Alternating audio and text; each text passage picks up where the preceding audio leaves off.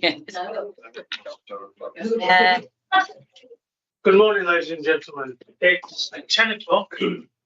Welcome to this meeting of the Eastern Area Planning Committee on Wednesday, 23rd of July, 2025. I'm Councillor David Took, I'm Chair of this committee. My Vice Chair is not able to attend this morning, that's Councillor Duncan Sowery House. So I'd like to ask Councillor Scott Florek to stand in for the duration of this meeting. Are there any objections to this from committee members? No? In which case, Scott, if you come and take a place.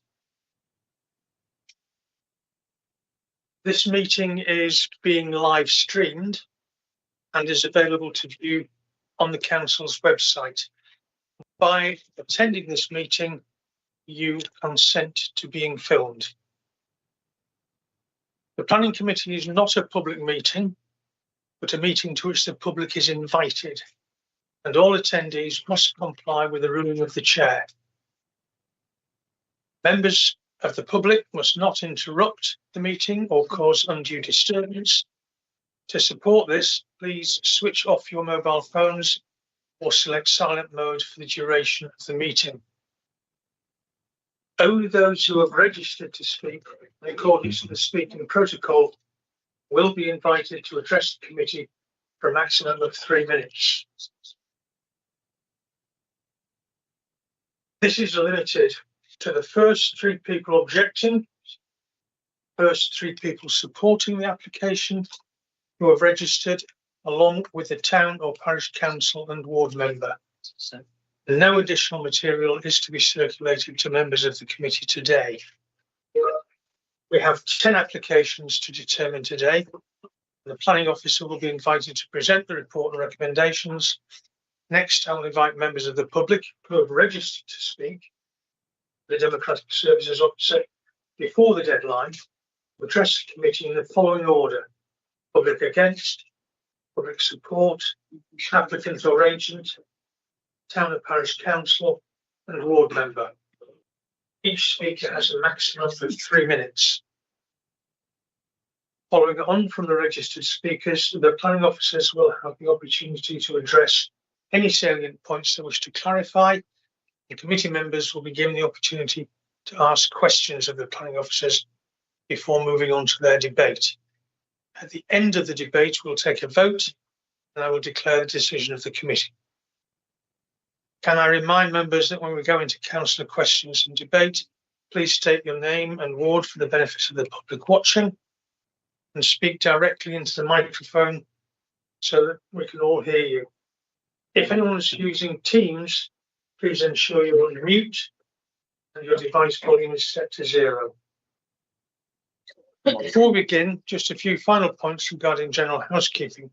We're not expecting a fire alarm during today's meeting.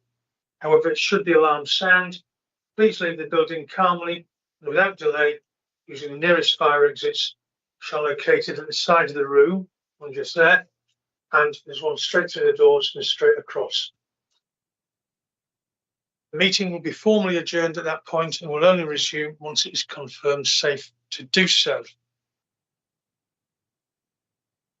The officers present in today's meeting include Kim Cowell, who's our Eastern Area Development Manager, Elizabeth Adams, who's the Eastern Area Team Leader, Ellie Lee, Planning Officer, Claire Hicks, Planning Officer, James Brightman, Senior Planning Officer, Emma MacDonald, Planning Officer, Victoria Chivas, Marshall, who's an engineer, Victoria, the Planning Officer, and Lara Altree, who's our legal representative. We have Megan Rochester, who's a Senior Democratic and Governance Officer, and Josh Kennedy, who's our Democratic and Governance Officer. Right. We'll move on to the agenda. Have we got any apologies, Josh? Yes, thank you. We've got apologies today from Councillors Sowery House, Coombs, Gorringe and Flower. Okay, thank you. Does anyone have a declaration of interest that they need to make at this point? If not, then if something arises, please let us all know. Has everyone seen the minutes of the previous meeting on the 4th of June? Do we have any objections to those minutes, or can we take them? I'd sign them later. Okay. If members of the public wish to make their representations at this point, rather than at the time of the agenda item, then may do so if anyone wishes to do that. Otherwise, it will be at the time of the agenda item. Okay, so in that case, we'll move on to the first substantive bit of work on the agenda, which is item 5, which is P4 2023/02215, Hinton Mill Farm, Hinton Parva, endorser BH21 4JG. It will be presented by Elizabeth Adams. Thank you, Liz. Thank you, Chair. Good morning, members. So the application before you today has received an objection from the Vale of Allen Parish Council. Their concerns, although they agree with the repurposing of the redundant buildings, are regarding the scale of the proposal for 9 dwellings, the appropriateness of the access and its visibility, and they consider that the scheme should be for social housing. And there's also been 2 objectors who've raised concerns about scale and the impact on the highways. The application site is in the hamlet of Hinton Parva, which is northwest of Wimborne. The application site is agricultural land, which is situated in the hamlet Hinton Parva, which is a small group of houses to the northwest of Stanbridge. It is located outside of any settlement boundary listed in Policy KS2 of the local plan and is within the Cranbourne Chase National Landscape. The submitted planning, design and access statement advises that the application site was previously used for general agricultural purposes and was a dairy as part of the Gaunts estate. The dairy operation has now ceased and the buildings are no longer needed for agriculture by the estate. None of the buildings on the site are listed or have heritage value. The access to the site is provided by a lane that serves the hamlet and joins the Cranbourne Road to the south-east. This is predominantly single track and rural in character. There are dwellings immediately adjacent to the northwest of the site at Dairy Cottages and further dwellings to the west at Hinton Mill Farm. So development would not usually be permitted in an isolated rural location like this, but the reuse of redundant buildings is one of the exceptions listed in the MPP Act, which provided that the reuse enhances their immediate setting. So the change of use of 5 redundant former agricultural buildings to form a scheme of 9 dwelling houses has previously taken place, and the current proposals are for the use of that's okay, I'll show you that in a minute, but the current proposals are for the reuse of barns A, B and C, with the remaining structures that you see here to be demolished as part of the proposed development. So this is the existing permission on the adjoining site. And so it was 4 existing agricultural buildings here that you see, which have been already changed to 9 dwellings with associated alterations to other outbuildings to provide parking and storage, and the construction of a new carport. The demolition of redundant and derelict buildings and landscape enhancements were found to enhance the immediate setting of the site to an appropriate extent, and permission was granted a couple of years ago. These works were close to completion, and a variation of condition application is due for approval subject to an updated legal agreement. And that legal agreement is to ensure that these buildings here, which were anticipated that they would carry on being used for agricultural or commercial use, weren't to be used by animals in the interest of the immunity of future occupiers. Now, given the close relationship between the 2 sites, officers have identified that the 2 schemes need to be considered collectively. Under policy LM3, affordable housing is therefore required because it's more than 9 dwellings altogether. Due to the location of the development and its remoteness from certain facilities, it's judged that there is no realistic prospect of providing affordable units on the site, which would be adopted by registered providers. So the applicants have agreed with the council's housing liaison team to make an affordable housing contribution. Earlier this year, the council adopted a new affordable housing calculator for new applications, but this application has been considered under the old affordable housing calculator. The East Dorset Housing and Affordable Housing Supplementary Planning Document of 2018 identifies a single off-site contribution rate of £350 per square metre of eligible gross internal floor area. The policy LN3 requires 50% affordable housing contribution on greenfield sites such as this one. And this has been calculated by the housing team as the £466,200 in relation to the combined development of 18 properties. And this will need to be secured by legal agreement if the recommendation, if members are minded to grant in accordance with the recommendation. I do apologise that contribution wasn't included in the financial benefits table on section 14 of your report, but it is mentioned in the report. These photographs show some of the dwellings that have been erected, or the buildings that have been converted on the adjoining site. Soft landscaping is yet to be completed, as you can see. And then the current proposal expands that housing development into these 3 units, removing the remainder and to provide a landscape setting. So from the highway, the removal of the silo and the front structure here will provide some visual benefit. The Dutch style barn that's seen from the west of the site and the canopy beyond it will also be removed, which would increase spaciousness on the site.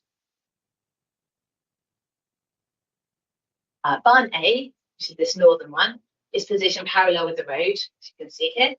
The application is supported by structural surveys to confirm that the buildings are capable of reuse.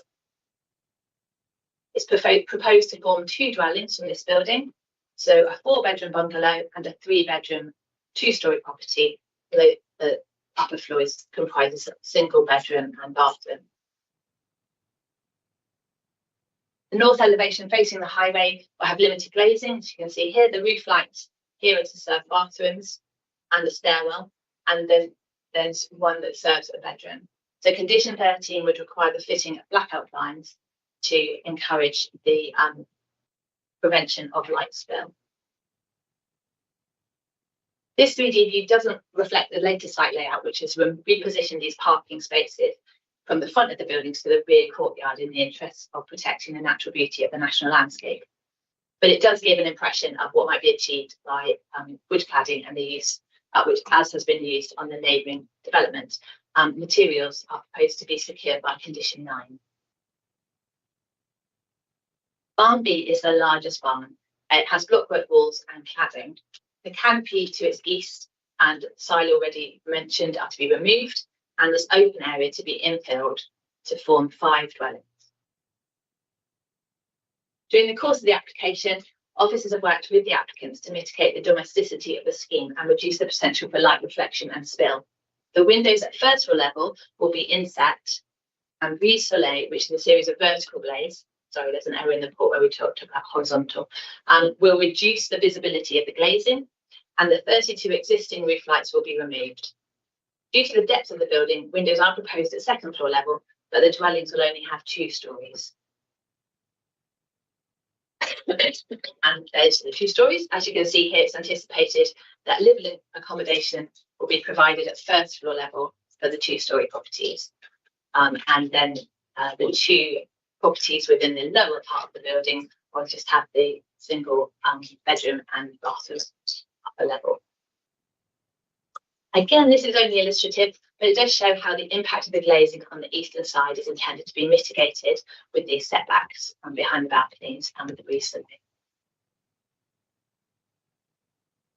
And then barn C is also partially open-sided at present, and this will be infilled to form 2 single-storey dwellings. These have 2 bedrooms each. You can see there. So altogether, the proposal will secure 2 2-bedroom properties, 3 3-bedroom and 4 4-bedroom properties. So the Countryside and Rights of Way Act requires that the local authority must seek to further the purposes of conserving and enhancing the natural beauty of any areas of outstanding natural beauty. So when considering proposals, it's important that we take account of impact on the landscape and the character of the area.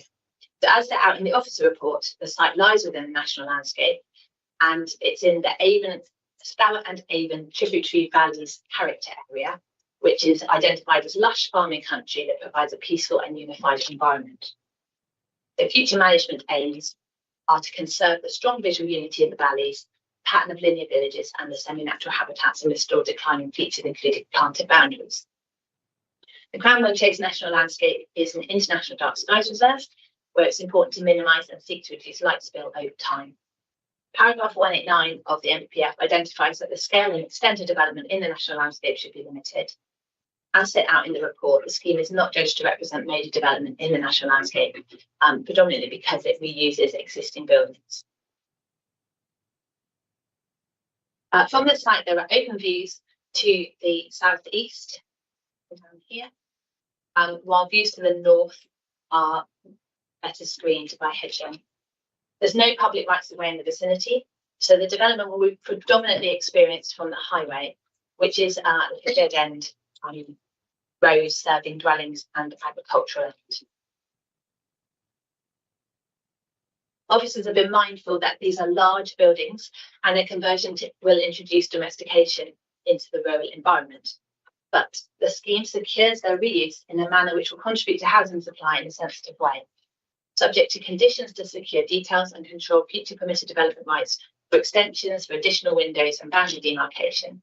It is judged that the design of the scheme is compatible with and would result in an enhancement to the immediate setting and the natural beauty of the national landscape. Again, this 3D view is only illustrative and it hasn't removed the car parking spaces, which are now all within courtyard. But it shows how the buildings will sit within the site, and the parking to enclosed and new planted boundaries. There is room to place bins near the highway on bin collection day, and it's recognised that this would involve the occupants of Barnsley moving their bins some distance. But it's anticipated that the hard surfacing that's used would facilitate this rather than make it harder. Parking will be screened, as I said, by existing buildings. I'll show you the new layout here. So the parking spaces that were to the north have now been incorporated into this courtyard. The separation distances and the relationships between the proposed dwellings and those permitted on the adjacent sites are appropriate for the nature of the development. For instance, just worth pointing out that these properties here are the single-storey ones that you see here. And then again, this building here, it's just got the one floor. And these are 2-storey, but they'll look out more than 20 metres before they hit the gardens of the neighbours there. Proposal has been judged to minimise impacts on neighbouring community as required by policy HE2. The layout proposed would secure good on-site access to dwellings for occupiers. There's a pathway through here, as you can see, and 19 parking spaces are proposed, with 6 allocated spaces here in this garden areas serving the 4-bedroom properties, and 13 unallocated spaces, which when calculated against the council's parking standards, is 1 additional space than is necessary. A carport is proposed around the 4 parking spaces closest to the neighbouring dwellings. It's going to be adjacent to existing built form and will extend to the northeast of the rear elevation of Unit 3, A3 by less than 5 metres. And with a pitched roof, as you see here, no harm to the character of the area or neighbouring community is anticipated. So concerns have been raised about visibility at the junction with Cranbourne Road and the effect of hedge growth, with one objective providing this photograph. The transport note supporting the application demonstrates that the access lane has adequate visibility at the junction with the B3078. As the visibility display is pre-existing, it's anticipated it's included in the current schedule for cutting. So the amended transport note, in response to the highway engineer's request, has included an analysis of the access lane, which demonstrates that although lacking formal passing places, the lane is mostly acceptable in width, with sufficient places for vehicles to pass other road users. The council's highway team has not identified requirements for upgrades to the lane to facilitate the proposed development. The transport report trip rates are based on site-specific information provided by the Northern State about the operations at Ashton Dairy, the Long Family Farm, which is now the farm that's already been converted, and farming in the surrounding arable land, which forms part of the estate. The vehicle movement calculators have been criticised by an objector claiming knowledge of the former farming practices on the site and the current use of the agricultural land in the vicinity. Officers note that the trip rates associated with the former agricultural use of Long Family Farm may have been lower than suggested due to staff living on site, animal feed being homegrown, and the farm operating as a closed herd. The objector claiming knowledge of the operations has contended that if in dairy use, only one tanker visit per day would have been reasonably anticipated, and point out that land continues to be used for agricultural purposes, so not all the agricultural traffic should be discounted. Although the estate has explained that different accesses are available and will be used. So when taking account of the objection, officers acknowledge that trip rates related to the existing use could be lower than those in the tables provided. But for the purposes of the transport assessment, it's reasonable to take account of trips that could result from alternative management of the unfettered agricultural use of the site. Since the transport note may overestimate agricultural traffic, officers have assessed the proposal on the basis that trip rates are unlikely to reduce and may increase. The nature of the traffic movements has also been considered. It's likely that there will be a greater number of movements during peak times, and residential movements are more likely in the evening than you might get for agricultural use. Cars and vans would comprise the majority of movements, with an anticipated reduction in HGVs and large agricultural vehicles.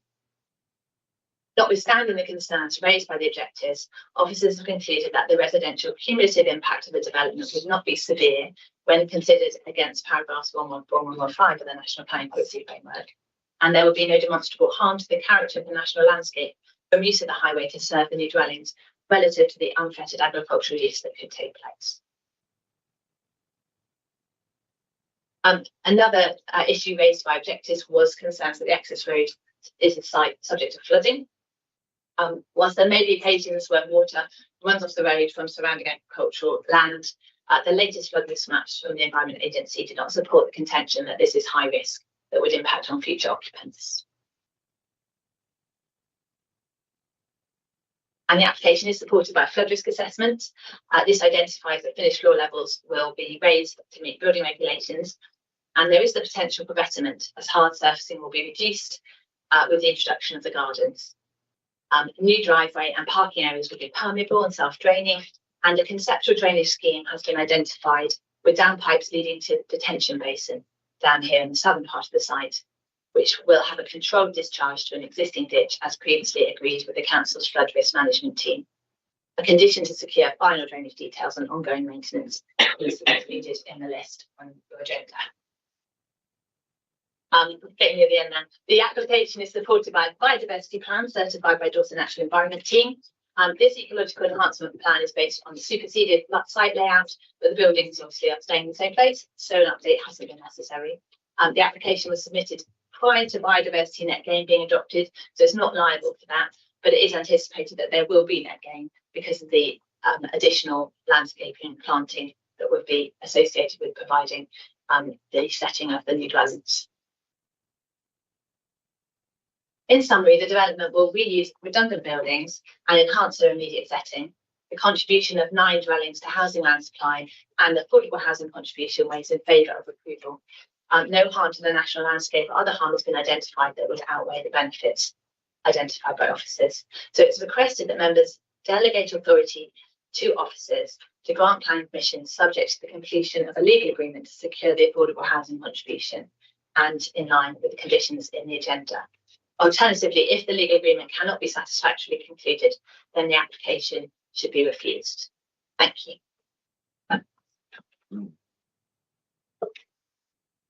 Thank you, Liz. We have one public speaker on this, which is the agent, Ms. Annie Bennett.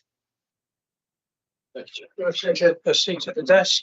You have 3 minutes from when you start speaking, and you'll be told at 30 seconds notice when your time's nearly up. So, Alan, please. Thank you. Good morning, councillors. The application before you seeks permission to convert redundant agricultural buildings to residential use, a scheme of 9 dwellings. Pre-application advice was sought from officers who confirmed their support for the principle and general arrangement of the development, and the application follows on from the previous phase of development on the broader farmyard approved by the council and which is in completion stage at the moment for 9 dwellings. The proposals now deal with the remaining part of the redundant farmyard and will deliver a cohesive residential community.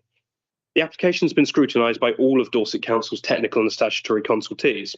There's no objection from any consultees, technically, and officers confirm that matters of access, drainage and flooding and ecology have been dealt with comprehensively and appropriate conditions are proposed to ensure the development is carried out in accordance with these details. Your officers have considered in detail the comprehensive technical reports, which demonstrate that there is no harm. The application site is a redundant farmyard in Hinton Parva hamlet. The hamlet's predominantly residential, with the exception of the farm subject to this application. The immediate context of the site is other residential dwellings to the east and west, and otherwise pasture to the north and south. The lane currently serves Hinton Parva hamlet, including the 20 existing residential homes, and therefore is in residential use alongside serving the application site. The farmyard is not in use, and the buildings themselves are vacant and redundant. National policy is clear of the support for reuse of existing buildings, even outside defined settlements for residential purposes, as your officer's report confirms. In this case, the council has already granted permission to convert the other redundant buildings on the broader site. The principle is well established. The applicant has agreed to provide an affordable housing contribution as part of the development, which is calculated based on the total 18 dwellings, not just the 9, and is fully policy compliant. The development will bring back into use redundant buildings as family homes and demolish the other substantial structures that sit on the site and will significantly enhance openness in this respect. The site sits down in the landscape. It's not read in any public views other than from the access lane. Residential gardens are predominantly located internal to the scheme, addressing the shared central courtyard, providing parking and servicing. Where this has not been possible, they avoid the use of domesticating features, use post and rail fences and hedge planting to form boundaries, appropriately reflecting the setting of the site and maintaining an agrarian character. There is no change proposed to the scale or massing of the existing buildings. It works entirely with the existing built envelopes. The development minimises the use of roof lights to protect the International Dark Skies Reserve and employs an appropriate pattern of natural materials, including timber cladding and dark tiled roofs to blend into the landscape. The proposals will make a positive reuse of an existing built resource and will be comfortably assimilated into this setting. There is no harm resulting from this development, members, and clear public benefits in delivering 9 family homes and £466,200 towards affordable housing. We ask that you grant permission. Thank you.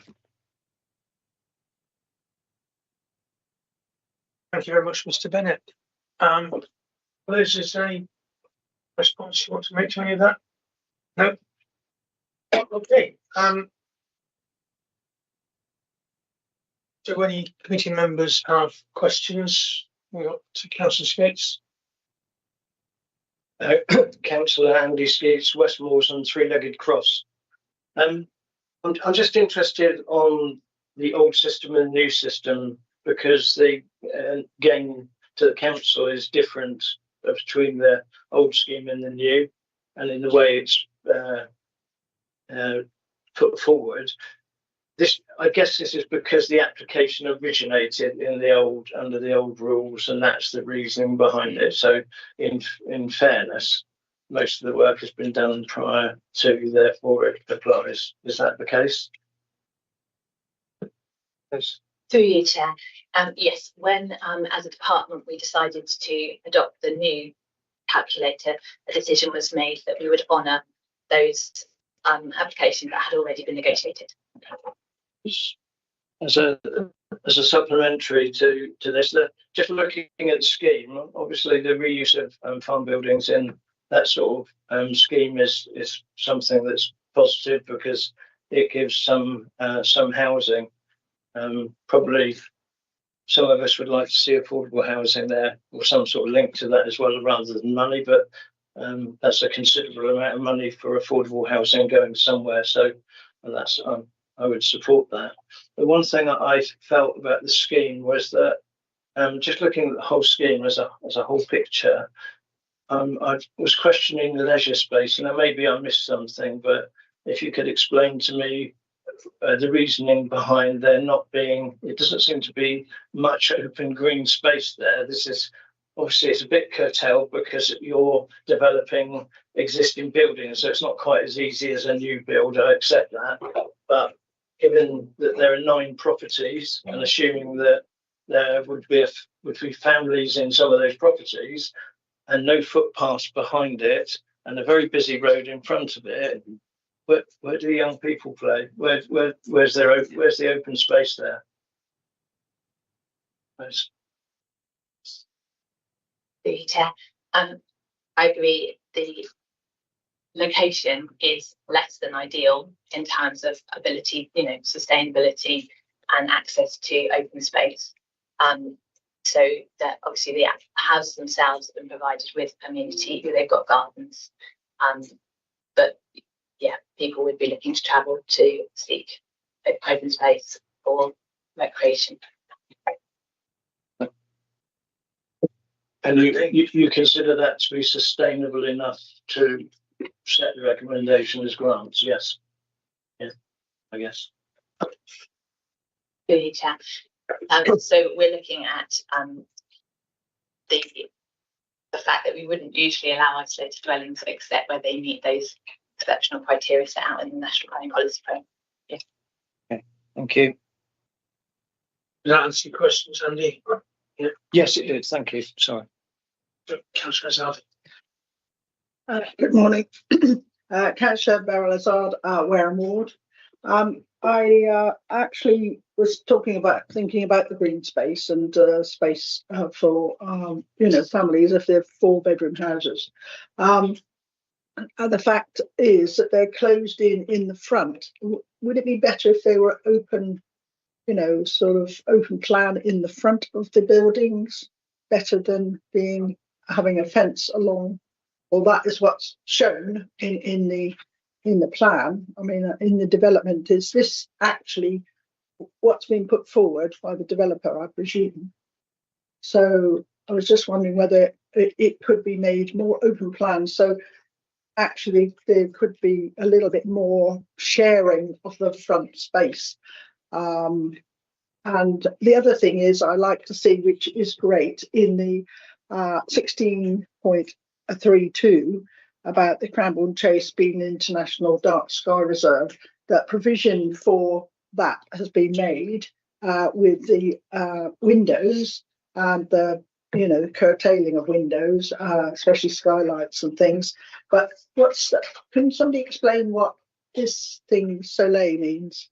That would be quite interesting to know. Thank you. Yes. Thank you, Chair. I'm just looking here. So just to start with the last question. So the Brise Soleil, they are slats, angle slats that will be we will allow light through, but will prevent light spill that would otherwise potentially harm the dark night skies. Yeah. Right. In terms of the openness, I think the intention of the scheme was to ensure that the future occupants did have some private amenity space in this area. The request from officers was for hedging in order to soften and to reduce the visual impact of the domesticity of the windows on that barn B. So I hear what you say about having a more open space, but the intention was to provide private amenity space for those future occupiers. All right. Can I have a supplementary? It was actually in the front of the house, the front to be open plan, not the back. I mean, the back gardens, I do understand it should be private, but I noticed there's a fence along when you depicted it. Can you show up thing there where you've got cars going along, because it's a dead end. Yes, you've got a big fence there, and I thought, well, can't that be more open plan there rather than being closed off? I know it's not a big area, but it makes, I don't know, give you that impression it's more community minded rather than having it closed off. And a lot of the developments we've had of late has been open plan in the front. Thank you. So this this road here is actually the new access track. Sorry, that wasn't clear. So just jumping back to the site plan. So this is this highway here, or access here, that where you saw the car. So these are the back gardens in effect, because these you'll come through here and enter into the front here. And then this area here is narrower, and the intention was to reintroduce the hedging that could continue the hedging that is along the majority of the rest of the lane to provide continuity of landscape feature there. Well, I'm still a bit foxed by this. The fact that where's the front of the house and where's the back of the house then? Because the houses, which way do they face? Could you tell me that? Because I'm now confused. So the front doors are on this side. Yes, I appreciate that this elevation is the one that faces out sort of towards, well, to be honest, it's towards this piece of open land which is part of the estate, and I don't know what plans they have for it, but it's an agricultural moment. Yeah, so I think the intention is that that these properties benefit from the countryside views looking out the rear. I don't think you understand me. It's the front of the houses where you go in that I'm more interested in. Is that just parking? Is that? Can we have that's just parking, yeah. Yeah. So there isn't any front garden at all. Minimal. Minimal. Okay. Thank you. Thank you. Okay, then. Thank you. Councillor Forrest.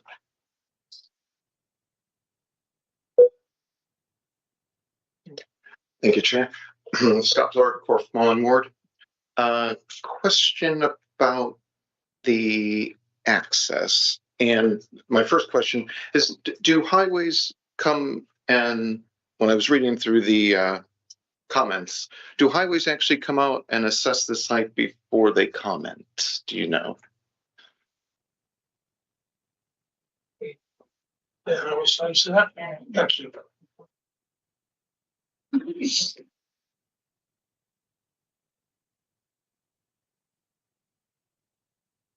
Yeah, we do come out and assess it before we make any recommendations. We read through all the information that's submitted by the applicant and do our own research as well. I come back to that.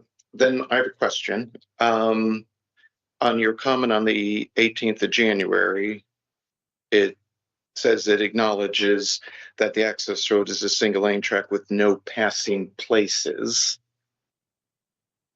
And then in March, a transport note was submitted. And then on May 22nd, the comment from Highways was a thorough analysis of the access lane has been carried out, and it demonstrates that there's ample places to pass is acceptable. So it seemed, how did you go from no access, no passing places in January to, several passing places in May? Yeah. It wasn't that we went from no passing places, it was that we were getting the applicant to clarify what they had on site. So they then come back with a thorough analysis of the passing places that they have, showing the distances, which has got on the screen there. And it conforms with the rural roads criteria, which is there's intervisibility, which must be provided on single track roads, and maximum spacing of 200 metres. It conforms with that, and the applicant demonstrated that they have the passing places available for that.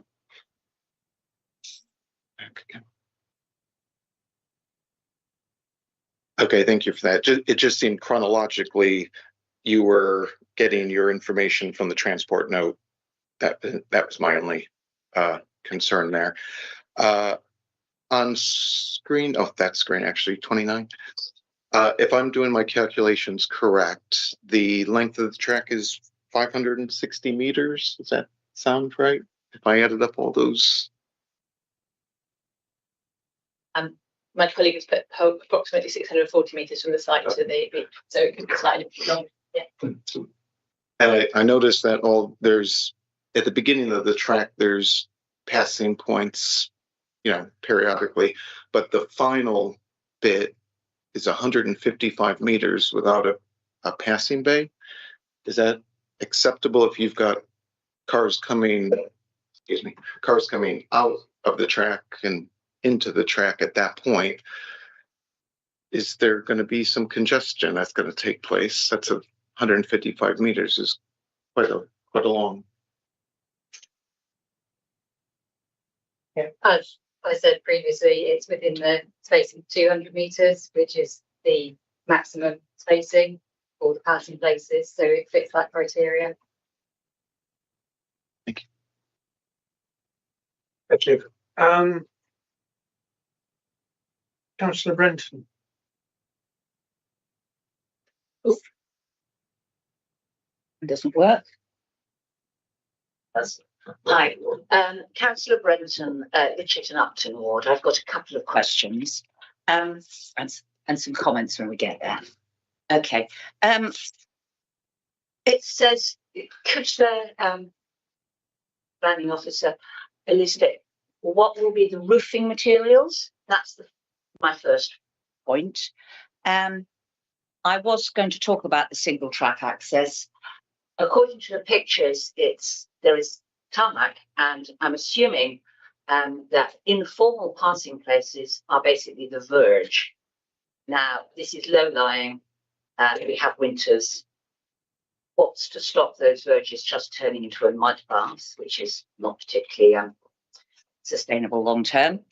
And could you also clarify, I'm afraid I missed concentrating on that point, how many parking places are there altogether, bearing in mind it's 9 properties, some of which are 4-bedroomed, therefore one assumes at least 3 cars each, because that's life.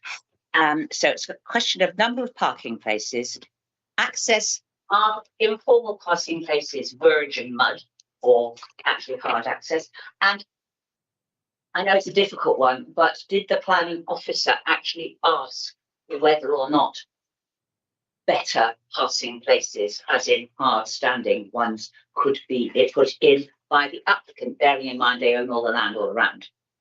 And the other one that Councillor Skeets had raised was the element of green space around and access to footpaths. Has any discussion happened about permissive footpaths, permissive use of a paddock nearby?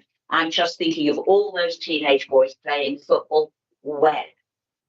So that was another one that Councillor Skeets has already covered that one.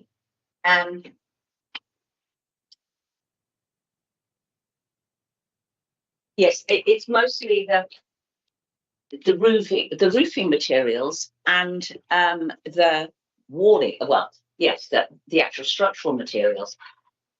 What consideration was taken? This phase it into a question. What consideration was taken as regards to creating or basically reinstating a hamlet here? Because this is, with the original 9, you have this could triple the size of a hamlet, and actually it might enhance the area better if it looked like houses in a neat farmyard courtyard, which is the traditional look for open countryside. We may be creating a sort of a block area. Are there any pictures of the other properties in that area, the cottages down the road, because if they are a sort of more Dorset vernacular style, was consideration taken of making a more vernacular, certainly around the outside of these properties. This may be better than it is now, but this is possibly not going to enhance the countryside. Thank you. I think we need a response from both planning and highways. If you're happy, Liz, you take it away. Thank you, Chair.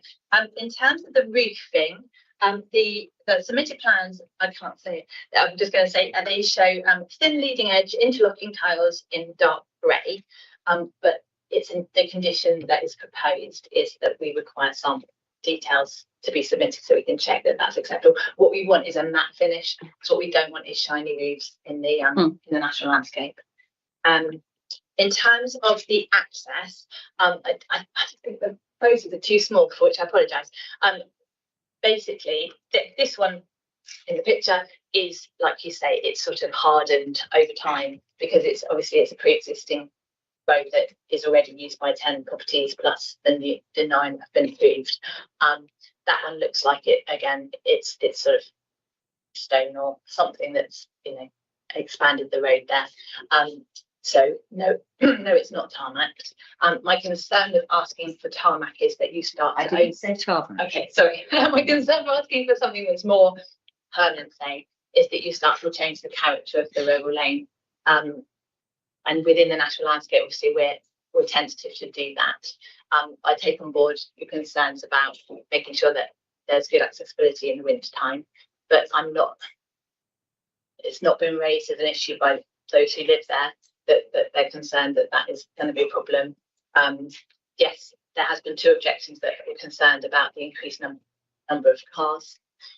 So I understand that, but in terms of the actual physical nature of the highway, that's not something that we have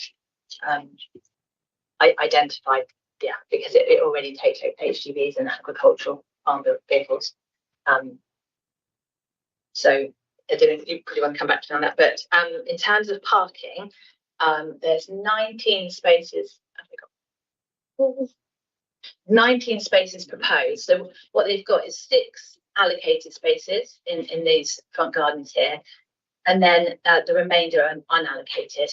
And because they're unallocated, it's anticipated that there'll be more flexibility in their use, and therefore not so many are required to meet the council's guidance. And then in terms of the design, when we're talking about reuse of these buildings, we're looking to take something that is very agrarian in character at the moment and make it work functionally and aesthetically in a manner which retains that sort of utilitarian form but works in its context. So I fully appreciate, and I'm really sorry I don't have photos of the cottages further down, because as you say, they are more Dorset character cottages because they were built as cottages. Here we've definitely got agricultural buildings that will be converted agricultural buildings, so they will have a different nature and a different character. But it's your office's opinion that this scheme could work. Thank you. Councillor Bretton, are you satisfied? I can't say I'm satisfied, but I accept it's an answer. Thank you. Councillor Hobbs-Chell. Thank you, Councillor Hobbs-Chell, Fedden South Ward. I kind of want to echo a few of the things around recreational space, and whether that has been considered in terms of, as Councillor Brenton said, having a permissive field or other elements that we can do, especially given the heathland, and what is our plan to actually mitigate that. I know there is contribution, but that's my slight concern there. In terms of, I noticed the contaminated land within it, or the suggestion of what's the likely impact on the viability then? So if we go to that, are we going to be in a sort of situation where we're coming back around this table without that information in terms of viability for affordable housing? And then the light spill and kind of biodiversity around that. I recognise there is mitigation on the light spill for the dark skies area, but I can't see that there is a condition around garden lighting. When people move in, often gardens are lit up to enjoy them, and those sorts that can significantly contribute to light pollution within an area, and I would like to see some considerations around that. Thank you. Thank you. Just working backwards, we have suggested, as you suggest, that there shouldn't be any external lighting installed at the properties. So that's embarrassingly, that's condition 13, number 2, because there's 2 condition 13s. So it will be condition 14 if you grant permission.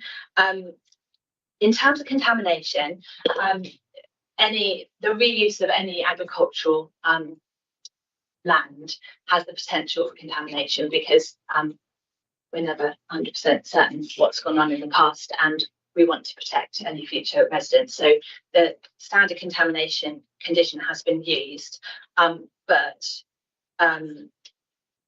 there is uncertainty about that. I fully appreciate that, but I would anticipate that Gaunt's Estate, who have experience of these matters, will have taken into account that they will need to work through these contamination conditions and meet the requirements. So at this stage, I wouldn't anticipate that would change the viability of the scheme. And then in terms of recreational space, there's a mention of Heaton, as you're right, it's within 5 kilometres of Dorset Heaton, so the contribution is required through the community infrastructure levy. When we get major development, obviously they have to provide their own suitable alternative natural green space, but because we're only looking at 18 properties here, when we look at in combination, that's still well below the natural inland threshold for needing to acquire particular space to serve the development. Okay, thanks. Does that answer your question? Can I just come back on one? Please. Sorry, can I just kind of come back on one? Thank you. The light spill and the condition around that, does that include the parking in communal areas as well? So nothing around that. Yes, I mean the wording is no external lighting should be installed at the properties hereby approved. If you wanted to tweak that, my reading of that is that it covers everything. But if you want to say no external lighting should be installed on the site, that to provide clarity, then that could be changed. Councillor Shelley, are you happy with that response? I am happy with that response, yeah. Thank you. Okay, thank you. Councillor Scott Thorrock. Thank you, Chair. Scott Thorrock, Porthmollen Ward. As mentioned by a couple of other members of the committee in regards to recreation, I imagine the access road could be used, especially on school days with children probably walking down to the main road to catch the school bus, riding their bikes on a very narrow road, which will have traffic on it, some residential, some farm equipment. Is there anything along that road that we can do to add any safety features for pedestrians, bike users, children that would be using that road?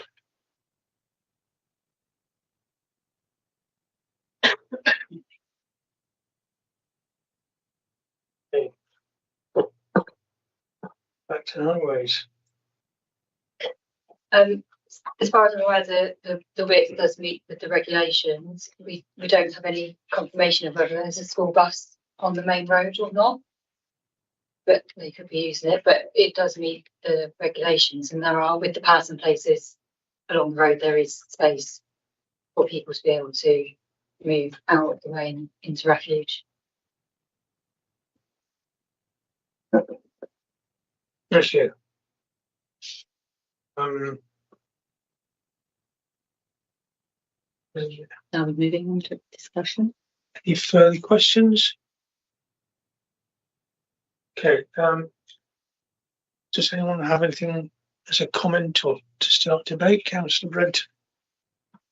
Thank you, Councillor Brenton, the Chicken Upton ward. I remembered this time. If we look at the screen up there, you can see that there's a hell of a lot of property on a very small footprint in comparison. 9 properties, all of which could have children, more likely holiday homes, but if they do come down for a week's holiday in Dorset, where are your teenagers going to hang out and barbecue? There's very little, there's communal space behind the longer barn, should we say, though it may be fenced off. It's not going to be ideal for living in full time. So are we just building homes to rent out for holidays, which is not the end of the world? But the people there have no access to the land around. This is a common problem with a lot of remote or rural properties, in that they used to work on the farm, so they accessed the fields. Now they don't. Everything is much more fenced off. There are no footpath links to this. There's, you know, we are creating. I don't object to using those houses, but we ought to be thinking in terms of making a hamlet, a place where people will talk to their neighbours. This is very sort of like a block of flats in the middle of nowhere. And so I worry about the quality of life for people living there in the future. I really don't like the design. I think it could have been so much more softened. And looking at that, you see the field sort of over the track. I know it's not part of this application, but you can imagine residents looking over the track and using it, and that could cause conflict with the surrounding landowner. The issue about not allowing outside lighting to be, what's the word, installed? Oh yes, but we can all go to B&Q and buy solar lights and fairy lights and all sorts of stuff. It may not be installed when the buildings are built, but I bet you they're installed within 3 weeks of somebody moving in. These days, people don't like to drive up to somewhere in the dark. I mean, I've done it for years, but you know, new inhabitants will want a solar activated light that comes on as they drive up. And those can be just as disruptive to bats and wildlife as anything else. So I think we are creating a bit of a mess. But in principle, I have no problem with the idea, but this could be so much better.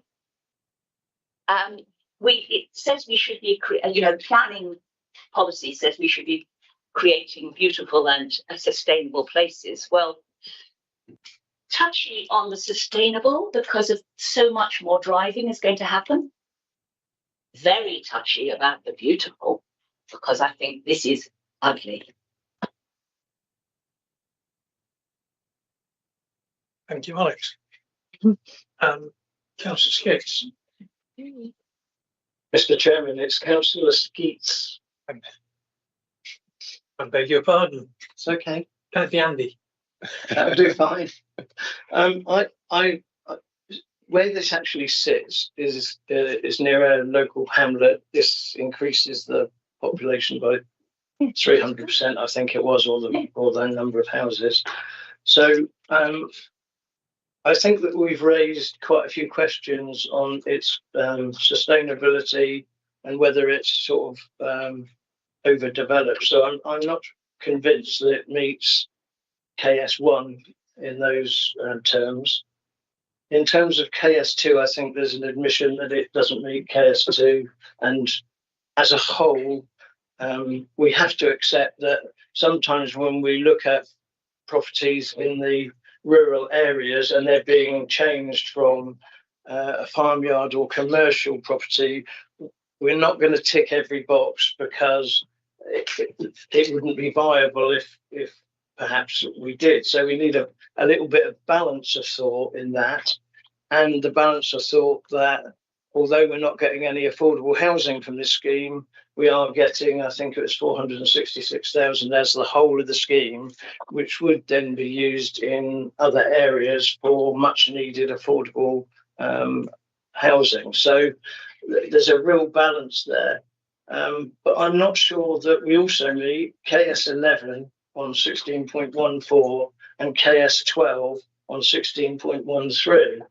And then I think I also made a note of PT18, which is another area that I was concerned about. So holistically, because of all of these things, I think that it feels like, to me, it's not really sustainable in terms of opening this up for family use with such limitations. And I have grave concerns over that, but I will listen to the officers in terms of what I've just said and see whether I can keep an open mind for a second before I make a recommendation. Yeah, do officers have anything they'll listen on that? If I might, through you, Chair, Kim Cohen. Thank you, Councillor Skates, for those observations. With regard to the policies, I'd just like to remind you what paragraph 84 of the NPPF says. And this is in a location where we wouldn't grant new development if it came in a plan form where somebody was proposing a housing scheme. And I think some of the other members have touched on that too. Paragraph 84 says that planning policies and decisions should avoid development of isolated homes in the countryside unless one or more circumstances apply. One of those circumstances talks about the reuse of redundant or disused buildings. And that's the case you've got here. You've got an existing stock of building that it's proposed to convert.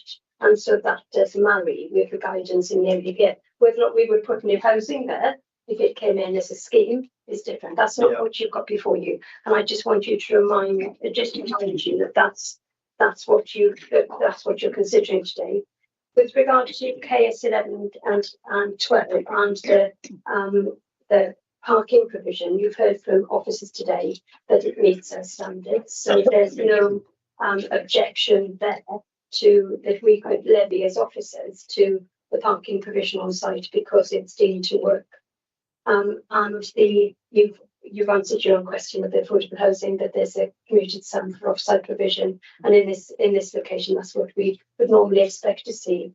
If they can't provide it on site, that we would look for a commuted sum, which is what they've met. There's always a balance. I hear what you said about the impacts. Officers have worked with the landscape officers and the AMV team, the Dorset landscape team, in order to ensure that the landscaping and the planting on site seeks to mitigate and make this assimilate as best as it can into the surrounding countryside. They were agricultural buildings, and what you're going to have is build agricultural forms that have been converted to residential. They are never going to look like the houses you can have in a village. They're going to look like converted barn buildings. And with regard to the lighting, then if people do put in lighting and we've got a condition, then that's a matter for enforcement. So I hope that answers some of your questions. Thank you. If I could come back, Mr. Chair. Please do, Councillor Speaks. So yeah, okay, you've pretty. I sort of understand why the officers would put this for recommending as approval. I understand that, but that still leaves me with the actual how it sits on the site, where it sits, and what's around it, and the fact that there's very little accessibility to those amenities by the people that live there. And they haven't, although they've got small gardens, and we accept that in new developments they're very small gardens these days, aren't they?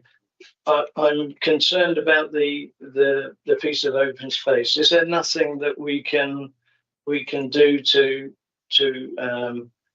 try to get the applicant to agree to in terms of some amenity space for that many properties in that space around it. I'm aware that the estate, Gaunts Estate, is it, owns other land, and I'm sure that at some time some of that will be coming up for development. But I do think that there is a point to be made here when we're making decisions of this nature in A, O, and B countryside, which is 3 times the size of the existing hamlet and 9 properties quite close together without any amenity space. So for me, that's enough for me to think about refusing. Whether councillors agree with me or not, I don't know, but I think I've heard enough to know that there are concerns over that, and I think other people have raised concerns quite rightly in terms of transportation and access.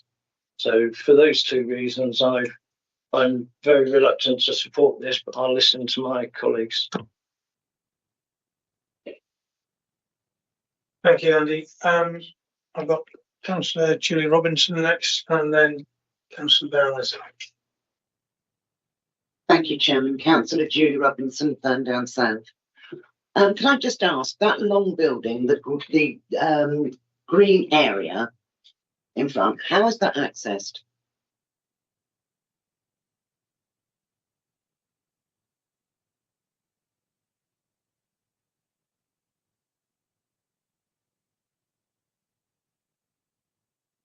Do you, Chair? So my understanding is that these are actually doors, and I think they just, on the illustrative plan, they've drawn them as windows. So that's why So you haven't got to jump out the windows then to access, right, okay. Okay, does that answer your question? Yes, it does. Yeah. Councillor Azard. Thank you. Just following my question. Yes, Councillor Azard, Beryl Azard, Wareham Ward. It begs the question of listening to all the questions we have had from my fellow councillors here, that with these 2 developments of very close proximity on this site, that means 18 dwellings with no access to the fields and that around. And I would have thought that actually in that case, that really some provision off-site should be made for a recreation area. That happens in some of these bigger estates, I know, and I've forgotten what it's called, when they have to provide a space elsewhere for recreation or, you know, playing. So I was wondering if Gaunts Estate actually, in wanting to develop this site, would provide like the field over the other side of the access road as a green space area for the now estate, because you've got 18 houses there plus a hamlet. So could I have some comment from the planning officer on this one? Thank you. Councillor Azard. Back to you, Liz. Thank you. So within the local plan, there is a policy HE4 which seeks open space provision. Now, that is on predominantly it relates to where we have allocated land for new development, and then we secure the local area of play or the local equipped area of play, and we don't have the policy backing to start asking for areas of open space which are beyond the application site and not before you as part of the proposal. So we hear the desire there, and I'm sure that the applicant hears the desire, but this isn't before you, and I think officers would warn against trying to refuse an application on the basis of lack of amenity space when each house has got its own amenity space. I appreciate there's no kickabout area, but I think if you were to try and refuse it on those grounds, it would be very difficult to sustain. Can I come back? Thank you, Chair.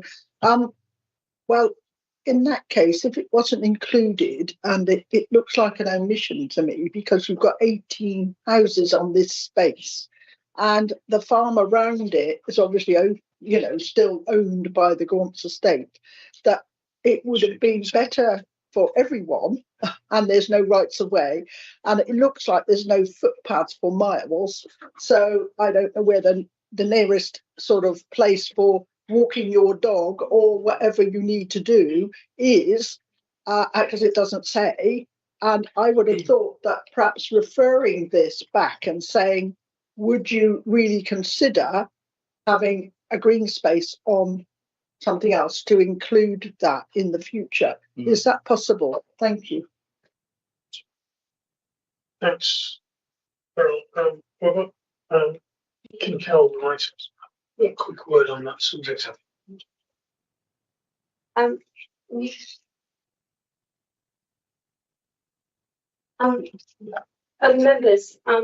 for old dogs like me, remember the national playing field standards. That a long time ago, the threshold was set that development had to contribute towards national playing field standards, and that the threshold was about 50 houses, I think, where you had to provide a leap, or a lap, and then a leap, and then a lovely area of play, equipped play, the smallest provision. But they were from higher thresholds of development. The point that you raised about contribution towards open space, that's gathered through CIL. So they look at open space provision for the district as a whole. So there is a collection towards it. But on a site of this scale, we wouldn't look to provide provision on site, particularly where you're looking at conversion of buildings. So there is a contribution. So not to get lost in the fact that if there isn't a bespoke collection for a scheme like this, but there is provision within CIL for wider provision of open space. I just want to remind members as well that our job is to consider the application before us. Liz has given you reasons why, because there are gardens and there is amenity space on site. That from the officer's view, there isn't a reason for refusal that we could take forward. Members obviously need to come to your own views on that. But in terms of open space provision, I just wanted to clarify that there is provision within CIL for that contribution to go towards open space, but not on this site. Any desire by members to redesign the scheme or to expand the red line would trigger a fresh application. So again, I would like just to remind you that you need to make a decision based on the scheme that you've got before you. Thank you. Sorry, Chair. Thank you. Sorry. Yes. No, just come back. At the pre-application, I think talks. Did you have a pre-application talk? At that stage, do the planning officers ever say, wouldn't it be better if you provided a little bit more amenity space? I mean, is that suggested ever? Because I know it's a smaller development than normally would, attract having a green space. But is that not something that you would possibly suggest? I know we're perhaps past the post with this one, but in the future, would that not be a good idea? Thank you. Through you, Chair. So when we're giving pre-application advice, we have to follow what policy guides us to. So whilst it might be a good thing to have, we would need to direct ourselves in accordance with policies, and where there are thresholds, then and the thresholds are met, then definitely we would say, look, policy requires that you provide this public open space. But where the policies don't support that, it would be difficult for officers to request it. Right. Thank you, Chair. Thank you. I think it's fairly difficult at times because applications come before us that aren't perfect.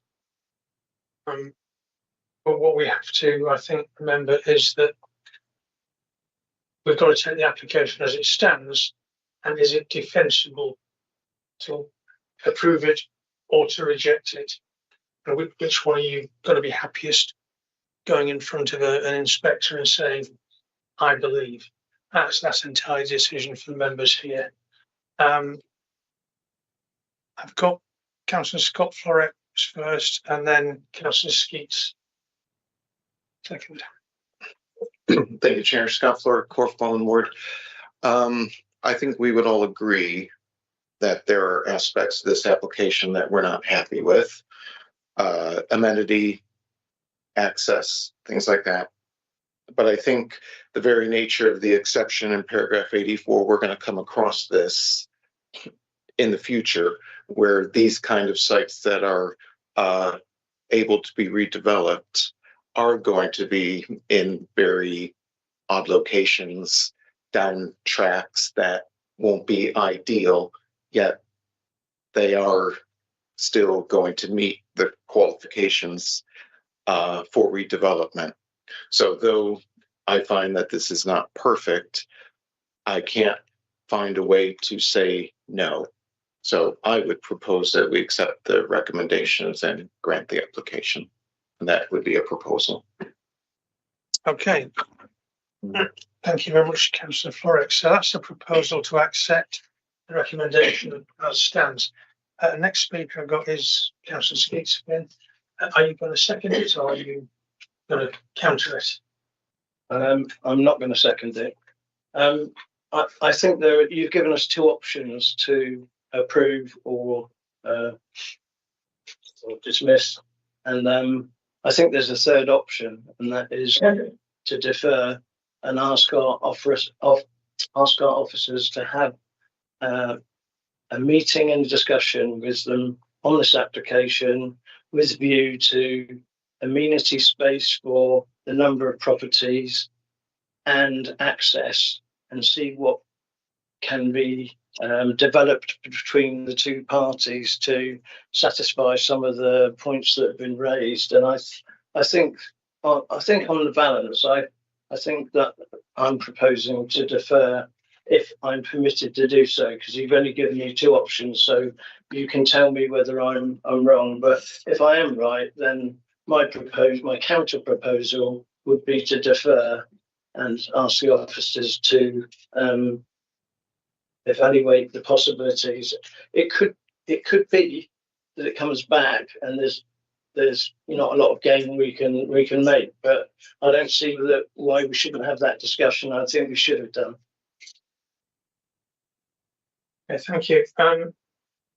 In terms of deferral and finding a way to change some of the contents of the application,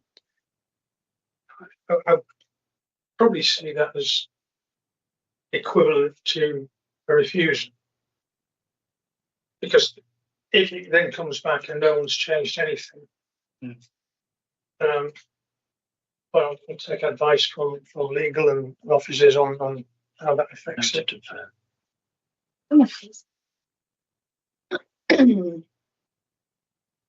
Laurel Tree, legal officer. I think what Kim is saying is there is no policy reason to request this extra open space. So it sounds to me like even if there were discussions, we can't demand that because there's no policy to tie it to. Don't know if Kim wants to comment on that. Yes, I concur. I think it would put officers in a difficult position. The discussions we've had with the agent have all been related to the policies within the local plan, and officers have negotiated those aspects of the scheme over which we feel we have some control and where we can negotiate aspects of the scheme. The red line of the application side is as it is. If members are looking to negotiate additional land, then that goes beyond that. Then clearly that goes beyond the scope of the application, as I said. Similarly, my highways colleagues have explained that in their view, the access routes to the site work. I'm not quite sure when you said with a view to develop access. I wasn't sure if not you wanted us to look at passing places or what. I wasn't clear. But I think that your officer's advice is that you're looking at a decision based on the application before you. Thank you. Please, yeah. Councillor Skeets. Sorry, I do seem to be a pain today, so I apologise for that. But we have a note within the minutes that says we are not meeting KS2. So KS2 could be evaluated, discussed, and there could be a broad discussion with the developer which would mean that we could defer it under KS2 and not refuse it and not accept it. And that would be my proposal. Thank you, Councillor Skeets. Sally, Mr. If I could just come back, so council policy KS2 is in the local plan. The local plan was 2014, and the KS2 is silent about redevelopment of reuse of existing buildings. So what we have to be mindful of is that the National Planning Policy Framework is newer, and it has greater weight than policy KS2, and it has specific provision for the reuse of existing buildings. So that would be why I would be concerned about going forward with your proposal. So is that a no, Mr. Chairman? I think it is. Okay, fair enough. I wind my neck in. We've actually got two proposals on the table. I'll finish in a second. We've got two proposals on the table, neither of which have yet been seconded. And I've got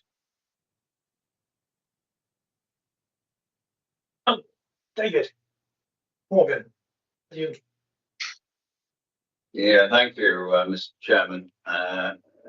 Councillor David Morgan, representing Wimborne. First of all, a general comment. I use Cranbourne Road quite a bit. I pass that entrance, and in the 10 years that I have been driving up and down Cranbourne Road, I have never yet seen anyone come out or in, apart from the for sale signs. So it's certainly isolated. However, having read all the details from the planning officers, although there are details which we would like to improve, but we have to take in sight as it is, as it's been developed. It's certainly isolated, I'll tell you that. Maybe I might see people coming in and out of the road, but I would be prepared on the basis of what the officer's recommendation was. I would second my friend over there, his proposal to agree.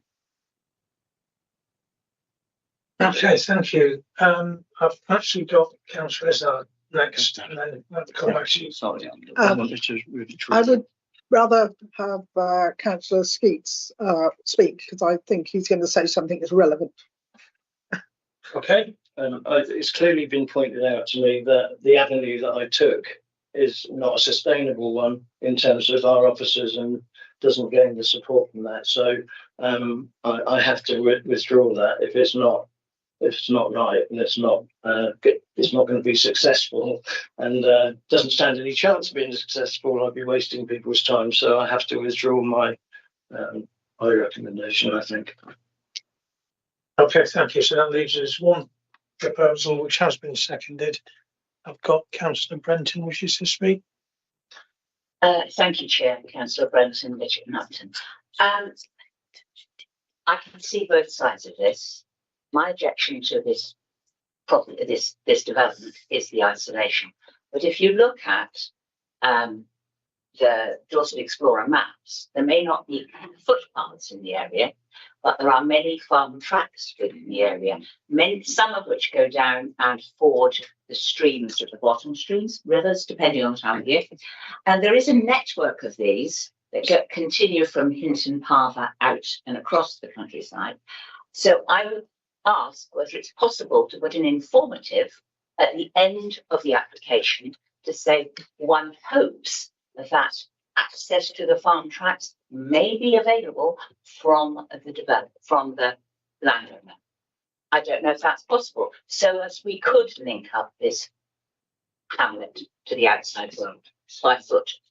I'm just thinking of all those dogs that will be walked in the area on fields. If they've got a track, they're more likely to use it.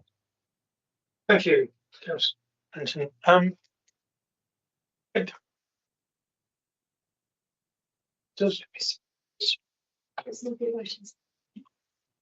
Sorry.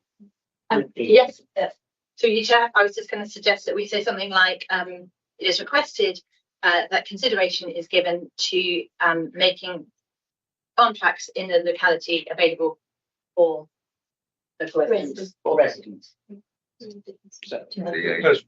So permissive rather than restricted. Right. They should along with the state. Okay. All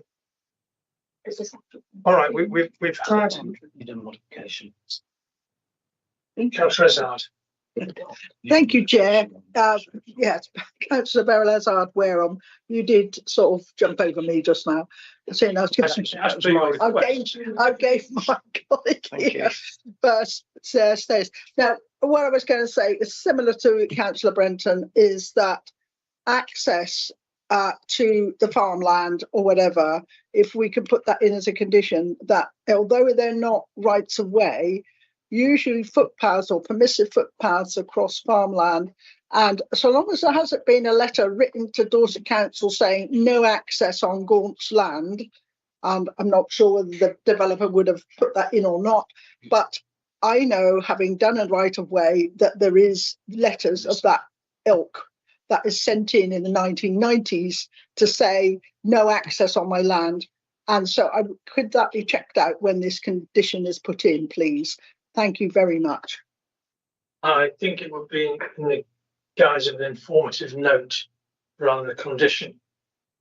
I don't think we can condition this, no. But we can hopefully get agreement from the applicant that this will be a serious consideration for them. And whilst we're not including the applicant or their agent in this conversation, I can see him nodding. Thank you, Chair. I think that would be really good.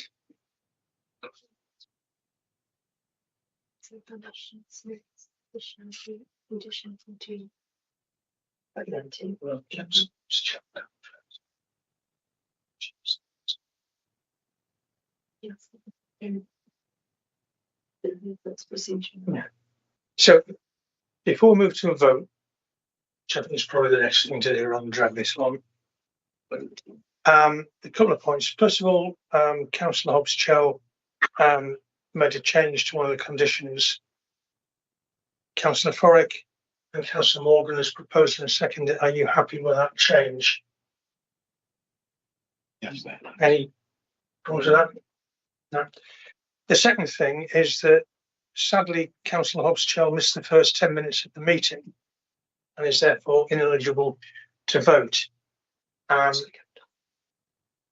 However, on that note, can I ask all those in favour of Councillor Forrick's proposal to accept the recommendation with the amendment to the condition as stated?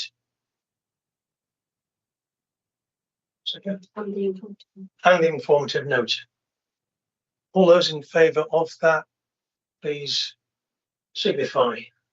1, 2, 3, 4, 5, 6, and I'll say 7 as well. So that's unanimous. So P4 2023-02215 Hinton Mill Farm, Hinton Parva. Also, H21 4JG has been approved. Right. We will now, I think, move on. We've been going for an hour and a half. If we have a 5-minute comfort break, if anyone needs it, literally 5 minutes, and then we'll continue the next one.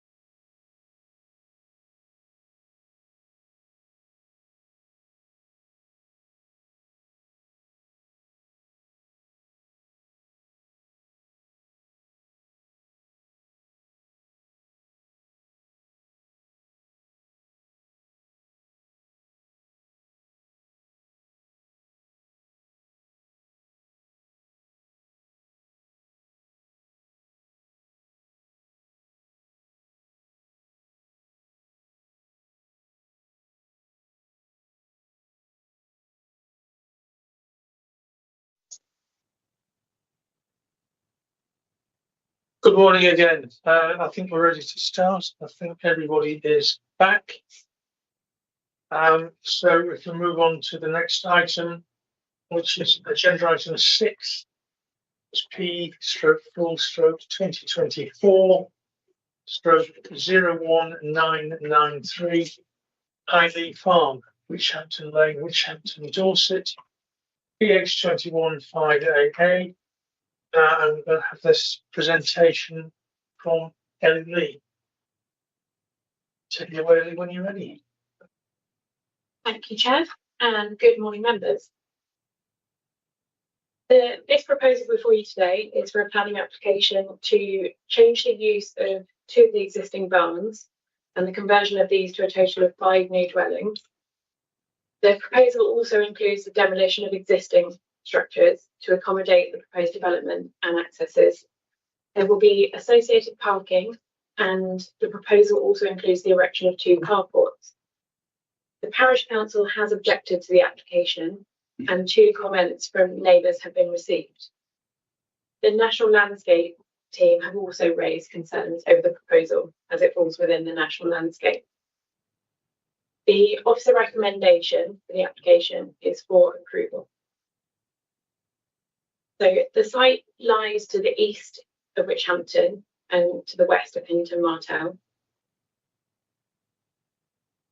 It's in a rural location outside of the settlement boundary, and it is within the Cranbourne Chase National Landscape. But the site is near to existing residential development comprising of 2-storey residential properties. They are 2-storey semi-detached properties. The access to the site is from the B3078 Cranbourne Road to the east of the site, and it is adjacent to the Greenbelt, but the site is not within the Greenbelt. So there are 3 existing agricultural buildings on this irregular shaped site.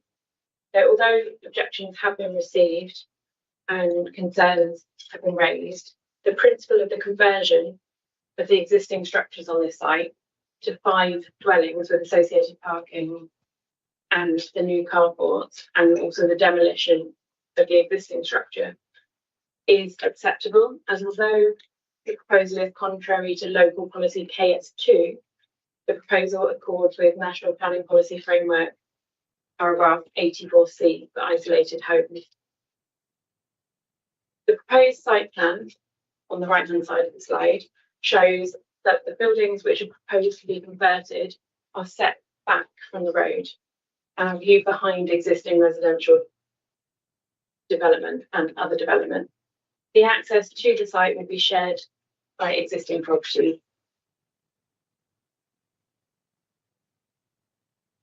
This slide shows the existing structure at building A on the left and its proposed conversion to dwellings on the right hand side.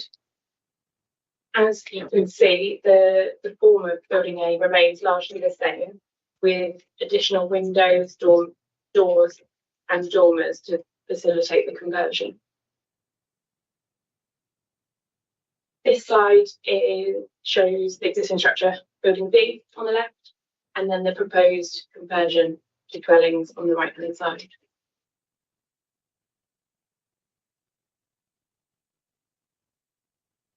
Here at the top of the slide, there is an indicative proposed site section to show what it looks like, and there's the cut through shown on the plan here, so you can see where it's cutting through. In the middle of the slide here, the floor plans and elevations for the proposed single-storey carports are already shown, and there's 2 proposed on the site. The structure to be demolished is highlighted here on the slide and also dotted on the other one on the left. That is closer to the road than the structures which are proposed to be converted. So here are some photographs. It shows some views into the site in the Cranbourne Road, and then some views further into the site as you walk in.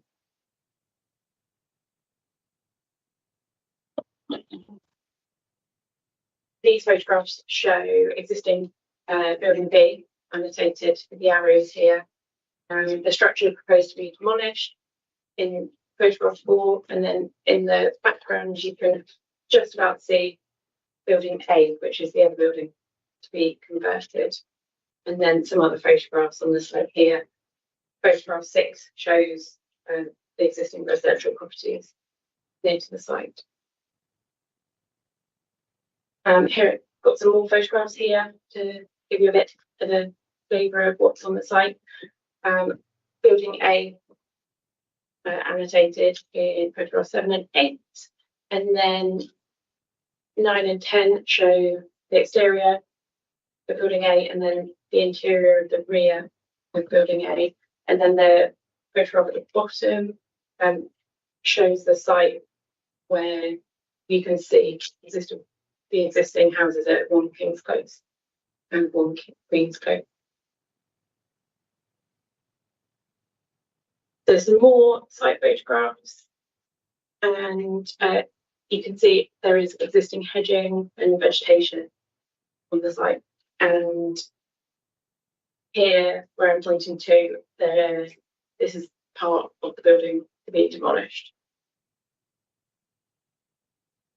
Okay, another view of building B we've got here, and then photograph 18, the part of what is to be demolished, and some more views.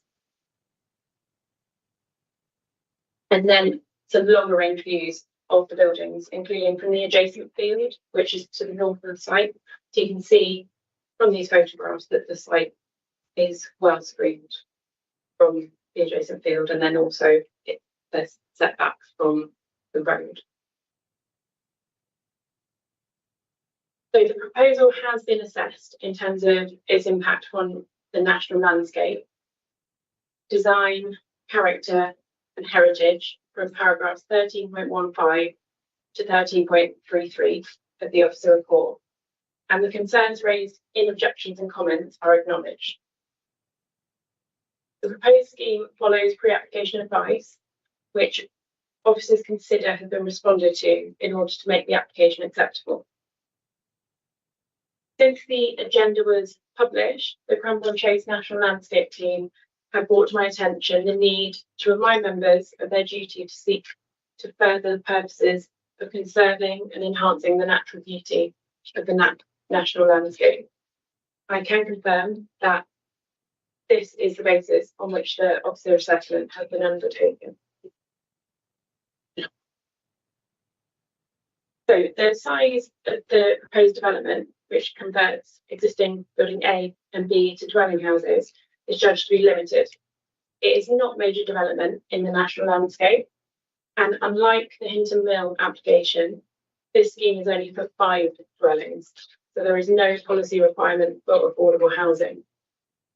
With regards to light pollution, the scheme is considered to accord with NPPF paragraph 198C, subject to conditions, including condition 16, which relates to external lighting.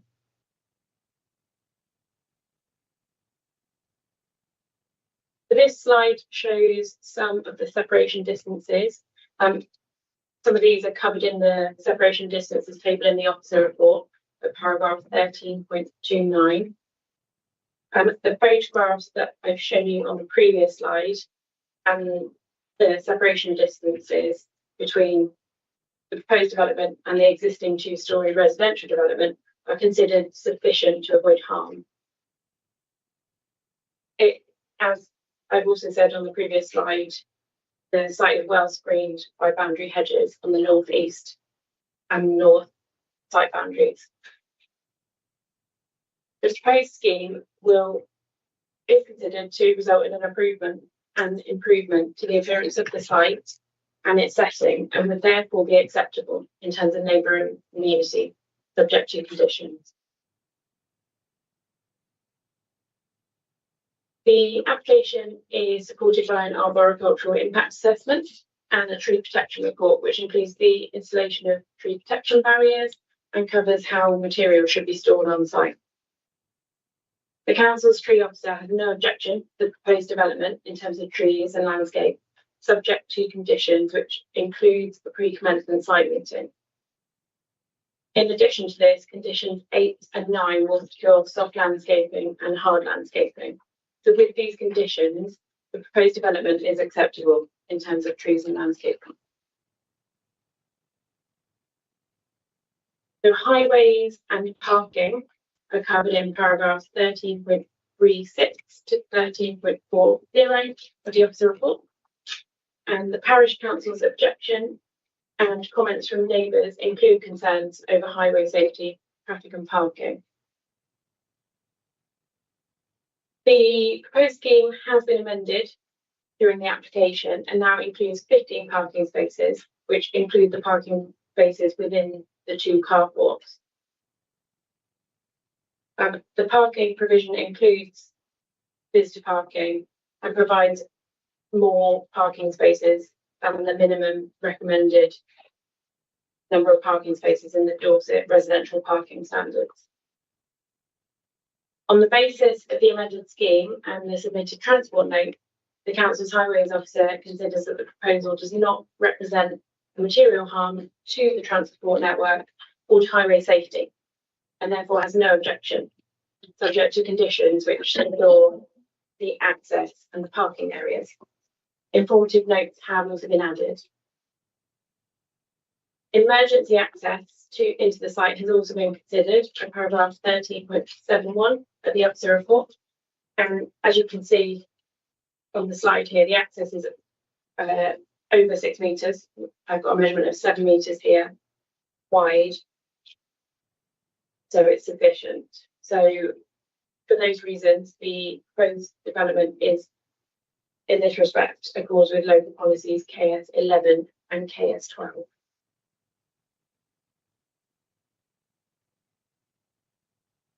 The council's strategic flood risk assessment indicates that the site is susceptible to high groundwater levels, but on-site testing has demonstrated that groundwater levels are sufficiently low that there is no risk of flooding and that a soakaway can be relied upon. The proposed surface water drainage scheme demonstrates that surface water can be appropriately managed, so the proposal accords with local policy ME6, subject to condition 6.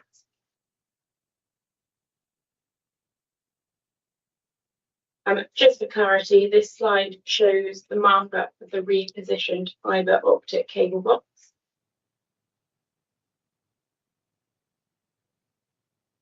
And the installation, where it's been installed, is the rear of the proposed carport, where the orange arrow is.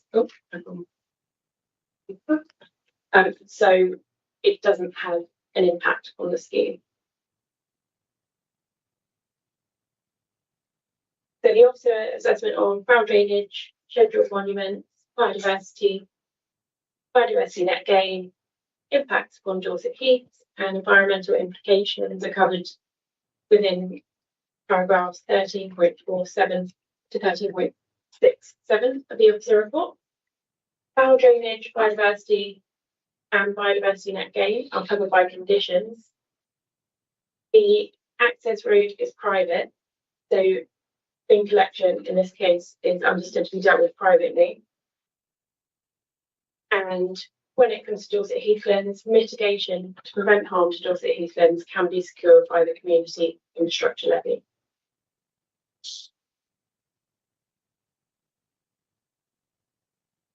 So the proposal benefits from National Planning Policy Framework exception 84C, as the proposed development would reuse redundant or disused buildings and enhance their immediate setting. The proposed scheme is considered to conserve and enhance the natural beauty of the Cranbourne Chase National Landscape and would contribute 5 dwellings to the housing landscape. No material considerations have been identified which would warrant refusal of this scheme. This slide shows the list of recommended conditions. Condition 2 has been amended since the agenda so that it omits drawing 35 revision A, which is proposed site section AA. And that was provided to illustrate the land levels across the site. In addition to these, informative notes have also been added to bring the relevant matters to the applicant's attention. So subject to conditions, officers recommend the application for approval. Thank you. Thank you very much, Ellie. We have one public speaker who is the agent, who is Adam Bennett. Same procedure as last time, Adam. Thank you, Chair. Good morning again, councillors. The application before you seeks permission to convert existing redundant buildings again to residential use, this time a scheme of 5 dwellings. The application follows on again from pre-application engagement with officers where support was given for the principal and general arrangement of the development, and the advice of officers was taken on board regarding the size of gardens and curtilage as part of this application. The application has been scrutinised by all of Dorset Council's technical and statutory consultees. There's no objection from any technical consultees, and officers confirm that matters of access, drainage, flooding, ecology, trees and B&G are dealt with comprehensively, and appropriate conditions are proposed to ensure the development is carried out in accordance with these details. The application site is again a redundant farmyard, and it's located set back from the public highway with 4 existing dwellings, 2 pairs of semi-detached properties to the east, and a large detached dwelling house to the south. The immediate context is therefore of residential development, with other buildings to the south in Class E business uses. The access serving the site already serves the 4 neighbouring dwellings and is therefore in residential use alongside serving the farmyard. The farmyard's not in use and the buildings themselves are vacant and redundant. National policy again gives clear support for the reuse of these buildings, even outside settlement boundaries, as your officer's report confirms. The redevelopment will bring back the buildings into sustainable use as family homes. The proposals create well-proportioned gardens for the properties to the north and west of the buildings, and a shared central courtyard is provided for parking, servicing, bins and otherwise, which is screened from views by the existing buildings. The boundaries of the site feature mature hedges and hedgerow trees, which are to be retained, and a paddock is preserved at the northern boundary of the site to maintain the separation of the homes from the agricultural pasture to the north and ensure that the natural boundary features can be retained. There's no change proposed to the scale or massing of the existing buildings. The development works within the existing building envelopes, with the exception of modest dormer windows added to the roofline.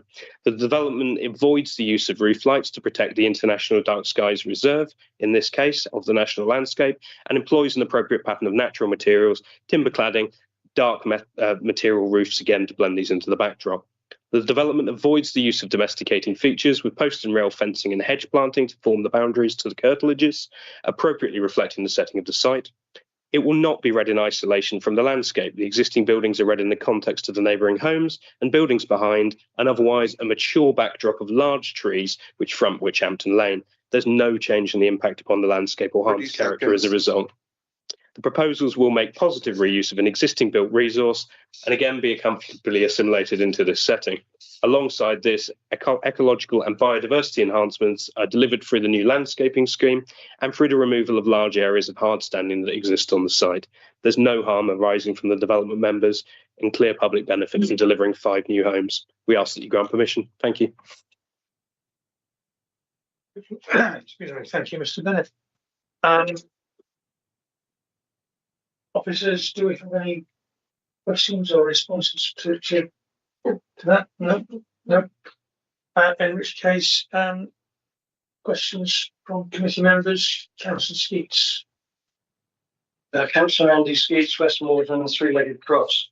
I noted 16 recommendations which have been or conditions that have been added, which is looks very thorough. One in particular interests me in the permitted development rights removed. It says no extensions, and 13 was no additional windows or openings. Is there a reason why we're not just removing permitted development rights from the whole scheme, in as much as carports can be infilled and various other things that can change the whole structure of the development? Would it not be, is it possible, I think the question is it possible to remove incomplete the permitted development rights from this site, and would that be appropriate in the officer's view? Right, Councillor Skeets. Ellie?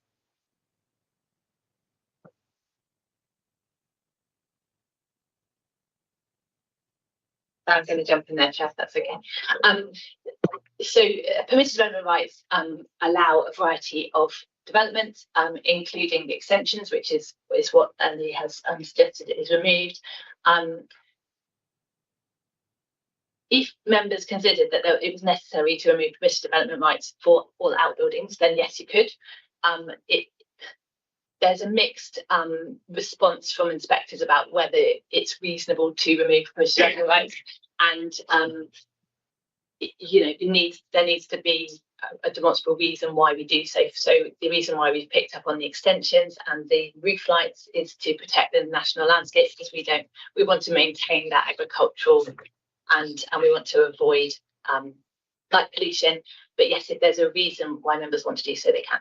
I would probably ward against removing all permitted development rights, because then every time somebody wants to lay a bit of hard standing to put a deck chair on, they'd have to ask for permission. Thank you.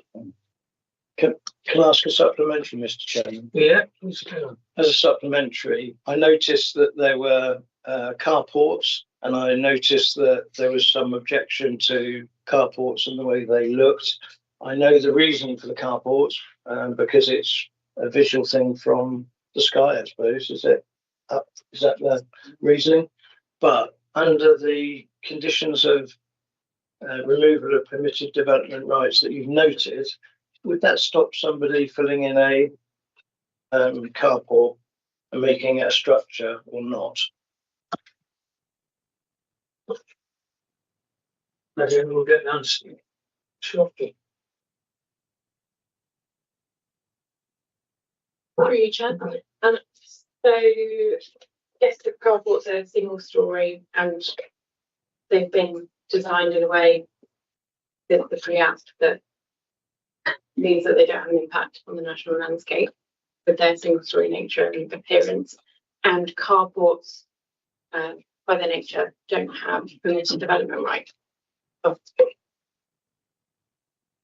Yes, sorry. And that reason is because they are forward of the principal elevation of the building. Yes. Thank you. Are you happy with that? Yes. Yeah. Councillor Rizzard. Thank you, Chair. Councillor Barrel-Ezard Wareham. Yeah, I like this development, I must admit, a little bit more than the previous one. Not that it's anything to do with the other one, but yes, I'm a bit, I'm a bit confused about the green space around the buildings. Are these gardens? You've got the, I hope, permeable front courtyard. I hope that's permeable sort of finish on there, because it's got like a pebbly looking sort of thing on your drawing. And the back gardens, are those the green space with the red all the way around? Is that all garden space for each building? Because it's a bit confusing because there's no proper lines around. So could you tell me what's going on there? Thank you. Through you, Chair. So there are lines drawn, and I'll show you here. Hopefully they're quite faint, but they are there, and they break up the rear garden spaces, and there's a line through the centre of where there's two dwellings here, so it breaks up. And in terms of the driveway, the hard landscaping, that will be secured by condition, so we can control what surface there will be. Thank you. Can I have a secondary on that one then? Can we actually make an addition that is permeable? The finish on there for drainage. So that is, you know, the general idea with all these hard surfacing. Now that's a huge area to have as hard surface. And I quite understand about the carports and about the objection from the parish council on that, because they seem to be a long way away from most of the buildings. They have to walk across all of the, the courtyard, whereas the car park on the well, I don't know, it's the south side, I presume, and the visitor parking seems to be more suitable for a carport rather than the one adjacent to Queen's and King's Close or whatever it's called. So I can't understand why they put that carport there instead of putting it on the other side. It doesn't make sense to me. That would be better for visitor car parking. But anyway, that, you know, we are where we are, so it just doesn't look right to me. That's all. But I like to see carports because if you're, I know in this sort of area, it's quite high up. I presume that you do get a lot of wind and stuff like that. So if any time in the future they wanted permitted rights to have like solar panels or anything else on these pitched roofs of the carport, which in some of the counties they do, would that be permitted? Is that part, or is that part of the permitted rights? Thank you. Thank you, Aaron.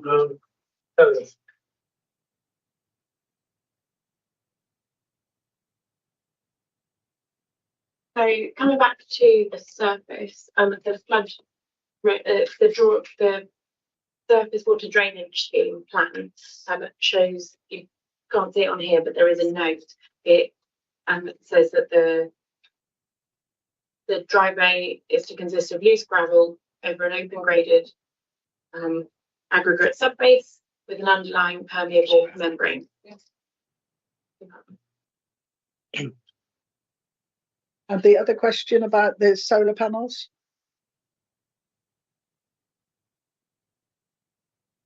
On the carport.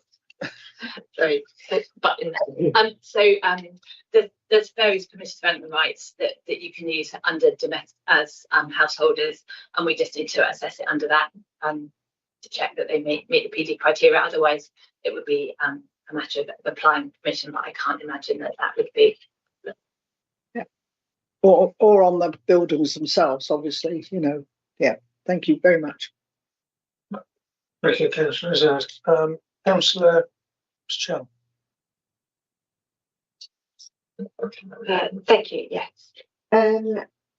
Just checking on the permitted developments. Does that, the conditions that you've put on it, does that remove the kind of sheds and outbuildings option for people as well? And then secondly, do they stop any solar and air or ground source heat pump provision? Because it would be good to be able for them to have that option from my point of view. Thank you, Councillor Chell. Thank you, through you, Chair. So at the moment, there isn't a condition that removes PD rights for sheds and outbuildings. And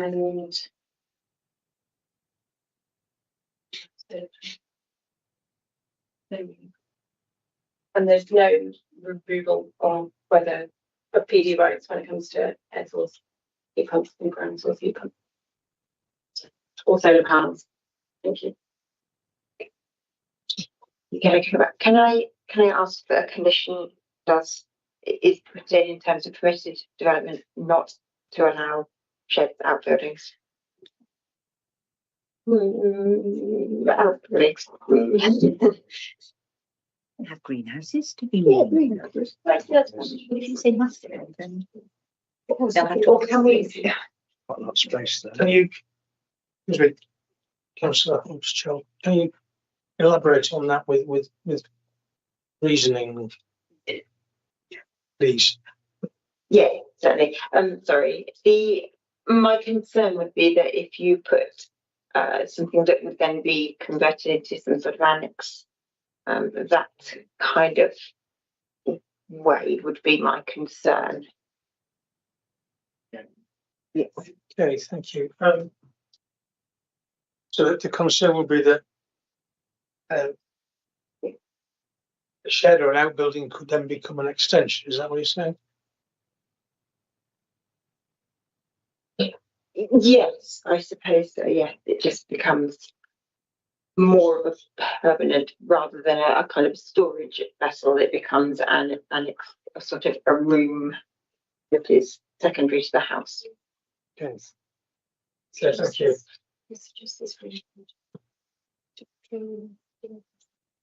Okay, so it's to control the land development on the site. Yeah.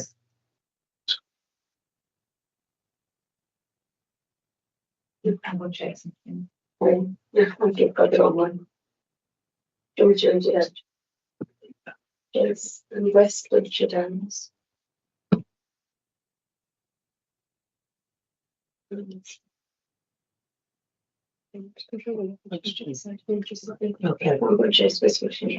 so the reason suggested by officers for doing that would be to control the level of development on the site in the interests of the Cranbourne Chase and West Wiltshire Downs National Landscape. Is that what you're driving at? Yes, yeah, thank you. Good. Okay.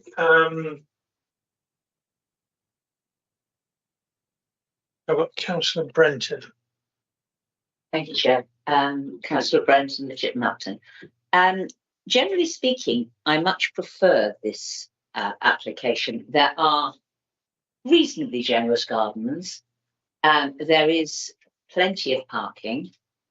Although it is isolated, and my beef about, there's no footpaths within range, one could walk down Woodhampton Lane, which is not the B road, but more of a lane, to the village. So it's not as isolated.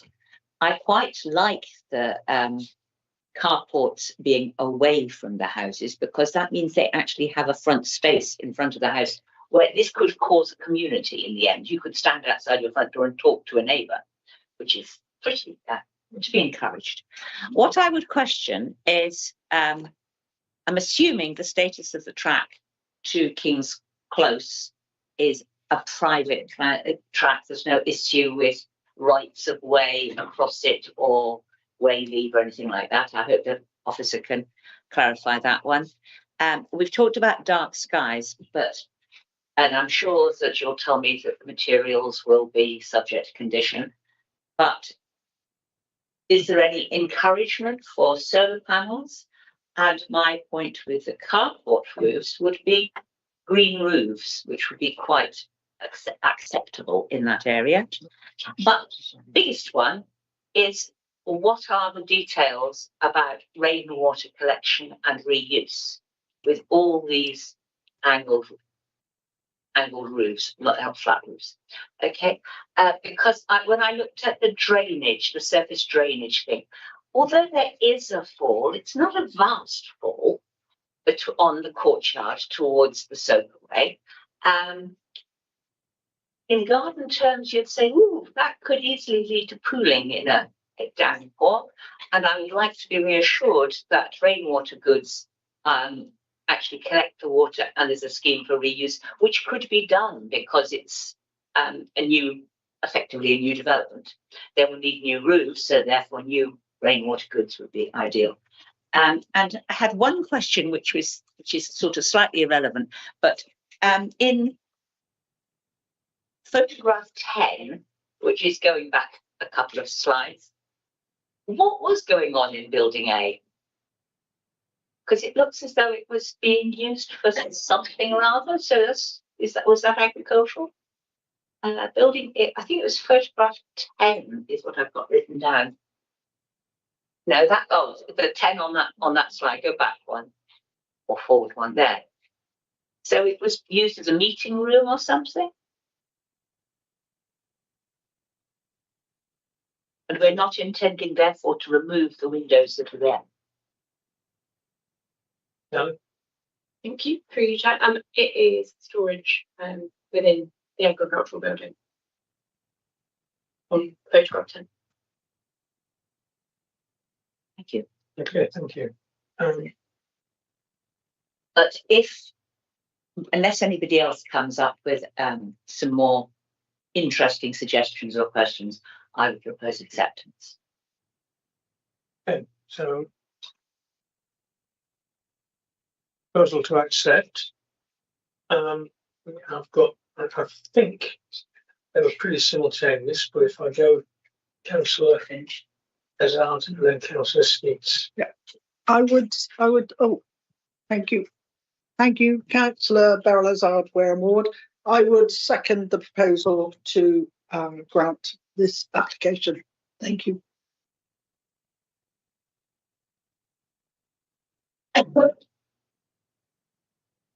Yeah, we need to clarify that that includes the condition suggested earlier by councillor Hobbs-Chath. So just to remove permitted development rights, does that go along with the proposal? You happy with that, including the proposal? If the proposal is to remove the rights to permanent outbuildings, outstandings, I wouldn't want to stop them having a shepherd's hut wheeled in or a greenhouse. This would cover that because it's edible. That would be covered because they are all outbuildings. Permanent and temporary. We have to exclude greenhouses. No, you can't exclude greenhouses. You've got to have solar. Suggested so it's an option. No, she was just talking about the I know. It's accepted, I think. That's what I'm saying. Okay, so if we can exclude greenhouses from the removal of permitted development rights, so they will be able to have a greenhouse. So as your proposal, you're happy with that as person who made the suggested condition, are you happy with that? Yes, yeah, I am happy. Okay, I'm all happy. It's good. Councillor Izzard, you seconded it? Yeah, but I was the one that suggested about solar panels in the first place. Yeah. Actually. Are you content with the? Yeah. Yes, I do. Thank you. Okay. Do we have any more people wishing to speak? Yeah, Councillor Speaks. I will just say this, I thought the officer's report was really comprehensive and very good. Excellent. Well done.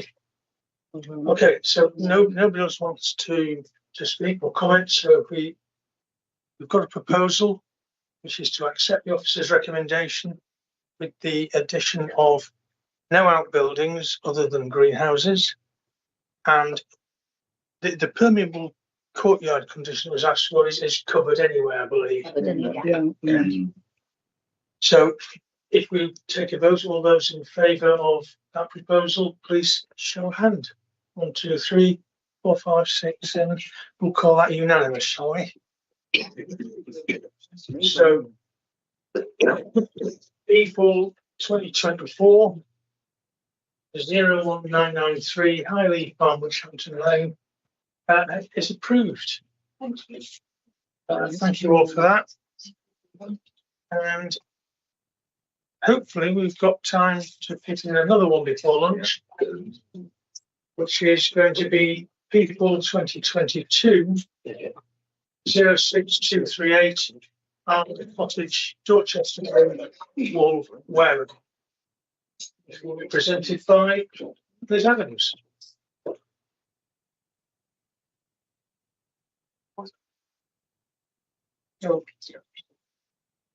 Wait for those who are leaving to leave and everyone just swap around.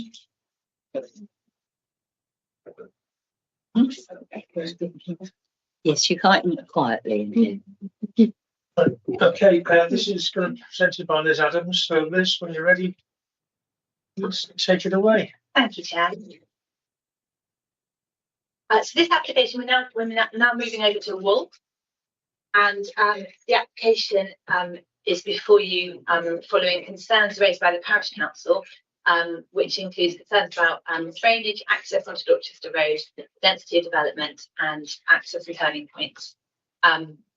And also sort of a general concern about the amount of infill development and the effect on the parish's infrastructure.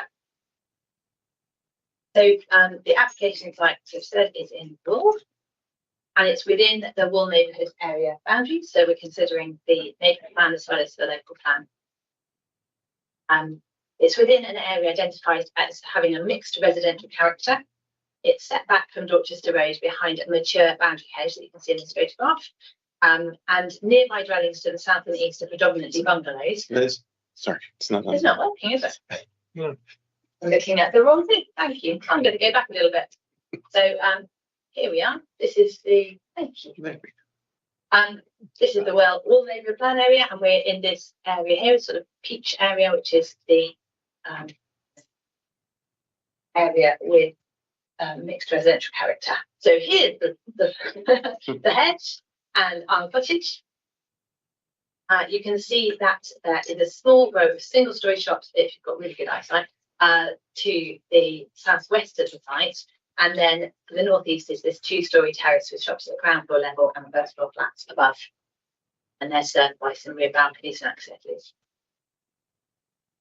The Arm Cottage is a dwelling on a relatively flat plot to the east of Dorchester Road within the settlement of Wool.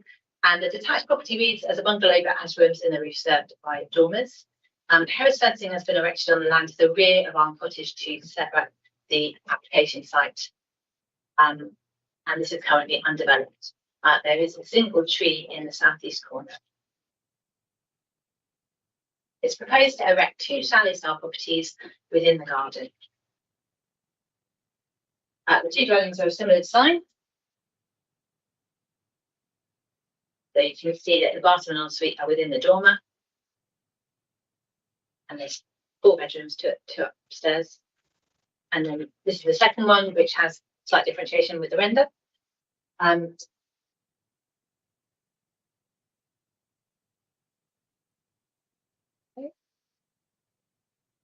So this would be the view from the car park of the neighbouring flats above the shop parade, only there is an intervening fence.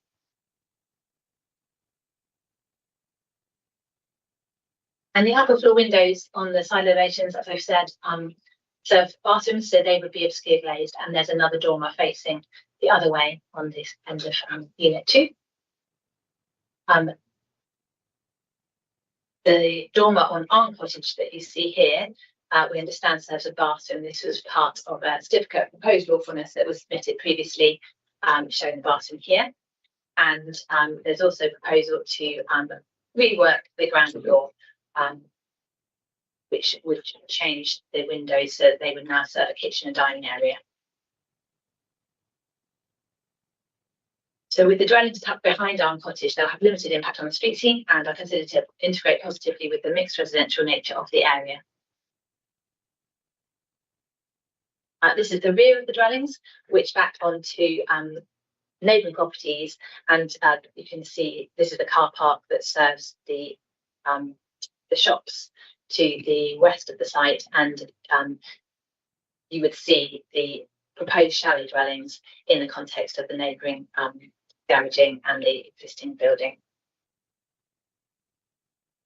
So during the planning process, which has been elongated by the need to sort out nutrient neutrality, officers encouraged the submission of some amended plans. Initially, there was proposed to be garaging to serve the houses, but that led to this second unit being too close to 9A Colliers Lane. So with the amended plan, they've achieved a much better separation distance. There's at least 6 metres at the front of the property, expanding out to the back to about 8.5 metres. And this is judged to be sufficient separation between the properties to avoid significant overshadowing or an overbearing impact for the occupants of 9A Colliers Lane. Now, this is a pitch, I don't know how clearly you can see it, of 9A, and there are 2 windows. One of them, I understand, serves a bathroom and the other one a kitchen. The proposed elevation that would face onto 9A Colliers Lane is the 2 bathroom windows that would be subject to conditions to be obscure glazed and fixture up to 1.7 metres in height, so no overlooking from those, and then a dining room window, which officers have worked out it's about 4 metres from the front elevation and is likely to be sort of opposite the bathroom window of 9A Colliers Lane, which I understand from the site visit is obscure glazed, and therefore concerns raised by 9A about overlooking, whilst there might be some oblique interlooking between the 2 properties, it's not considered to be on a level that would justify refusal. This is just showing you the relationship with the sort of balcony areas that serve the flats to the north here. There's about 13 metres and you know, it's a pre-existing residential area, so there is some element of overlooking already in existence. It's not considered that the current proposal would significantly change that. There's approximately 24 metre separation from the properties at 5 and 7 Colliers Lane to the rear. Concerns about flooding were raised. There is some potential for surface water flooding on the highway, and so it's important to ensure that that doesn't increase. And also this area, it is the area that's identified by the council strategic flood risk assessment to say that it might be susceptible to high groundwater levels. So the applicant has undertaken a site-specific investigation, which has demonstrated that the site is at low risk from groundwater flooding, so a sequential test has not been necessary. And then they have proposed foul and surface water drainage strategy, which is considered to operate effectively, so relying on soakaways that are suitable for the area. So position number 7 would secure that scheme and also management for the future. Concerns have been raised about the increased use of the site access. It's onto Dorchester Road, which is an A road, can be quite busy. It's also in close proximity to the junction opposite. However, the Highway Authority is satisfied that there's no material harm to the transport network from the 2 additional dwellings, and Arm Cottage will continue to use that access. If in the future they wanted to have a separate access, they would need planning permission because it is onto the A road. The access is more than 3.7 metres wide, so it could accommodate a fire engine if necessary, and adequate parking is provided, 2 spaces per dwelling, and 1 unallocated parking space and 1 visitor space on the site to relieve pressure for on-street parking in the nearby vicinity. Perfect Local Plan Policy H11 requires affordable housing where proposals of 2 or more new dwellings are provided, and this is going to be achieved via a commuted sum. Again, we're using the old way of calculating that rather than a new calculator because of the age of the application, but it's intended that that would be secured by Section 106 legal agreement. It's 52,000, I think.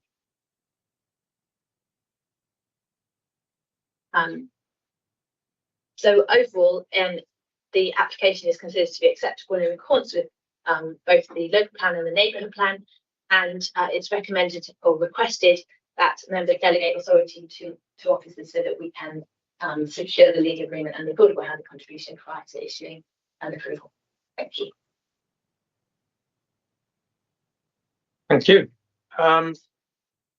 We have 2 public speakers on this. The first speaker is public objection, which is Paul Garner. Paul, if you take a seat there, the microphone, there's a little button with a button, just press that button, the red light will come on. You then have 3 minutes when you start speaking.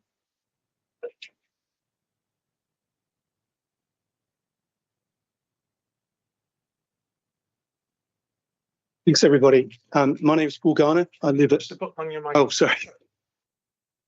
Thank you. Hello, everybody. My name is Paul Garner. I live at 9A Colliers Lane with my partner. Our property shares a boundary with Arm Cottage. We've lived there since 2019, moving into our home, which has a private garden and enjoys a light coming across the Arm Cottage site. We object to these proposals on the basis of the impact to our light, the impact to our privacy, the effect on the environment and the large beech tree in the garden of Arm Cottage, and the impact on the traffic on Dorchester Road and the potential risk of surface water flooding on Dorchester Road. I'll address those individually. In terms of our light and privacy, our 2 windows, as the officer indicated, adjacent to Arm Cottage, we are able to see incoming weather, sunsets. Our bathroom and kitchen for 40 years have enjoyed a light and airy aspect that would be blocked by the size and scale of these large 4-bedroom houses. Similarly, in terms of our privacy, we believe that the dormer windows and the windows at the front of those properties would overlook our property, impacting our privacy. Moving on to the other aspects, the environmental aspects, the large beech tree in the garden at Arn Cottage, also home to a significant number of birds and small mammals. That could be impacted significantly by the building work on plot 2, which could damage the root area of that tree. Any adverse effects on the health of that tree could result in damage to our property and impact for wildlife. Moving on to the traffic side of things, on Dorchester Road, it's a busy road. The access emerges between Colliers Lane and Linkleith Road and Lambton Close, with busy shopping areas on either side. We believe that could result in an increase in the risk of road traffic collisions on Dorchester Road. And finally, in relation to the surface water flooding risk, the increase in the paved area due to the access road and the parking proposed could result in rainwater runoff, creating localised flooding where the access joins Dorchester Road. In conclusion, myself and the majority of my neighbours are opposed to this development. And personally, I would prefer a single, smaller scale property, single story, well spaced from our surrounding property boundaries. Thank you, committee. Thank you very much. Our speaker is the applicant or agent, Matt Hannon. Is the agent? Agent. Yeah.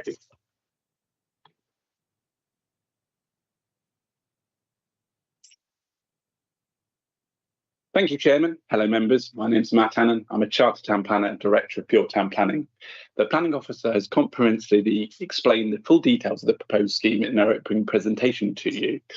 Throughout this process, the applicant and the architect have worked closely with your officers, for which we thank them for their time and efforts in this regard. And as you've heard, several amendments have been made to overcome all concerns raised by both councils, professional internal consultees, and also the neighbours. All of these amendments have resulted in a scheme which is fully supported by your officers, and I'll briefly set out the reason why we feel planning permission should be granted today. Firstly, principle and character. The site lies within the settlement of Wool. It's classed as a key service village and is therefore an acceptable location in principle for additional dwellings in accordance with local plan policy V1. The site is generous in size, being 0.09 hectares, with other surrounding plots in the vicinity being significantly smaller. So in terms of density, your officers concluded the site is sufficient size to accommodate 2 dwellings, making more efficient use of land without being cramped or overdeveloped. Given the mix of properties in the location, ranging from bungalows right up to 2-storey flat roofs with flats above shops, it's considered the introduction of 2 detached chalet bungalows to the rear of the site would not harm the character and appearance of the settlement or the pattern of development in Wool. Secondly, amenity.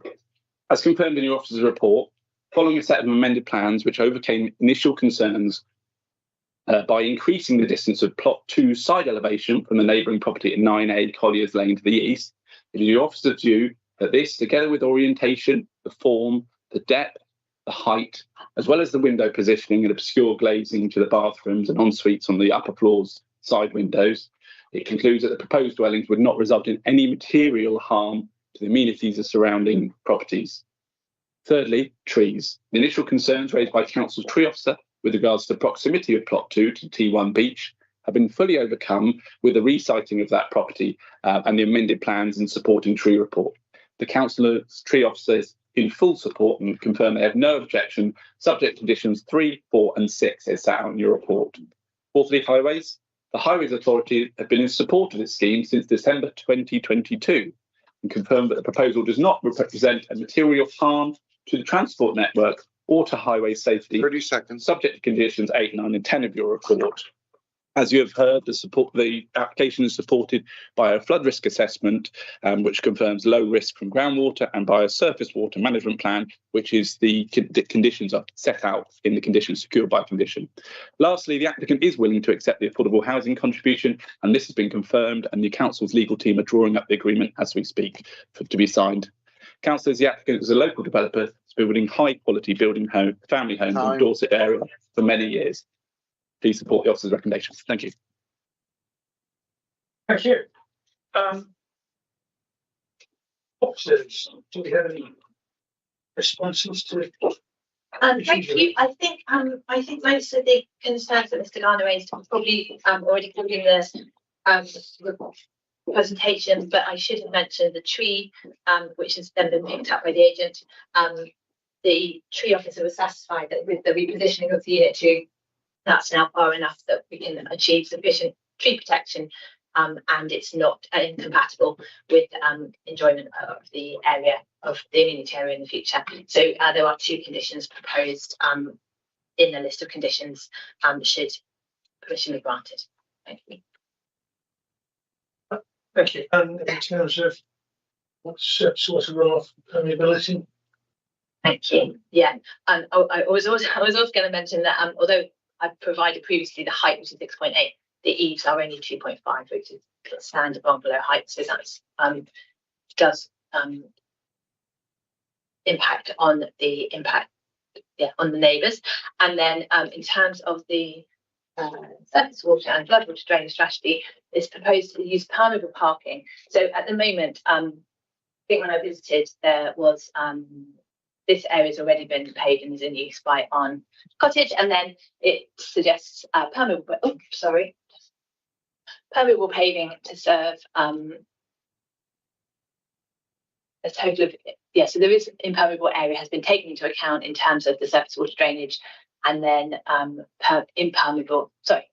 permeable area with infiltration rate that is appropriate for the area to ensure that runoff is avoided. Thank you. Thank you. So Floric. Thank you, Chair. Just probably an obvious question. In the revised plans, when we lost the garage, did we also lost the bin store? Is that right? Through you, Chair. Yeah, we actually asked them to remove the bin store. So there was a little bin store in here, and it's actually already been constructed on the site, but it's too far away to be a collection point. So in terms of we would anticipate that bins are stored within the rear garden and then brought out to the pavement for collection on bin day. And a supplemental question: in future, they would be able to put a shed in their garden for storage if they wished. Is that correct? Through you, Chair. Yeah, there's no proposal to remove permitted development rights for outbuildings. Answer your question? Yes. Councillor Ezard. Sorry. Yeah. Thank you, Chair. Councillor Beryl Ezard Wareham. I used to live in Wall years and years ago, so I'm quite familiar with the area. Yes, I'm a bit worried about the overlooking for the dormer windows onto 9A Colliers Lane, as the gentleman that lives there had mentioned. It looks like it's only 7 meters or 7.4 meters away from their boundary window. And I wondered, can we look at the actual elevation of that plot 2 house and where it is? Is there a 3D look at it? Yeah, there. On the planet, it's got a white space there, and I wonder, it's not a balcony, is it, between the 2? Are they opaque windows, both of those? So there's no overlooking as such. Those are bathrooms, I presume, because you mentioned that in the talk. So they're obscure, opaque windows. So there is no overlooking, but actually the proximity to Colliers Lane bungalow 9A does look a bit formidable. And is there any way that actually the height is quite high compared to what Colliers Lane's mostly bungalows. So yeah, I'm not happy with that particularly, but and the fact that I was looking back at the history that 3 had been proposed there before. So this has got to be a bit better than the 3 that were proposed in the past. But apart from that, and that the neighbours will be rather crowded out by this, quite high building. It's if you look at it from that point of view, it's that one that you've shown now. It does look rather huge and a bit overlooking for them, which would shut out some of the light, I presume. So not very happy with that. But and also it mentioned about the tree in the garden. That does look as though it's far enough away and it's got a protection order on it that I think that would be okay from that point of view. So although I'm very sympathetic, is there any other mitigations that we can do to actually ensure that the neighbour is not impacted? Thank you. Thank you. I'll let, Thank you.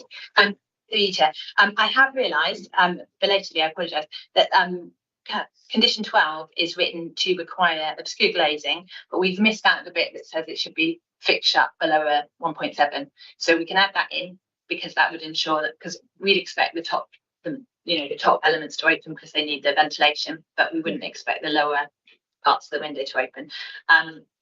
So that would be 12 would need to be amended. When you look at, these street scenes, they're never going to be exactly what you see, but I think it's quite helpful in terms of showing that that the amount of sort of space with the sky to 9A Colliers Lane, with the removal away from the boundary, is such that officers don't consider that there would be harmful levels of overshadowing that would justify refusal. Obviously, this dormer does impose a bit. If it was fully hipped away, it'd be even better, but the dormer is not actually that wide. So, that's why officers consider that it's acceptable. And so, subject to the condition being amended, I don't think that there's further mitigation that would be necessary. Okay, thank you, Liz. Is that? Well, reluctantly, yes.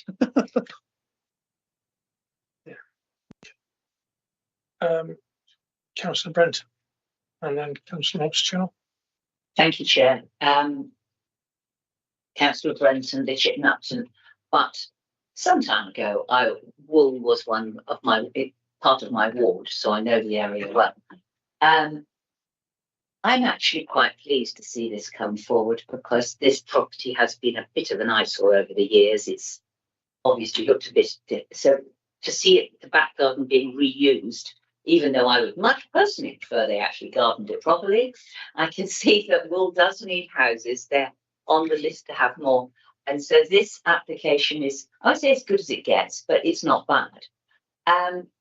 My question is that the parking spaces at the end of the drive, which are not next to that, is that 2 parking spaces assumed back to front or back to back between the 2 properties, or is that just tarmac? It's assumed that would be parking. Okay, so you have 2 there, 3 at the end and 1 opposite. Is that says? Yeah. So we've got theoretically 6 parking spaces. Are the parking spaces, the 3 side by side, wide enough for modern cars? And could they then turn around and exit onto Dorchester Road in the front, without reversing out? That would be that's the question. Thank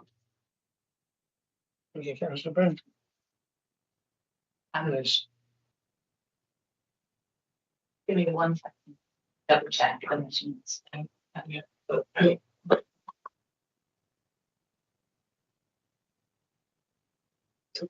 I think there's 2 questions there, aren't there? There's does it meet the council's requirements? Yes. But how wide are they actually? There's only 2 cars parked there. We've lost one.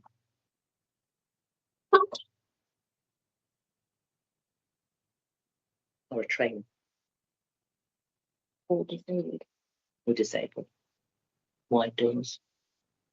So is your concerned about exiting in a forward gear? My concern would be that if somebody had a camper van or trailers or whatever, we lose parking space. It makes it much more difficult to do a sort of U-E and out. So I just want reassurance that cars would be able, any car would be able to go out in a forward direction. So through you, Chair. So that the width of this surface area here is about 7.5 metres. So that means that the car parking spaces are 2.5 metres wide each. So we've got a minimum of 2.4. So that's fair enough. And there's sufficient space with 6 metres as the usual turning space. So yeah, I would anticipate that all of those could be used. Thank you. That answer your questions?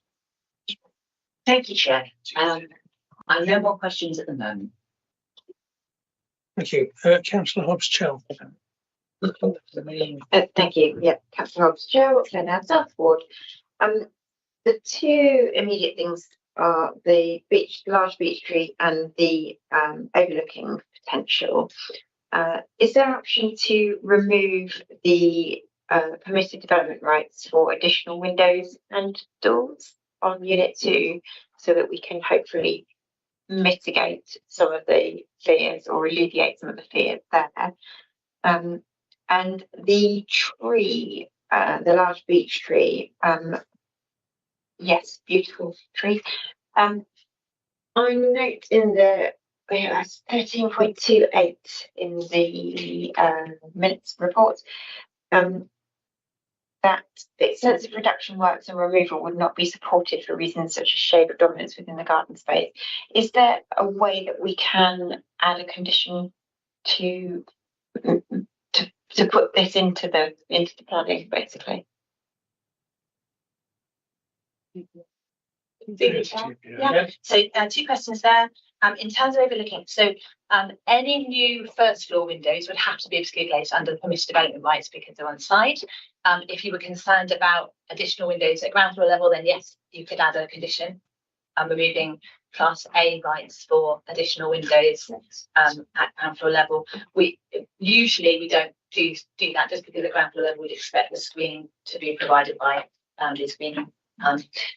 But that's a choice. And then in terms of the tree, we can definitely add an informative note, but we wouldn't usually suggest a condition just because it's not something that you actually enforce in that way because it's enforced through the TPO. So if, for instance, they came in with a certificate of lawfulness to put a shed within the root protection area, we'd be writing back and yes, you can do it, but you need to comply with the requirements to protect the tree. So you need to be looking at that. Okay, thank you. Yeah, can we add the informative note then as a potential?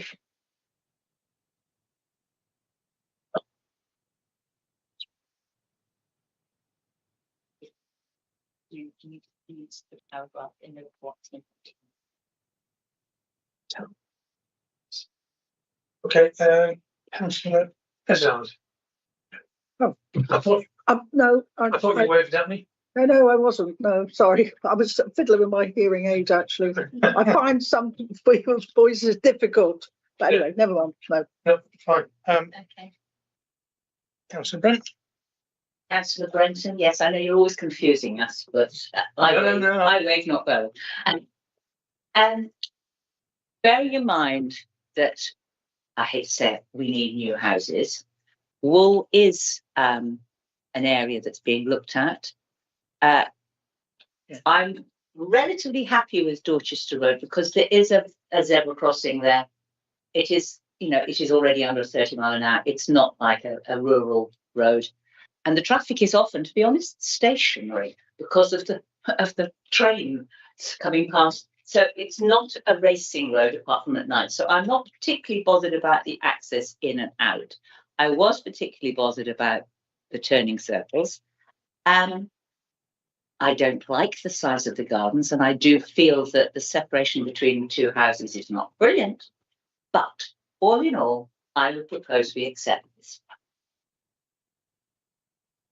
Thank you. So that's a proposal to accept as per officer recommendation with the informative note. Yeah. And the condition, And updated condition. yeah, the updated condition 12, which was, remind us, to add in that payments below 1.7 metres to a fixture. yeah. Okay, so that's a proposal. Do we have a seconder? Councillor Ezard. Thank you. I will second this, but can I just check and confirm that the big beech tree in the corner is TPO'd? It is got a preservation order on it, and so it cannot be removed. I mean, it could be topped or whatever if it trimmed if necessary, but it cannot be removed. Yeah, thank you. Yeah, it won't be removable without the authorisation from the tree officer, which is a matter for them. So you're seconding it. Do we have any more speakers? Councillor Skeets. David, could you explain why I can't take part in the debate and why I won't vote, please? In terms of taking part in the vote, for a brief 2 minutes during the presentation by the agent, you left the room, and sadly, unless you've heard the entire contents of the presentation, the debate, and the questions, you cannot vote. 2 minutes seems rough, but it's just the way it is. It's for the benefit of the public as to why I haven't chipped in, because I've been quite vocal this morning.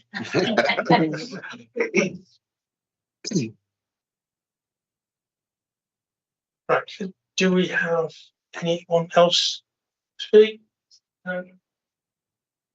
In that case, we'll take a vote. Those who, so we've had the proposal from Councillor Brenton, seconded by Councillor Ezard, to accept the officer's recommendation with the informative note as discussed and the amendment to condition 12 as discussed. Is everybody content in what they're voting for? So those in favour of that proposal, please signify. 1, 2, 3, 4, 5, 6. I'll make it unanimous. So in that case,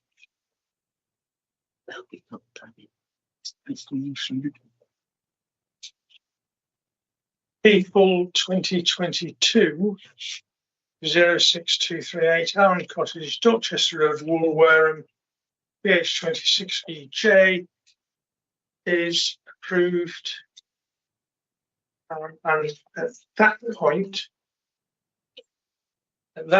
I think we'll break for lunch for half an hour.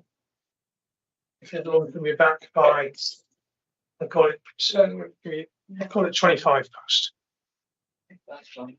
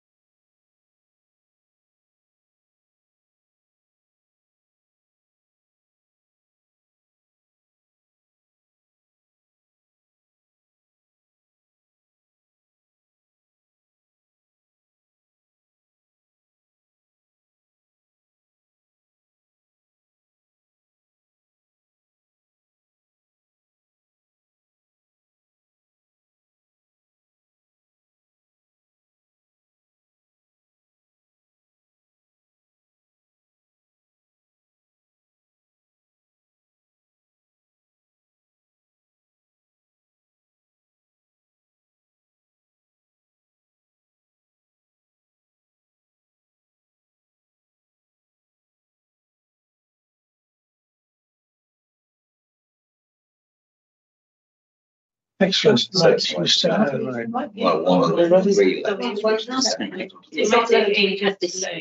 It's yesterday. Yeah. With webinar seminar in County Hall, which I got to late because my community bus went wrong over me. So I said, "Oh, I've got to be back at just one." I got back at 5 to 2.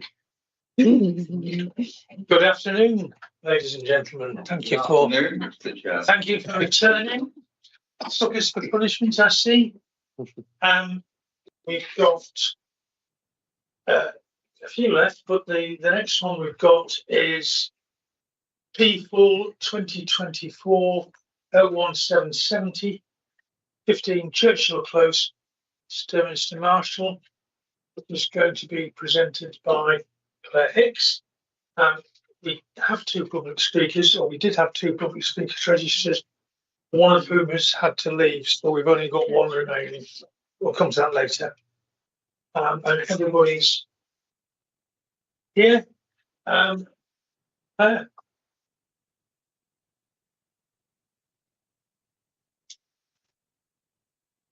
Objections have been raised to the development by the parish council, but also recommendation is refusal.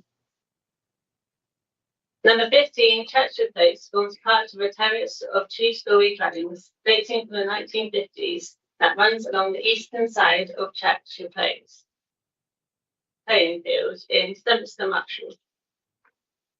Number 15 is linked to number 14 to the north by a single-storey side element, which may have originally been a garage, but now reads as part of the dwelling house. The proposal is to demolish the single-storey northern element of number 15 to form a new vertical entrance to serve a new single-storey dwelling with a fully hitched roof. An outbuilding in the rear garden will also be demolished. The constraints plan shows the application site is in the main urban area and where the designated open spaces. The rear boundary of the site is shared with 89 High Street, a two-storey property, and 91A High Street, a bungalow. Members may recall that back in April, you considered an application for 2 bungalows to the rear of number 50, which is approximately this area here.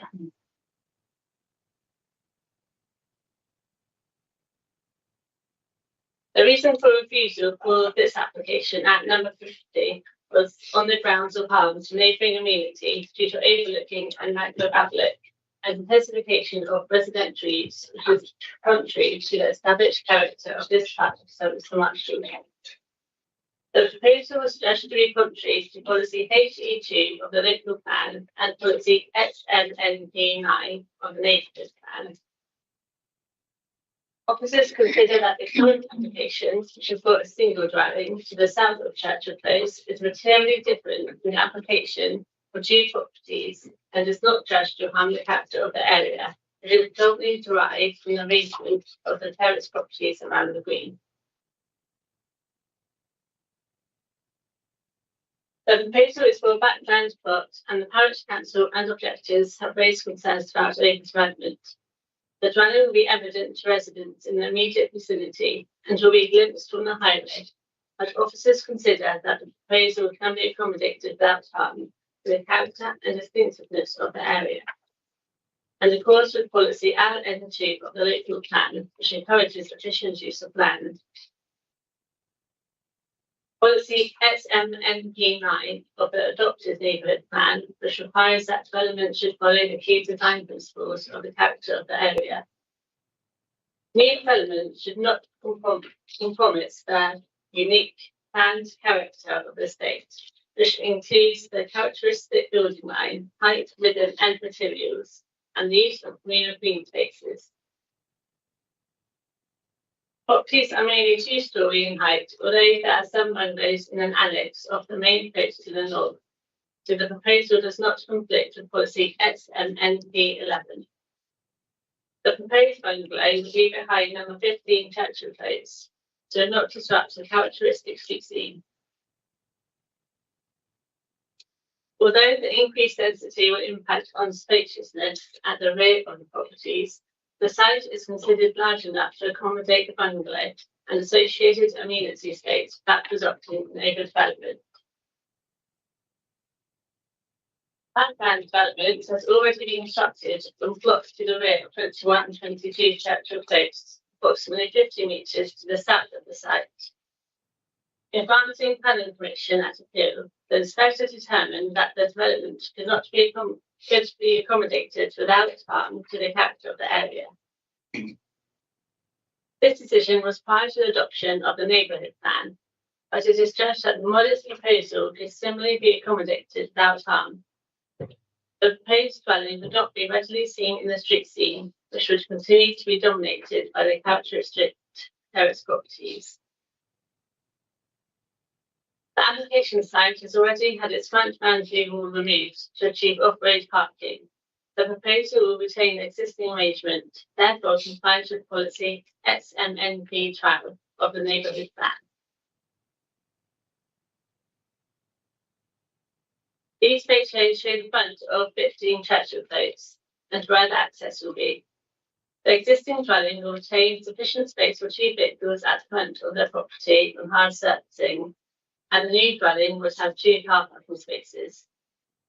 The parking provision for the existing and proposed dwelling is in line with Dorset Council's parking standards guidelines, and there is sufficient space for the vehicles to be able to turn on site and exit in a forward gear. Conditions will secure the parking and turning area and the control gates. The design is simple, as you can see here, with a fully lit roof and symmetry of window arrangements on the principal elevation facing south. The west elevation facing the highway incorporates a window which provides ingress, and given the recessed position which limits the contribution that the development will make to the street scene, the critical contributor to acceptability will be the materials, which are yet to be identified, that can be secured by condition to accord with policy SMNP 13 of the neighbourhood plan and policy HU2 of the local plan. The proposed bungalow would be on flat relief, so boundary treatment would be anticipated to provide mitigation from overlooking. The separation distances are considered acceptable as the proposed development is a bungalow.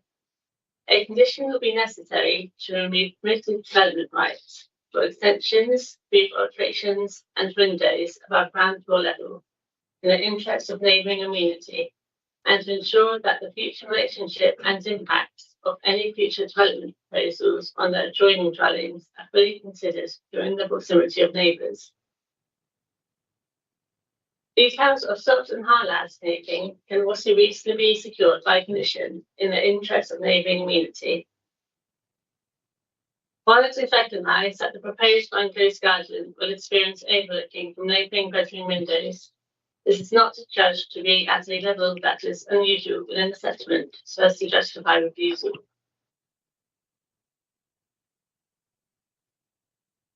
This is the proposed floor plan and roof plan.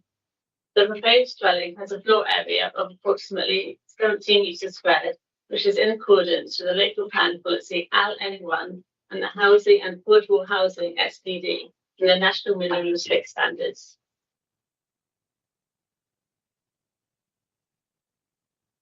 For the reasons set out in the report, it is considered that the development will have an acceptable relationship with neighbouring properties on Churchill Close.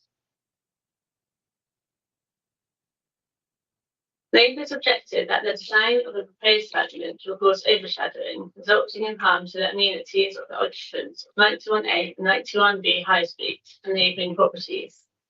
The proposed dwelling would be sited to the west of 91A and southwest to 91B High Street. Some lots of lights in the evenings to the rear elevation and rear garden of 91A and 91B High Street would be anticipated as the sun sets in the west. However, the overshadowing would only affect parts of the gardens and would not be to a degree that would represent demonstrable harm or justifying refusal. Neighbours understand that the bins and bike storage should be to the rear of the bungalow, resulting in smells and nuisances.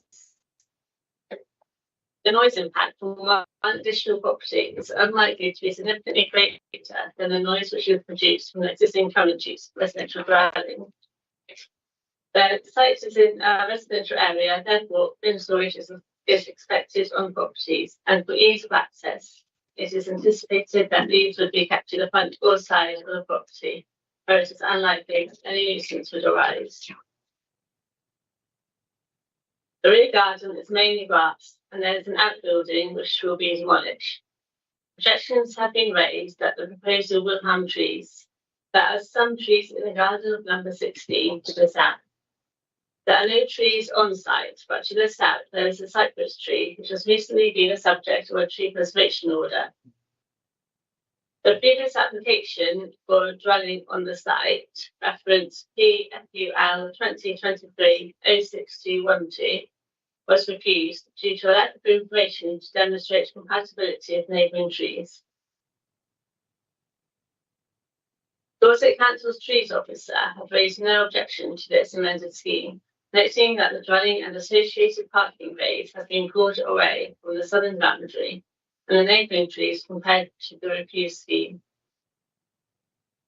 Given the distance between the southern elevation and the neighbouring tree, there has been no request for agricultural details, as it is considered that the proposal is compatible with the trees.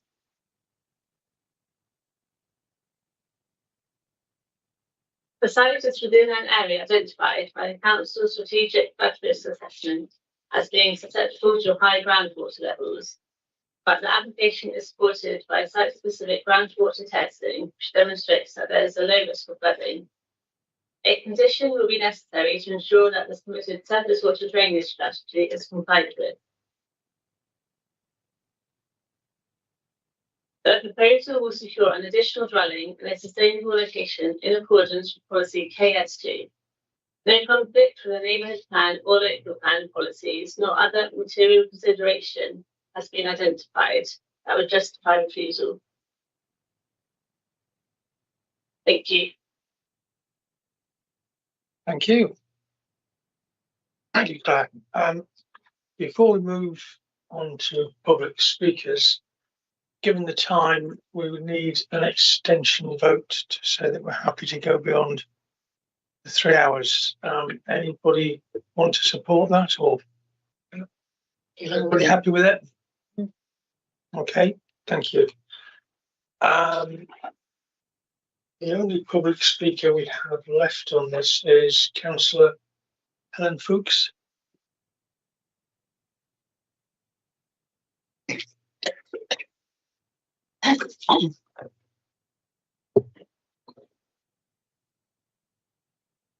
Good afternoon. I'm Councillor Fuchs from Sturminster Marshall Parish Council, and I'm here to comment on the planning application for 15 Churchill Close, Sturminster Marshall. As has already been said, the Parish Council would like the Planning Committee to note that permission was refused by this committee on the 30th of April 2025 for 2 bungalows in the garden of 50 Churchill Close because of overdevelopment, and it contradicted HE2 Christchurch and East Dorset Local Plan 2014 and SMN P9 Sturminster Marshall Neighbourhood Plan 2024. This is a similar application, and so that refusal is of relevance. The proposal to erect a bungalow on this site represents overdevelopment of the plot, which is out of keeping with the surrounding area. Churchill Close is a 1950s development of terraced and semi-detached housing with gardens around a green open space which is widely used by the community for football and recreation. The close has a distinct character unique to the village, and the neighbourhood plan states that any development should respect this character. Building of a bungalow is out of character to that area and is also reducing the garden space of the existing property, and the bungalow is not of the same type. NPPF section 12 paragraphs 131 to 141 state that the creation of high quality, beautiful and sustainable building is fundamental to what planning and development processes should achieve. Parish Council questions whether the design of the planned bungalow meets this requirement, and also whether the development will improve the economic, social and environmental conditions of the area. The proposed development will be overlooked by 15 and 16 Churchill Close, and will also be near the boundary of 89 and 91A High Street, which could create issues of noise and loss of privacy. The issue of groundwater flooding in our eyes is significant, and the Parish Council is concerned that there will be insufficient room to construct an adequate soakaway.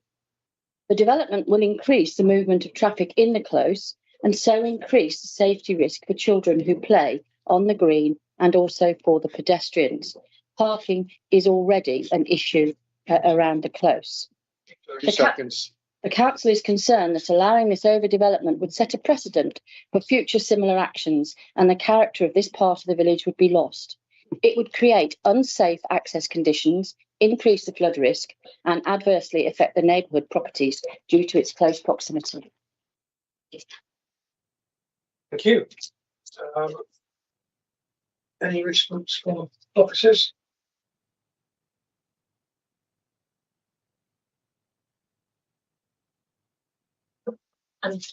Thank you, Chair. So the critical consideration before members, I would say today, is about whether you consider that this is in accordance with the neighbourhood plan policy or counter to it. So it's officers' opinion and assessment that a new bungalow can be accommodated on this site without harm to the character of the area. It's a similar scenario to the previous application in the fact that it's backland, and in this case we're just looking at a single bungalow, and we have, although so the character of the area is predominantly the terrace of council houses and the fronting onto the social space, and we do have to take into account that permission has previously been granted for backland development, but just to the south of this proposal, and that was prior to the adoption of the neighbourhood plan, but it is a material consideration that has been achieved, and I would say achieved without harm to the character of the area. That's for members to determine. Thank you. Thank you. So in terms of the neighbourhood plan, that wasn't in force and the two were accepted, but it was when the one was rejected. Well, yes, one actually. Yeah. Okay. Questions from members?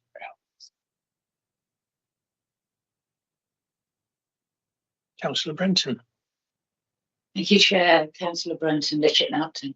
I remember the discussions about the previous application. Was it April or March? I can't remember exactly.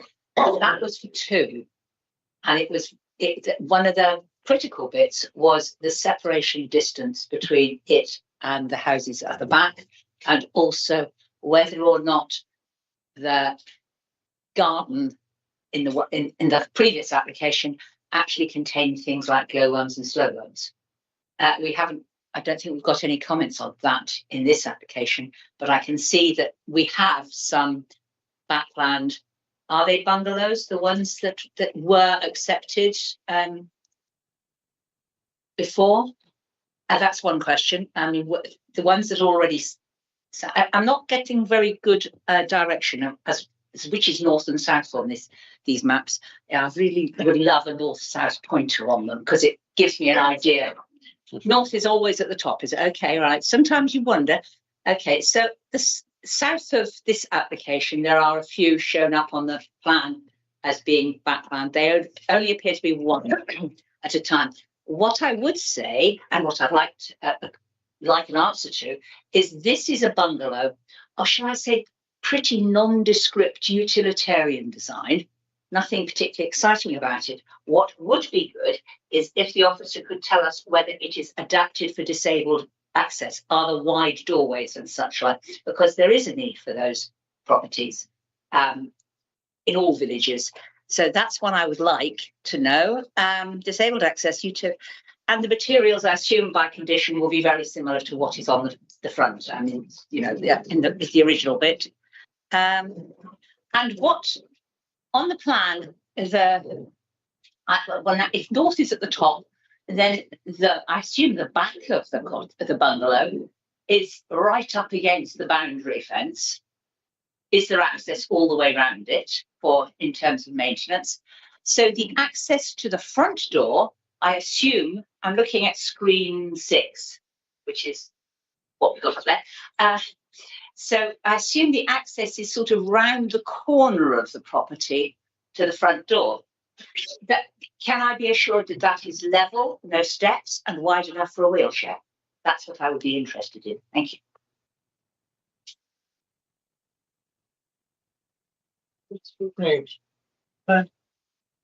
Indeed, Jen. So with the disabled access, there's Part M building regulations which covers access and use of buildings.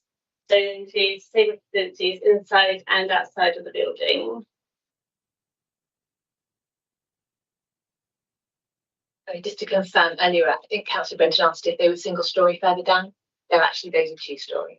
Those are 2-storey. Yeah, so there's 5 dwellings that have been achieved behind as backland, and they're 2. So I think you can just about see the white. Is that white cable? Churchill Mews is the backland. Yeah. So yeah, here, just about see that one there. Okay. But the level of approach and everything. Yeah, it's flat relief at the moment. Okay, that Okay, thank you. answers your questions. Any further speakers? Councillor Hazard. Thank you, Chair. Councillor Beryl-Hazard, Wareham Ward. I'm just looking at the summary of comments of objections. Impact, as Councillor Brenton mentioned about impact of biodiversity, blackbirds nesting in the trees, and other issues. The current building to be demolished is habitable, not a garage. So it says something about in the main part of the report about the garage, but it seems that actually locals seem to think it's people living in it.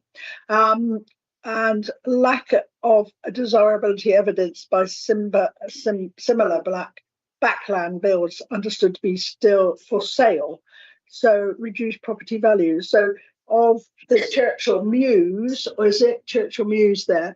I presume that although they've been built and it was obviously permitted, is this necessary? Is it in the local plan that they need other housing in this area? That's a couple of queries that I'm asking. Also, I wondered where the front door was, because it didn't look as if it was an obvious front door. When you put up these plans, can you make sure the front door is noted? The windows are noted, but not the front door. Thank you. Thank you. Officers, in response? Thank you. Just in response to the question about housing need, there is a recognised national and local housing need. We currently are able to demonstrate a 5.2-year housing land supply, but that is based on the old way of calculating. And come the end of October, it's likely that will halve.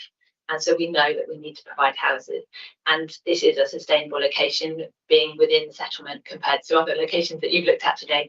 And so, from an officer perspective, this is a good place to put new dwellings, and yes, they are needed. In terms of the front door, hopefully that's now evidence on the southern elevation. Right. And thank you, missed it. And then the other thing really is about making the government guidance in the National Planning Policy Framework encourages us to make efficient use of land.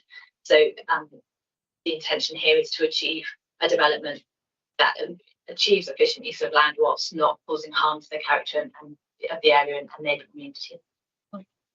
Can I have a supplementary? Thank you, Chair. Yes, I think Councillor Brenton, and I may have missed the answer, but can you walk all the way around the property, or is it so close to the boundary that you can't walk around it?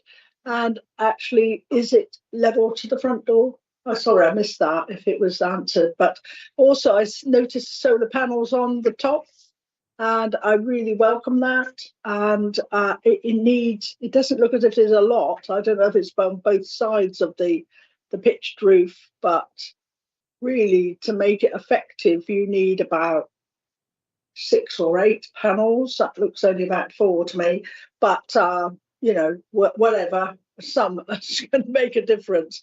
So, and that's good. And they're anti-reflective, which is jolly good. Thank you. Thank you, officers. Yeah, I noticed that there's a window on that north side, so presumably might need cleaning from time to time.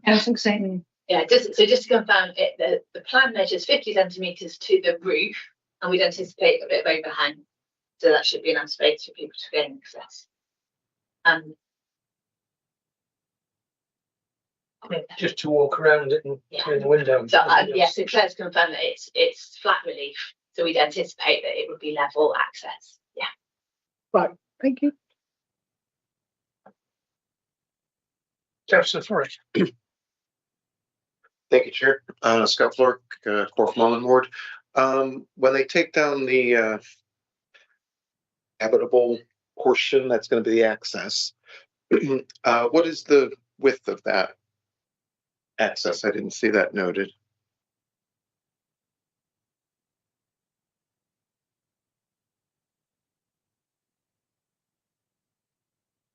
So the width is approximately 4.2 metres.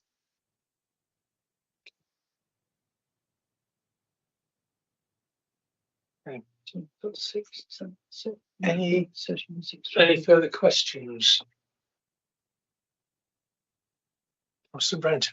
Sorry to come back, Chair. Bearing in mind the access through the garage, which is being converted into a room, I assume if that's demolished, it leaves a blank wall between it and number 14, the next door one. I'm sure it's not possible, and you'll tell me we have to look at the application as it is, but it would continue the building line if once that is demolished, or perhaps if it was feasible, it probably won't be, to actually reinstate almost a sort of carport effect, so that from the road it looks as though it's a continual line, like an archway would be rather nice. But I suspect the heights, looking at where the windows are in the houses, possibly the heights are wrong. But it would just give you that feeling of an enclosure if you went through an archway in, because it says no gates, no demarcation. It's just a suggestion. Has any discussion happened about maintaining the front aspect from the playground or the green field? Yeah, no, it hasn't. It's going to leave a stump. The other dark side did exactly the same thing. Yeah, this is more. Okay. The council, if you take a decision based on this. Yeah. Councillor Skeets. I suppose to some degree that the design is, if it's acceptable to the planning team, it's not for us to, well, the officers, it's not for us to particularly change it. But in the context of where this is, so if I'm right in saying that at one time there was a row of, I presume it would have been social housing initially, and then obviously these have been sold, and then some have been developed a little bit further down. We've tried to resist it in certain places. We've lost one on appeal. In all dimensions that you put there, there's nothing that stands out to me personally that says that's too close in the context of what is around it. So it fits, if you like, it sort of fits with the area. It also produces a unit which is not the most expensive. I don't want to be disparaging to the site of the bungalow, but it's not going to reach the higher echelons of property costs. So therefore, actually would appeal to young people that that aspire to live in the area, or more elderly people that can't necessarily buy elsewhere. So in that context, I find it hard to turn it down. I think you have to be mindful that things are changing. So if one is accepted in one place, and there's a history of it already happening, then we're not there to stop it in that sense, are we? So I can't find any reason not to go with the officer recommendation. Sorry. Is that a proposal? I would propose that we go with the officer recommendation on this one. Thank you. Do we have a second, Councillor Florrick? You want to speak? Yeah. Okay. Thank you, Chair. Scott Florrick, Cork Mullen Ward. I would disagree with the officer in that it does not change the character of the area, because I know this area and it is quite identifiable as, the 1950s council houses. It is identified in the Sturminster Marshall Neighborhood Plan as a character area. And I think in this case, I would say that building behind and adding an access along that Churchill Close would change the character. So I would be opted to refuse the application.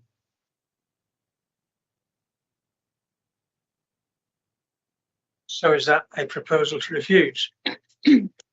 That would be a proposal to refuse the application on that it is out of character for the area. Okay. Councillor Essars, you were. Yeah. On balance, and actually, as there's already been a development further down the street with actually a close with a few houses in it, actually houses, not bungalows, I think that set a precedent. So on balance, I don't think that we can actually refuse this, because I think it went to appeal. They would actually overturn it. So I think myself, my opinion is that we have to go with it, and I would second Councillor Skeet's proposal to approve it. Thank you.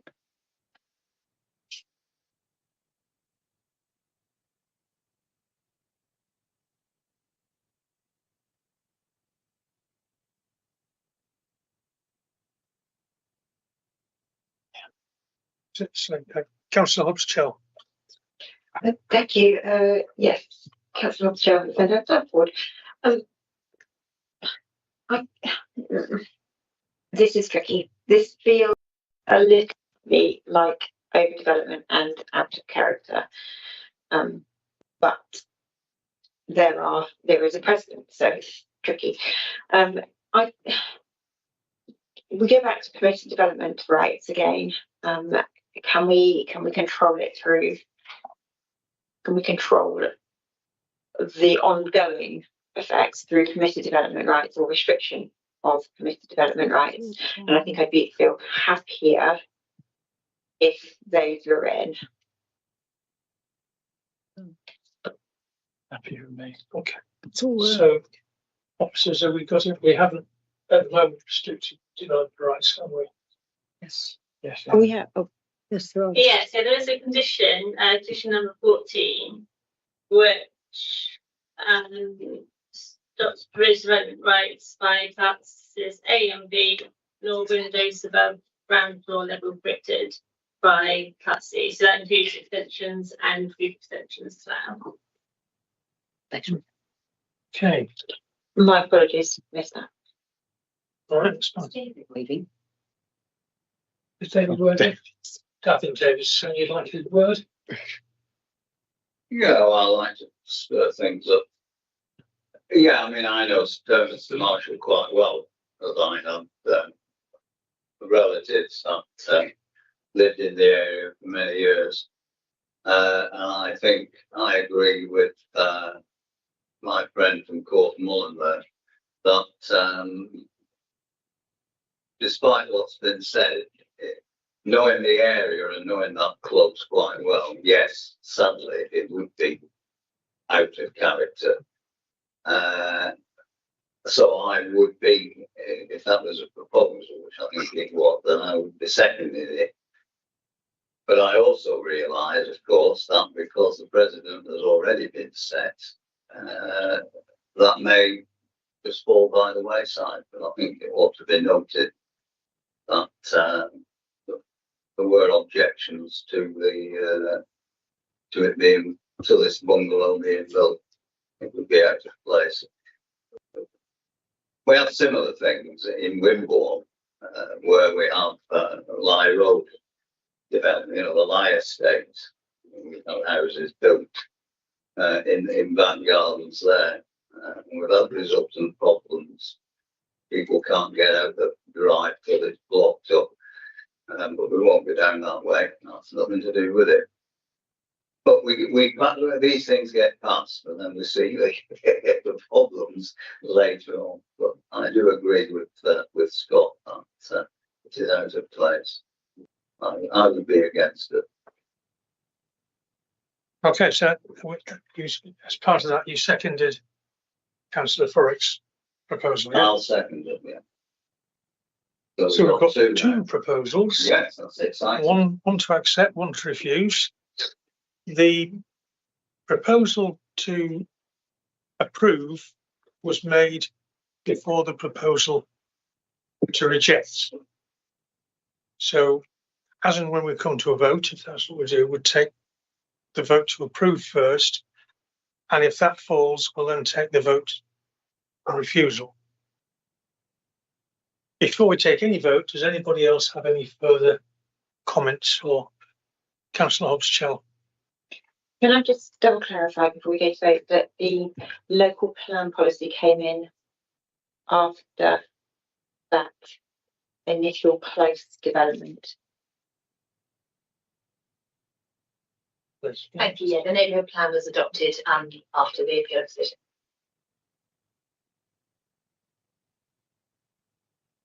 Does your question? Anyone else? Councillor Skeets?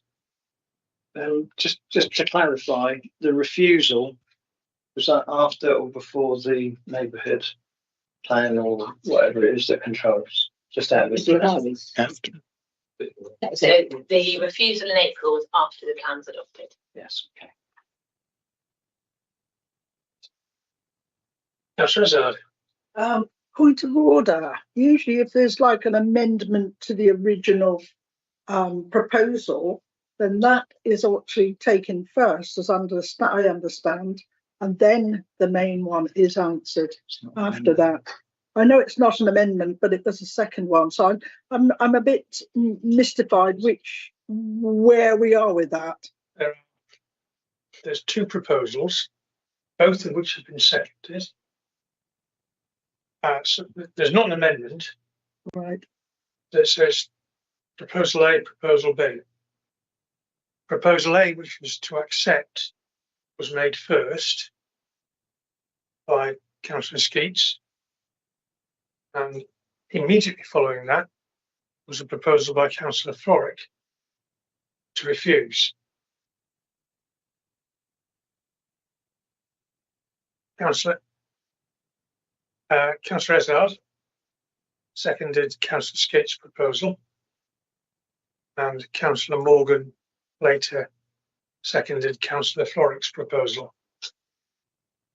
So if we take it in the sequence in which they were proposed and seconded, then it would lead me to say, well, that when we come to the vote, if I think that's imminent, we'll vote on the approval, and if that passes, that's it. Yeah. If it doesn't, then we have to vote on refusal. And if that passes, that's it. If that doesn't pass, we're in interesting territory. That's what I want. So Does that clarify? Yeah, absolutely. Okay. Yeah, thank you. And there've been no amendments to it, no additional conditions that I've noted. So it's just as per officer recommendation, approve or reject. So if we take, does anyone want to make any comment before we move to the vote? You're all eager to vote. Right. So in that case, the vote is to approve as per officer recommendation. Can you show yes? 1, 2, 3, 4. Second vote was to refuse. So I don't know if that's enough. Sorry, forgive me for 7. All those against? Sorry, Chairman, can we just clarify what's happening? So you've had a proposal to approve. I've had a proposal to approve. This had 4 votes. I'm just asking for anyone against. Great. Okay. So all those against? 1, 2, 3. I think that's 3 to 4. So 4 is approval. Have you voted? I haven't. I don't need to. So that's an approval. So that is 15 Churchill Close, P4 2024 01770 is approved 4 to 3. Could be better. I think what we right. So the next one. Thank you. The next one we need to look at is we're taking these two as separate but rapidly following on. Okay, so we've got 47 Brook Lane, P4 2024 07588, which is kind of presented by Liz. That will be almost immediately followed by agenda item 10, which is also 47 Brook Lane. Which will then be presented by Liz, but we will take a vote between them, I believe. Yeah, we'll take a vote between them. So if you're ready, Liz, please take it away. Thank you very much. So some members may recall this site because it came before those of you who were on the Plan Committee in January 2024, when permission was granted for replacement dwelling on the plot before you today in 2 different designs, and also for an additional dwelling on the northern part of the site known as Plot B. This application is before you. Town Council and one neighbour have objected against this latest proposal on the grounds, including unsafe access, unacceptable increase in density, and overlarge unsympathetic dwelling. The site lies off Brook Lane, which is partially adopted and partially unmade road. The neighbouring properties include Kester to the south, and then Hillside Road properties to the north and the east. The previous dwelling on the site was damaged by fire some years ago, and only a small, limited element now remains. Part of it you can see there. There's another few bits as well. The proposal is to erect a 2-bedroom detached 2-storey house with a basement. It's set back from Brook Lane a similar distance to the former dwelling, which you can see is hopefully in the pink sort of dotted lines there. It's very similar front arrangement to previous applications with a garage and two proposed parking spaces and a cycle store at the front. The blue dash line is for the extant single-storey dwelling. Objections have been raised that the proposed street scenes are unrealistic, but I do think they're quite helpful in terms of spot heights. They show the proposed house having a ridge height about 10 centimetres higher than the ridge of Kester, that's going up the hill, and about 60 centimetres lower than the former dwelling at its highest point. The outline of the former dwelling is shown dash pink there again, and then you've got the extant permission of the single storey for the rear. The scale and the design of the proposed dwelling are considered appropriate purposes for the character of the area. So this is just looking up in case you're wondering, that's the bit of the house that's still remaining in this 2-story form. Concerns have also been raised that the lower ground floor would not provide sufficient amenity for future occupiers. Now, there was a previous application some time ago for a dwelling which included bedrooms at this ground floor level. And that was refused, and at appeal, the inspector agreed with the council that it did not, the light bulbs did not provide sufficient amenity for bedrooms. But subsequently, permission has been granted for property with a larger basement than this, I'll show you slightly later, which included a media room and a gym. And this one is for a media room with a WC. So there are concerns by objectors that, in the future, this could become living accommodation. We have to consider what is before us, and as a media room, it's not a principal living space, so it would receive acceptable light levels. No harmful impact on the amenity of the occupants of the nearest properties have been identified from the scale and the siting of the dwelling, which is quite similar to what's previously been approved. Concerns have been raised by neighbours about loss of privacy. It's proposed that the secondary windows on this southern elevation are subject to an obscure glazing condition.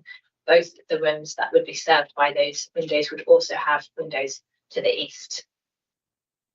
The trees to the northern side of the lane provide some screening for the garden of the old dairy to the northwest, and there's sufficient distance to the rear between the first floor windows to avoid harm to neighbours to the rear. Fencing is to be erected to provide screening along the northern boundary, and there is currently quite a lot of greenery along the southern boundary, and the condition would control boundary treatment if granted. Just zooming in here, there is a path around the step terrace which allows light into this lower ground floor, and this is very similar to what's on the extant permission. Concerns have been raised about excavation required to achieve the basement. Issues of practicality, economics, potential liability, and the need to comply with building regulations in respect of means of escape are not material considerations for our planning decision.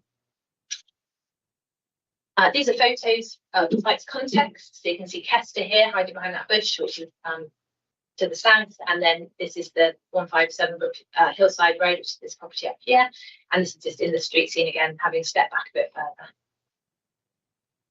And then you can see here the lane itself, which is narrow in parts, but currently, serves the dwelling which no longer exists, but is this proposal is to replace, and then Kester to the south there. The concerns have been raised about using that access.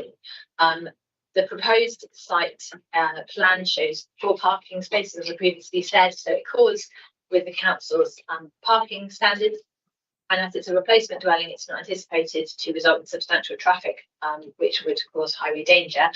The council's waste team have confirmed that they service the existing properties in their lorry.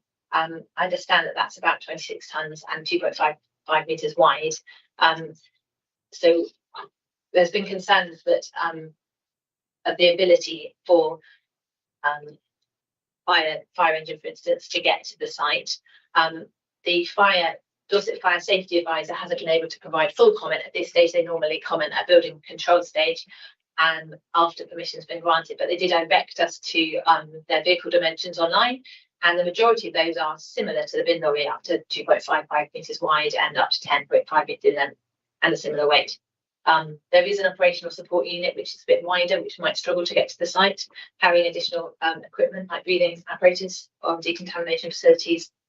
But it's also recognised that vehicle reversing distances could have an impact. But that is a matter for building regulations. And at this stage, for planning purposes, given that the bin lorry can get down there, I think it would be difficult to refuse based on paragraph 117, which requires emergency vehicle access. It would be difficult to defend a refusal on that ground, particularly if we've got an extant permission. So here's the previous approved scheme. This one included a media room and gym, as previously mentioned, and again you can see it's got the access around the side of the site. And then we also have granted them this 2-story without the basement which is an alternative scheme that could be built out. And just so you're aware, this is the single-storey building that's also been approved to the north already. And that's just to show you the difference. So this is the proposed street scene now, and this is what was as one of the ones that's previously been approved, just for reference. Oh, sorry, gone overexcited then. So in summary, the application is considered to be acceptable and is before members with the recommendation to grant subject to conditions.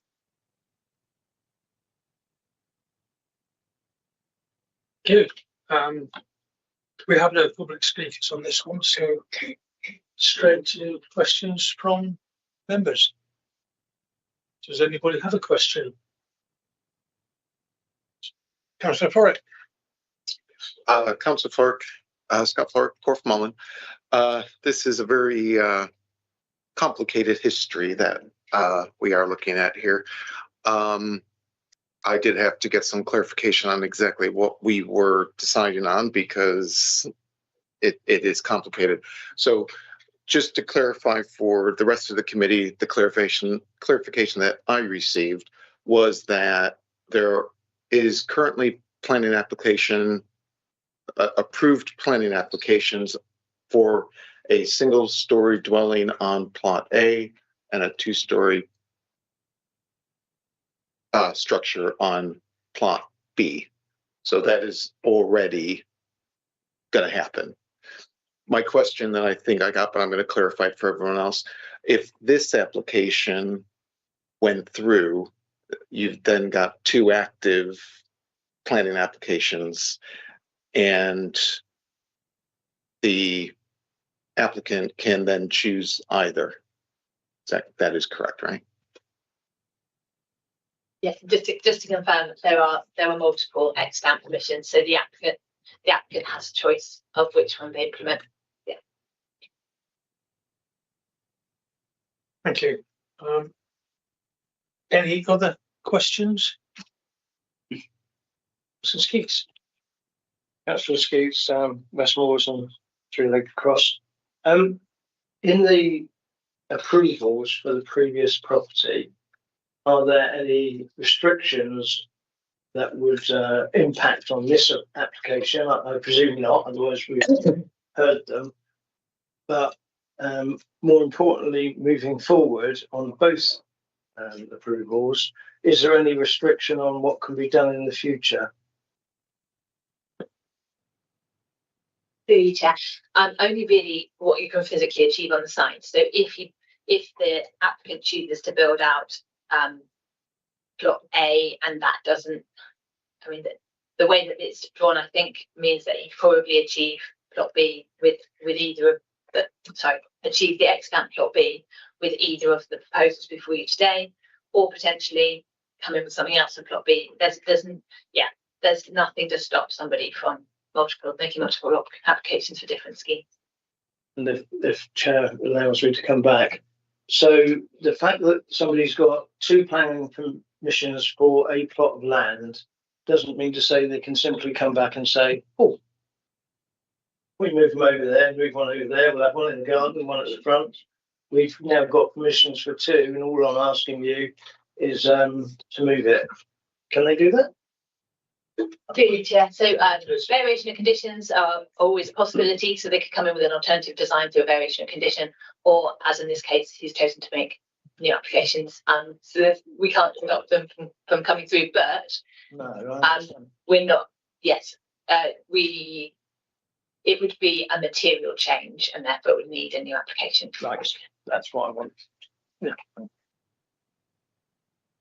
Okay, Councillor Branton.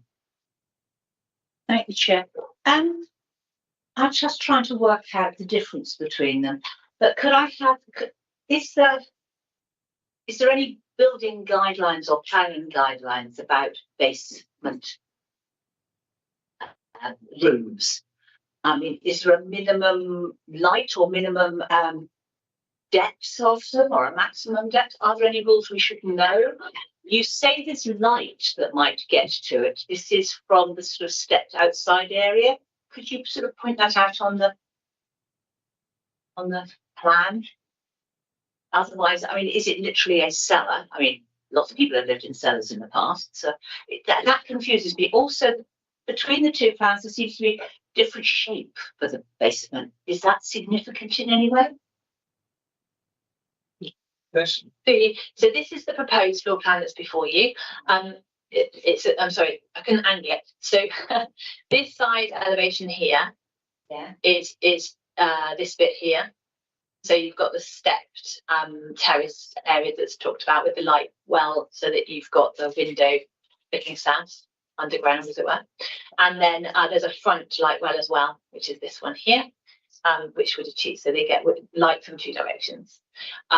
The other plan that I showed you was an extant plan that they could build if they wanted to, which is a larger lower ground floor under a different property. I hope that helps.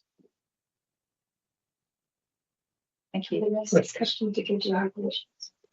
you, Liz. And I'm just being reminded that the building regulations will apply as well for that.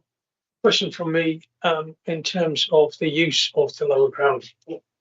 It's currently shown as a media room, but that could presumably be whatever they want in the future. Yes, it could. I don't think a condition would be enforceable to try and prevent it from becoming alternative accommodation, although it will be designed for that particular use, and it will need to meet building regulations in relation to the use that is proposed. Okay, well, it's perfectly possible. There's not a lot we can do if someone turns it into a bedroom with a window in the corner. Perfectly.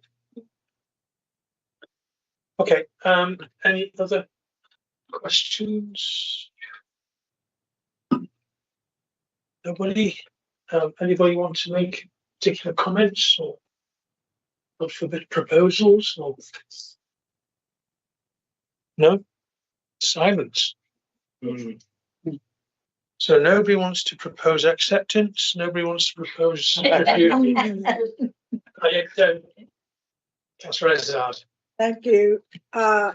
This is very unusual, and I've not come across this in about 15 years of being on planning, to have extant planning already there and then they go for something else. Seems very odd. But if there is, permitted rights in place, that it can be checked or monitored from the point of view of, if you allow planning, then they will stick to what they put in their plans or what is actually said in this report.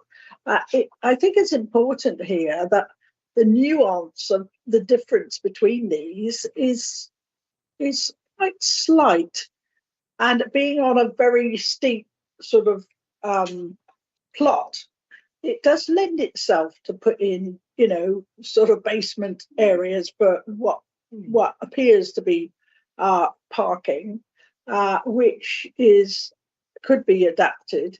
And let's face it, we all know places which have under the radar changed their use of different things like that. So, I don't think there can be any enforcement, as the planning officers have said. You can't go around and say, what are you doing with this space every time?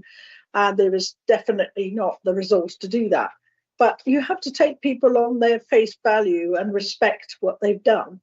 But I still don't really understand why these people are putting in so many planning applications to choose which one they're going to go for. It sounds like they can't make their minds up. And I mean, these planning applications cost a lot of money. So I would say that I propose that we accept it and go for it. So I propose, yes, accept it. Thank you. We do have a further application to look at on this exact same property in a moment. Sorry, Robinson. Alex. So, did you want to say? Thanks, Sorry. If you'll go for it, I've already said. So, Julie Robinson, Ferndown South. This is very bizarre. However, I would like to second. That's okay. Thank you, Chairman. Okay, so we've had proposal, a seconder, and Councillor Brenton, and then Councillor Morgan, and then Councillor Skeets. A question this time. Bearing in mind there will be various extant permissions, can we put a condition on that once work starts, it is to this application and no other plan or alteration? So once a decision has been made, that's the one you stick to. You don't come back halfway through and say, oh, by the way, can I have an extra bedroom here? Or I'm moving it 5 metres up the hill. Can we do that sort of thing? I assume it's more sort of enforcement, but can we do that? You preempted a thought that I was having, which is whichever one of these eventually they start to build out. The conditions will normally be it's got to be with these plans and working out which plans relate would be an interesting exercise, I think, for the people monitoring it. But that, in the end, I think is their problem, not ours. But yeah, you're right. It could be confusing because there's plans 47D or plan 47A. However, let's tell me where. And as you say, ultimately, if you want to build with your planning permission, you have to build in accordance with the plans. So if you want to vary those plans, you either come in with a variation condition application, or you don't build out that one. You build out your alternative scheme. Yeah, it's both. You can't mix and match. And Yeah. Councillor Morgan, you're going to say something? My list. Yeah, I mean, we've had a proposal that at the moment we accept this particular plan. Does that mean we've got to go through the other and do the same? They are separate entities. They're separate entities. Well, they are separate entities. You could reject both, approve both, accept one, or reject one, or whatever you want. Okay. Okay. Neither, both, or either. Right. Thank you. I think. Yep. Good. And then we've got. Is that? That's what I was to say. That you finished. Yes, Alice was really. Okay. And then so Councillor Skeets. Forgive me, I've missed it, but we don't know the reason why the applicant has gone in this way, or do we? No. One doesn't have a base. To be fair, I don't think it'll make much difference. Anyway, whatever reasons people have are their own. So we have a proposal from Councillor Ezard to accept as per officer recommendation. That's been seconded by Councillor Robinson. And do we have any further comments, or shall we move to a vote? No, let's get on with it, says Councillor Morgan. I agree. So, all those in favour of the proposal to accept as per officer recommendation, please show a hand. 1, 2, 3, 4, 5, 6. All those against? No one against. Any abstentions? 1 abstention. So that's carried. So P4 2024 07588 47 Brook Lane, Cornwall, BH21 3RD is approved, and we can move immediately to its twin brother.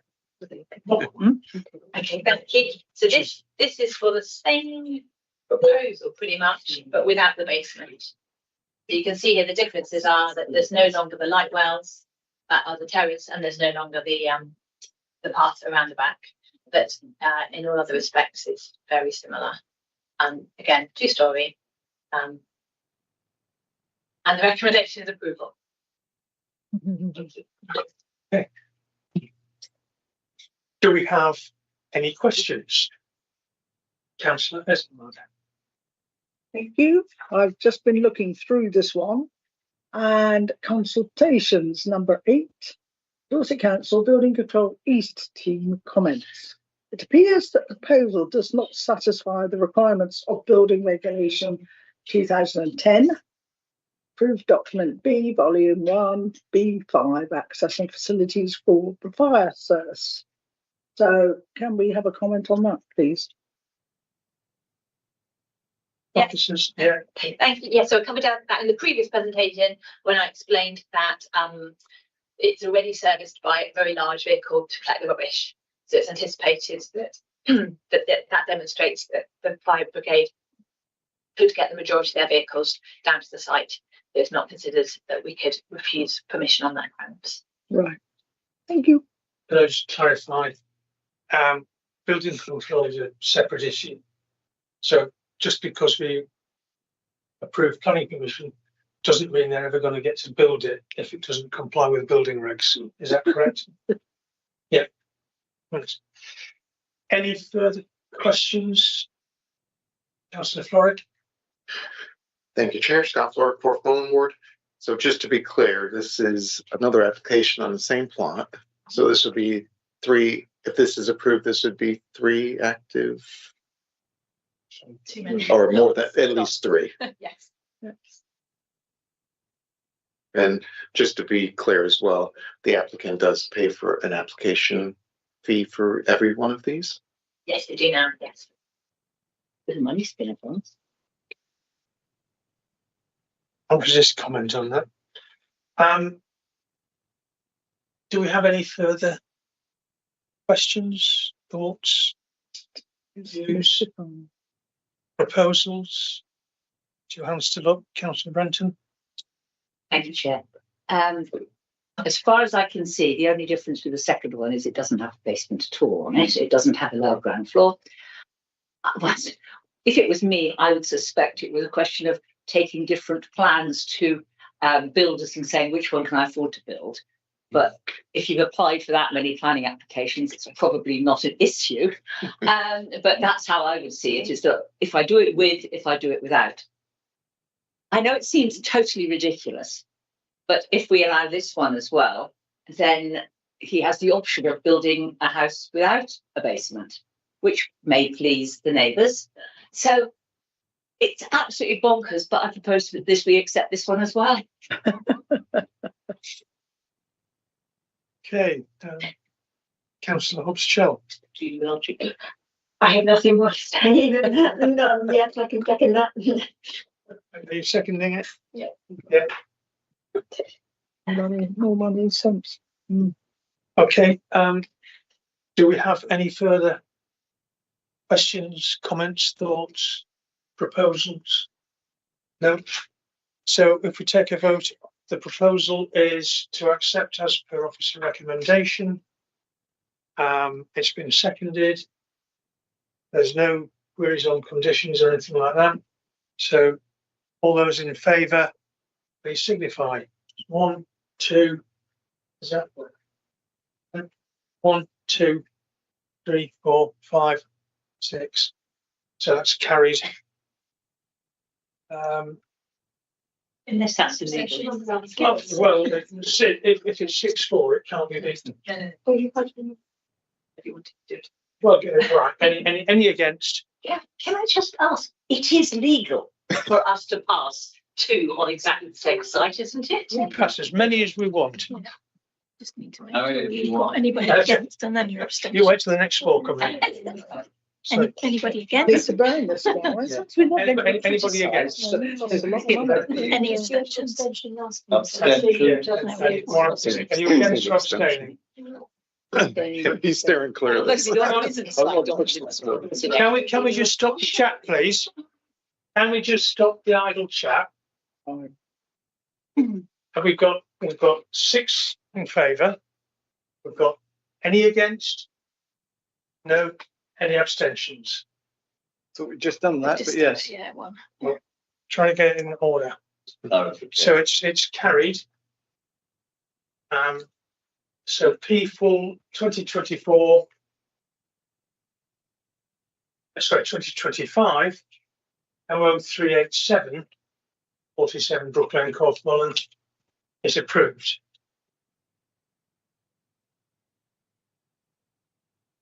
On to the next one, which is item 11, which is P, will show you 2025 02317, was Blackhill Cottage, Shitterton Road, and Beer Regis, Wareham, PH27XU. And we've got Emma McDonald to present this.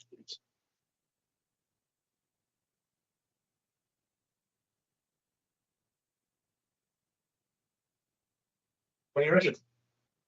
Oh, sorry. Sorry. It's either my computer and use that. Sorry.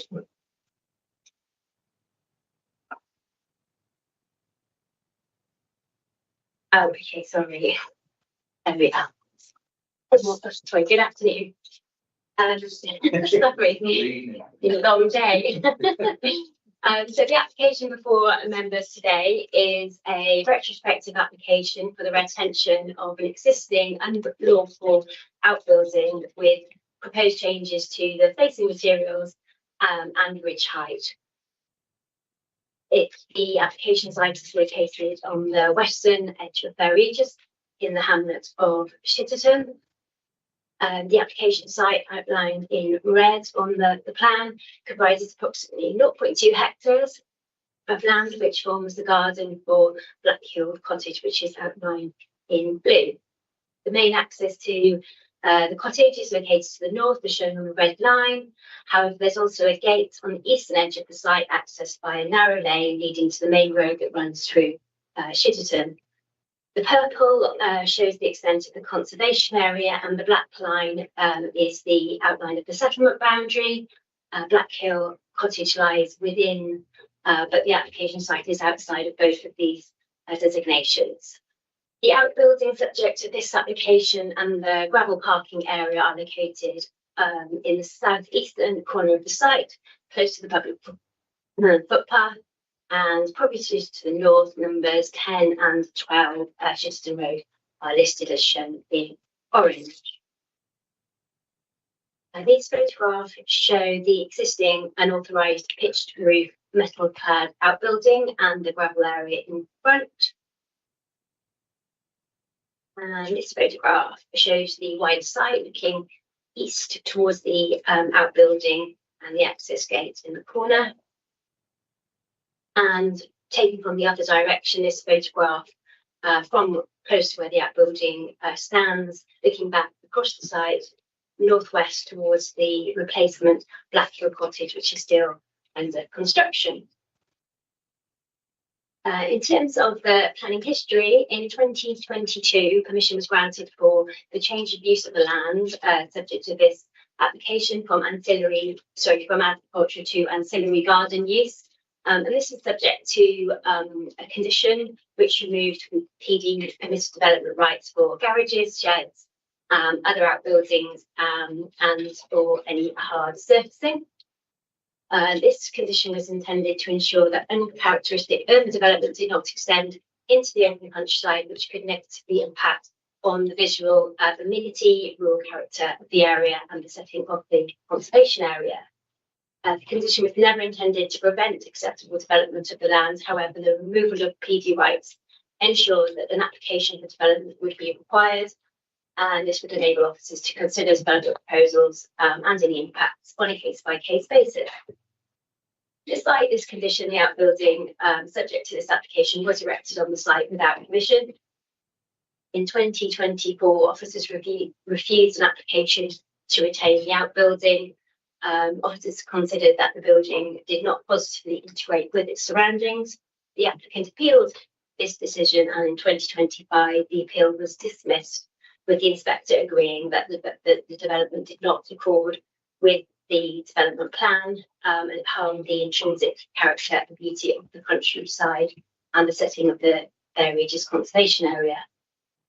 The inspector considered that the roof form and gable end was very dominant and visually intrusive and the inspector also considered that the impact was worsened by the choice of material. So the proposal before us today, Planning Commission is now sought to retain the outbuilding in its existing position with alternative roof design and changes to the facing materials. These drawings show the proposed changes to the ridge height, which is to be reduced from approximately 4 metres as existing to approximately 2.7 metres. Natural slate roof tiles are proposed and the walls are proposed to be clad with natural timber. This slide shows some photographs that were included within the application documents. Members might be able to see the red line marked on the existing outbuilding. This indicates the profile of the roof with the proposed ridge height reduced and the design amended. The photo on the left is taken from within the site, and the photographs on the right are taken from outside of the site to the south. The top photograph also shows the planting that's already been undertaken around the site boundary. And these images show the proposed materials for the cladding, the natural timber cladding, and the natural slate for the roof. So in terms of impact on the character of the area, although officers consider that the outbuilding will still be visible from the surrounding countryside, the reduced ridge height, which slopes into the site, will reduce its scale and mass, and therefore its impact on the countryside. The reduction in height, coupled with the use of more sensitive natural traditional materials, will further reduce the impact of the outbuilding. And in addition, as I showed you, the applicant has already undertaken planting along the perimeter of the site, and over time this is anticipated that this will further soften the impact of the building from wider views. The council's conservation officer has confirmed that the lowering of the roof would reduce the visual impact of the structure on the conservation area, as with the use of natural slate and eventually the proposed planting screen. This being the case, the conservation officer has concluded that the current scheme would avoid harm to the setting of the conservation area.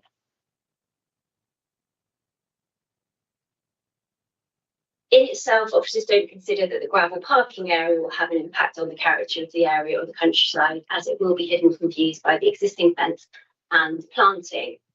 Given that the outbuilding is proposed for purposes ancillary to the existing dwelling, vehicle numbers can reasonably be anticipated to be limited, and therefore visual impacts should be acceptable. Overall, officers consider that the alterations proposed to the outbuilding are sufficient to materially reduce the scale and mass of the building, which will be significantly less prominent and visually intrusive than the existing building, and it is considered acceptable. Should planning permission be granted, it is recommended that the maintenance of the planting is conditioned, securing any replacement to any plants that fail in the first 5 years to secure the landscape screening. Access was also of concern to some local residents. The top photograph shows the access lane to the gate in the eastern corner of the site, which is also a public footpath. It leads from the main road that runs through Shifton towards the application site and the open fields beyond. The second photograph shows the access gate to the application site. Concerns have been raised by neighbours regarding the use of this track by vehicles accessing the application site. The supporting statement explains that there are no proposals to alter or change the existing vehicle and movement or access arrangements. Officers have considered the concerns, however, as there are already other dwellings using the access track and the proposed outbuilding is for use ancillary to the dwelling, there will only be a modest increase in trip movements, which is considered acceptable. In summary, the principle of development is considered acceptable, and with alterations proposed and planting, the proposal is acceptable in terms of its impact on the character of the area. The access is also considered acceptable given the scale of the proposal, and given the proposed ancillary use, location and distance from neighbouring dwelling officers consider the proposal will not give rise to detrimental impacts on the amenity of occupiers of neighbouring dwellings.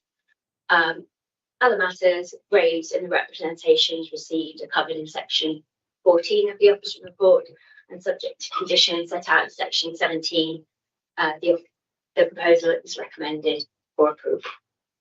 Thank you. Thank you. We have one public speaker on this, who is the agent or applicant.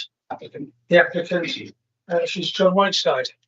So, John, if you take a seat, press the button on the microphone in front of you, and your 3 minutes start from when you start. Okay. Well, good afternoon, committee. First, I'm just a little surprised to come to committee level, because from conversations I've had with the parish council, the vice chairman, it appears that when the parish council met to determine this application, they're actually unaware that the planning officer was actually going to approve this. So in their desire to support the planning officer, they actually recommended refusal mistakenly. So they actually ended up doing the exact opposite of what they wanted to do. Another point that's raised on the subject of the service of it, it looks like we deliberately flouted planning rules and regulations. Now, I don't have any longer than 3 minutes to explain that wasn't the case. There was a mix-up in advice that was given. We were replacing an existing building. We thought we should be able to do so, but clearly we made a mistake. So Black Hills has always benefited from comprehensive vehicle access along the adjacent track with a gated entrance. There's always been a hard standing inside the gate, as you would have expected with a vehicular access. So this is a replacement store, not a new one. So there's no reason to assume any more vehicular movement, as the use has not changed. And it is literally for the enjoyment of Black Hill Cottage. So we've worked closely with the conservation officer and the planning officer to satisfy their stringent requirements to a point where both are now satisfied. Both officers also noted that we addressed the concerns of the appeals planning inspector as well. The new application consists of a scheme with a greatly reduced roof. It has a natural slate roof now and timber cladding in line with surrounding buildings. And it produces an unobtrusive, visually more attractive building and in line with the guidance from the conservation officer and the planning officer. The building also benefits from comprehensive screening by way of fencing and extensive planting, both new and existing. This, along with the substantial changes to the design, render it virtually unseen as you walk around the perimeter of the site. And I dare say I could paint it purple with some spots on it and nobody would notice now with the planting that's there. Bearing in mind the considerate effort made by ourselves and the planning officer, whom we would also like to thank, to get to this point and reach a positive solution, we would respectfully ask that the committee support the officer's recommendation. Thank you. Thank you. Officers, any? Yep.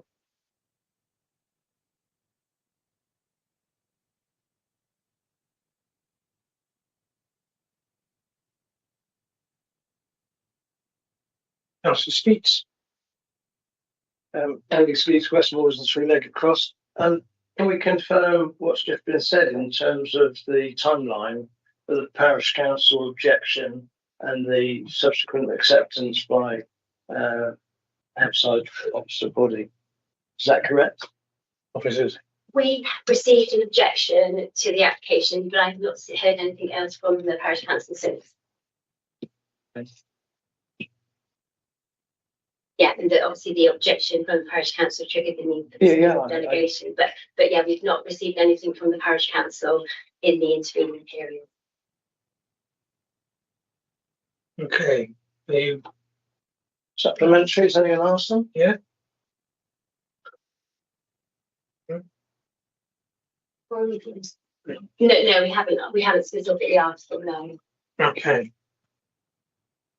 Anybody else with a question, Councillor Brenton? So because this is where it is, any change to the existing buildings has to ask for permission.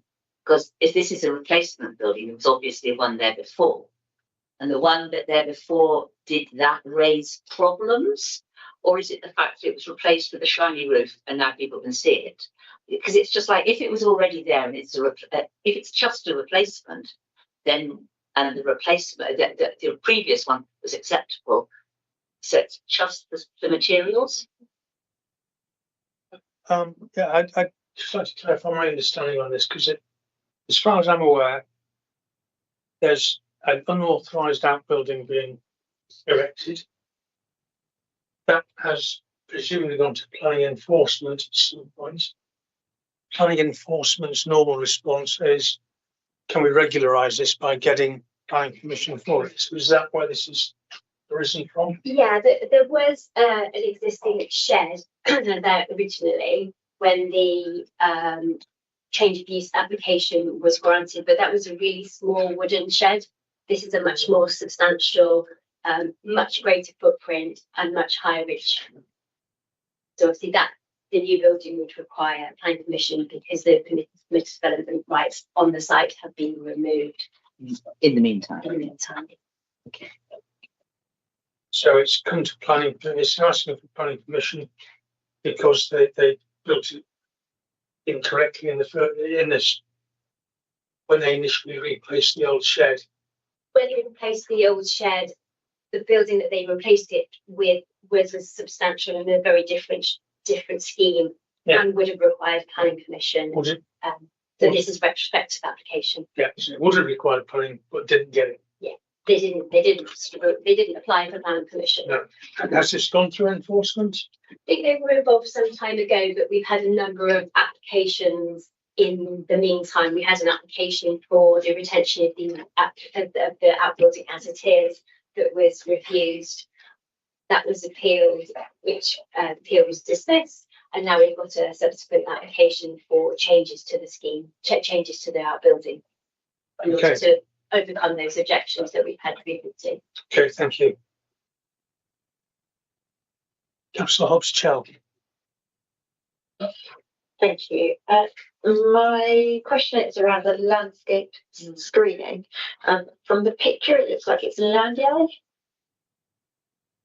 that's been put in.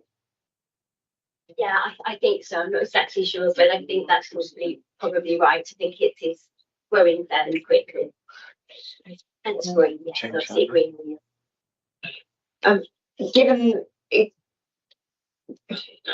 Given the rurality of it, Leander seems incongruent to its surroundings, and I would like to see it specified that it is native hedging or similar natural hedging, as opposed to a monoculture of quite substantial growth.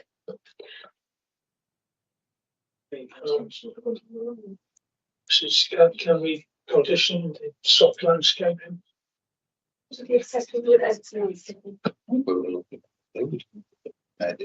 existing.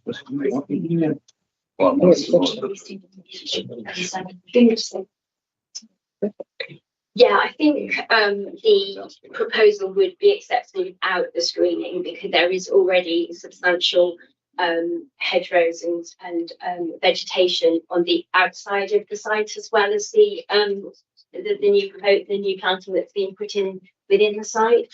So we don't think it would be reasonable to condition native planting. Yeah, we've currently got a condition which requires them to retain and enhance the planting that's already there. I would guess we could remove that. So that's again. Yeah, so there's already a condition that we've recommended, which ensures that they maintain the planting that they've already started and replace any trees that fail during the first 5 years. I guess we could remove that condition. So if it's not necessary, we could remove that condition, but we don't feel that it's necessary to have native planting or screening around the inside of the site due to the screening that's already exists around the site and due to the ridge height that's being dramatically reduced on this scheme. Okay, I'm not sure that we wanted that condition removed. No, that's not what I intended at all.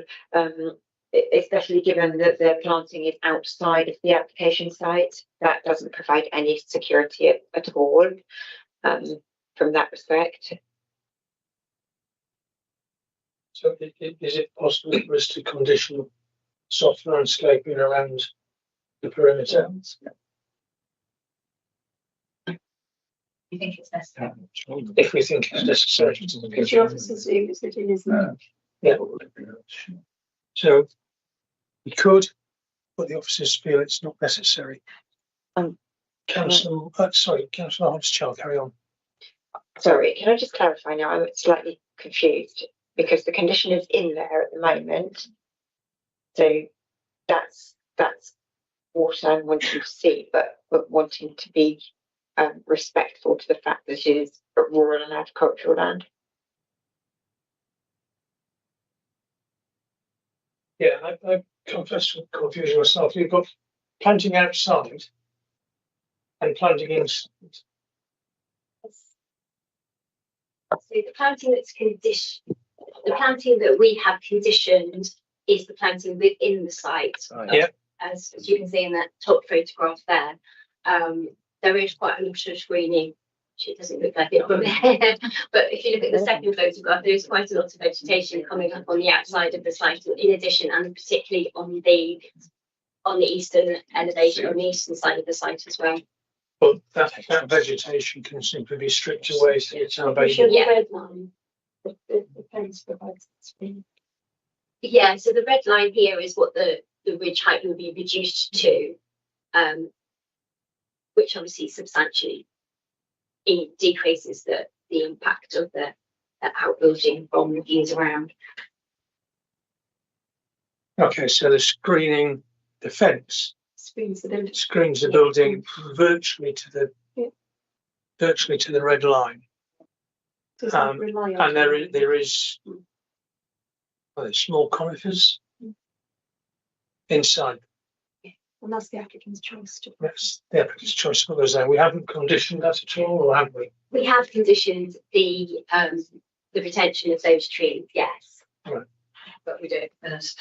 But we could take that condition off it. Okay. I'm not sure I was proposing removing the condition. No. But are you happy with the situation as just described, or do you think there should be more planting inside? I'm not happy, but I'm not sure, given what you've just said, that we can do anything about it being a native hedging as opposed to the land. Right? If there's nothing we can do about that, then that is what it is. I'm not happy, but that is what it is. Yeah, of course, those Leylandii will be transferred in 10 years. Yeah. There'll be more ugly than the shed. Which one to be screened? Okay. Shall we move on, or do you want to move on? Okay. So I've got Councillor Morgan, and then Councillor Skeets, and then Councillor Ezard. Councillor Morgan. Yeah, am I right in assuming that we're looking at the shed and the shed to be adapted so it meets with the approval? Yeah, that's right. Yeah. Sorry.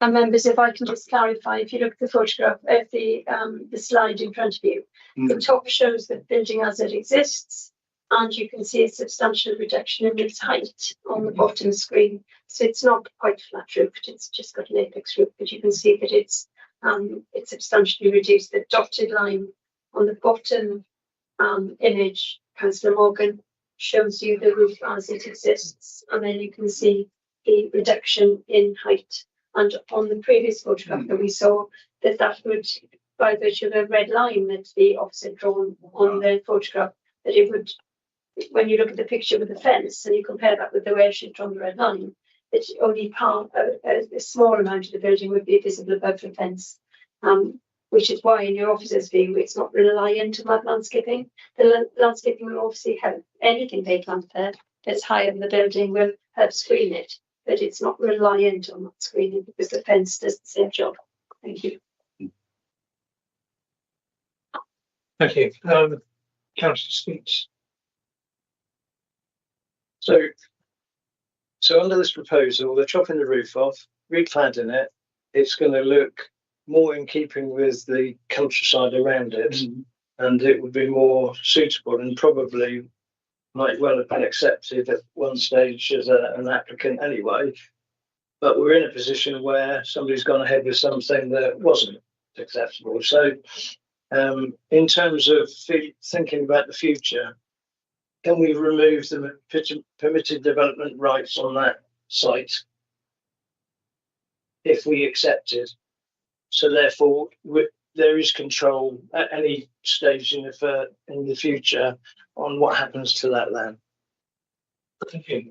Officers. Permitted development rights have already been removed, and they will continue to be removed with the change of use application. So that covers the whole of that parcel of land. The whole site? Yeah. Okay. I would probably propose acceptance. Okay, thank you. I've got Councillor Hazard as my next speaker. Thank you, Chair. Councillor Beryl Wareham Ward. I know Be Regis quite well, and I've been down, I call it Citadel rather than the other way it's pronounced. But yes, it is listed buildings in that area with long gardens and a lot of thatched properties. It's a very pretty little hamlet. And even though you've got a long garden, this is in an agriculture area. And being that this was put up, and perhaps inadvertently, but out of keeping with surrounding, and now they're willing to actually conform and bring it down. But that meant that they've had to go through this, process. It looks much more acceptable, but does it open the door for other people in that area to do the same?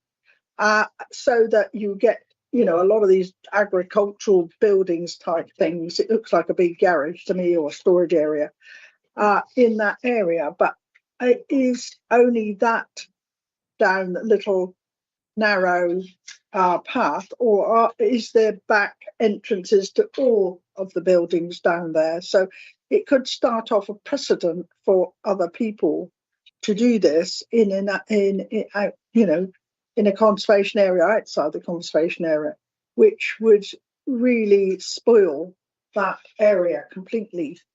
So I'm a bit tentative about it, but on the other hand, if you're going to allow this, did you say that you take away what was the permitted rights? So he could put in 2 or 3 other buildings in his back garden without any more recourse to planning, conservation officers, etc., etc.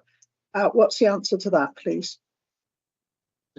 Yes, so permitted development rights have been removed through the previous application for the change of use of the land, and they remain. So any future buildings that all have hard standing would require an application for planning permission.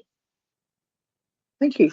Then I will go ahead and second Councillor Skeet's proposal. Thank you. Do we have any? Councillor Brenton. Thank you, Chair. I was going to second this proposal as well. It's worrying about the difference between agricultural and ancillary. These all used to be agricultural plots, donkey paddocks, piggeries and such like. There's a lot of sheds there already, or there used to be, as they've taken them all down in the last few years. So I think we should go ahead with this. I think we're just nitpicking. Okay. Thank you. You can speak. I don't think I've got any more questions or comments. We've had a proposal, we've had it seconded. Proposal is to accept as per officer recommendation with no changes to conditions or anything else. All those in favour, please show. 1, 2, 3, 4, 5, 6. All those against? Any abstentions? 1, so that's carried. So HOU 2025 02317 Black Hill Cottage, Shitterton Road, Beer Regis, Wareham, BX 27. It's you. Is approved. Thank you, John. Right,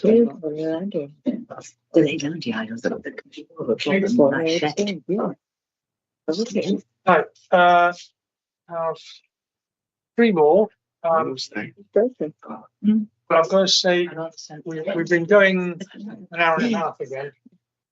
So if we need a 5-minute comfort break, keep going. Do that or keep going. Anyone rushing? No? Might be okay for 1 more. Right, let's be brave little soldiers and carry on. We've got agenda item 12, DHOU 2025-01935, Little Haythorne, Horton Road, Churchill, Woodlands to Horton Lane, Woodlands, which is Victoria. Good afternoon, members. So the proposal for you is retrospective. It's the retention of an outbuilding within the parish dwelling. The parish council raised a material objection in relation to harm to ancient woodland and harm to Greenbelt. The application site is located in the rural area of Woodlands.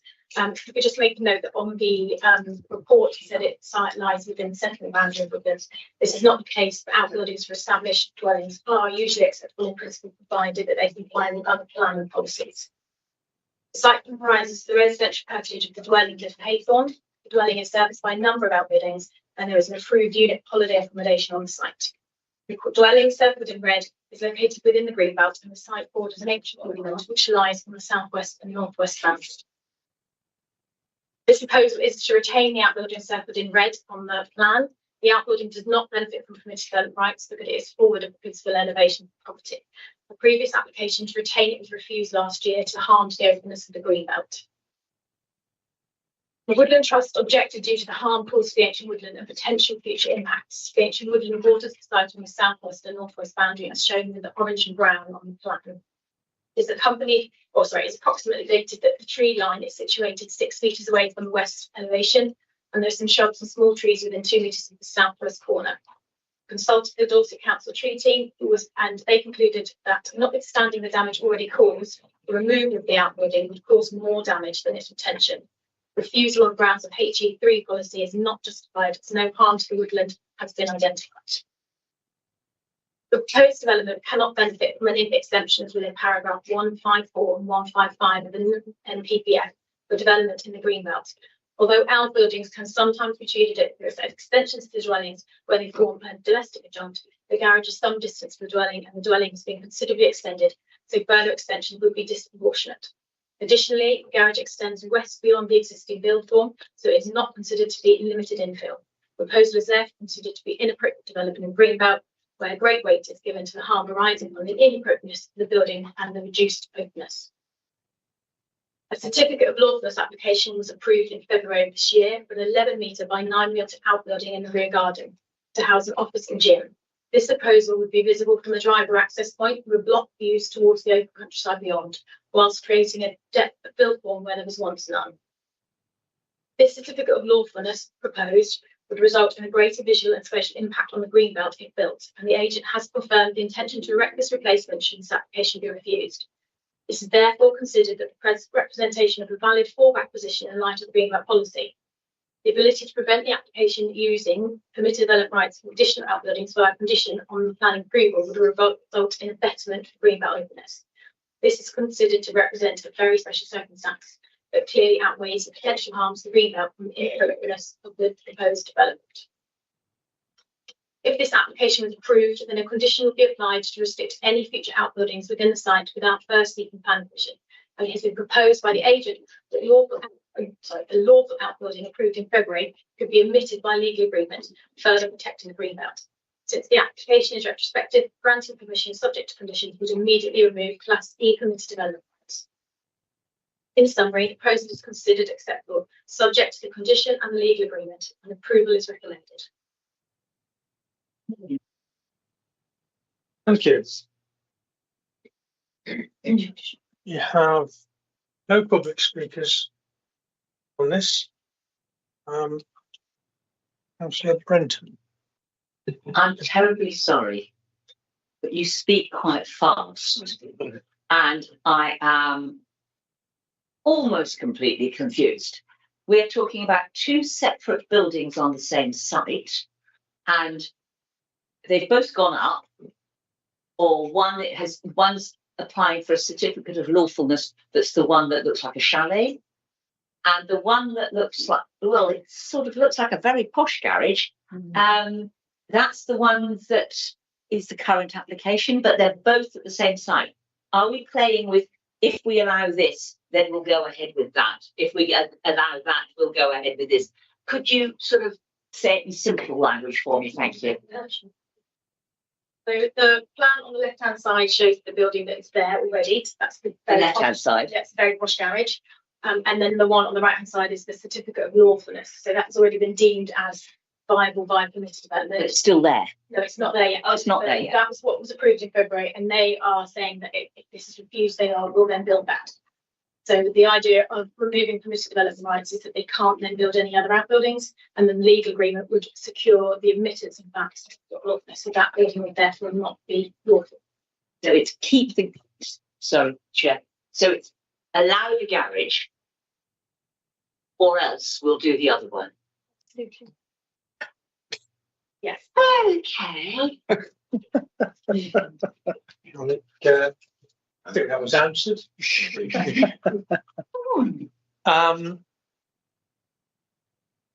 Any other questions? Councillor Florrick. Councillor Florrick, Corfmullen, was the garage there already when they put in for the other?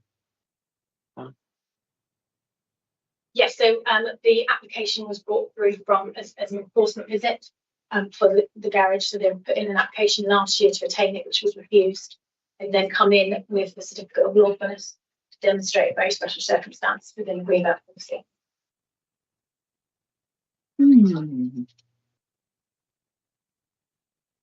Is the garage really a garage?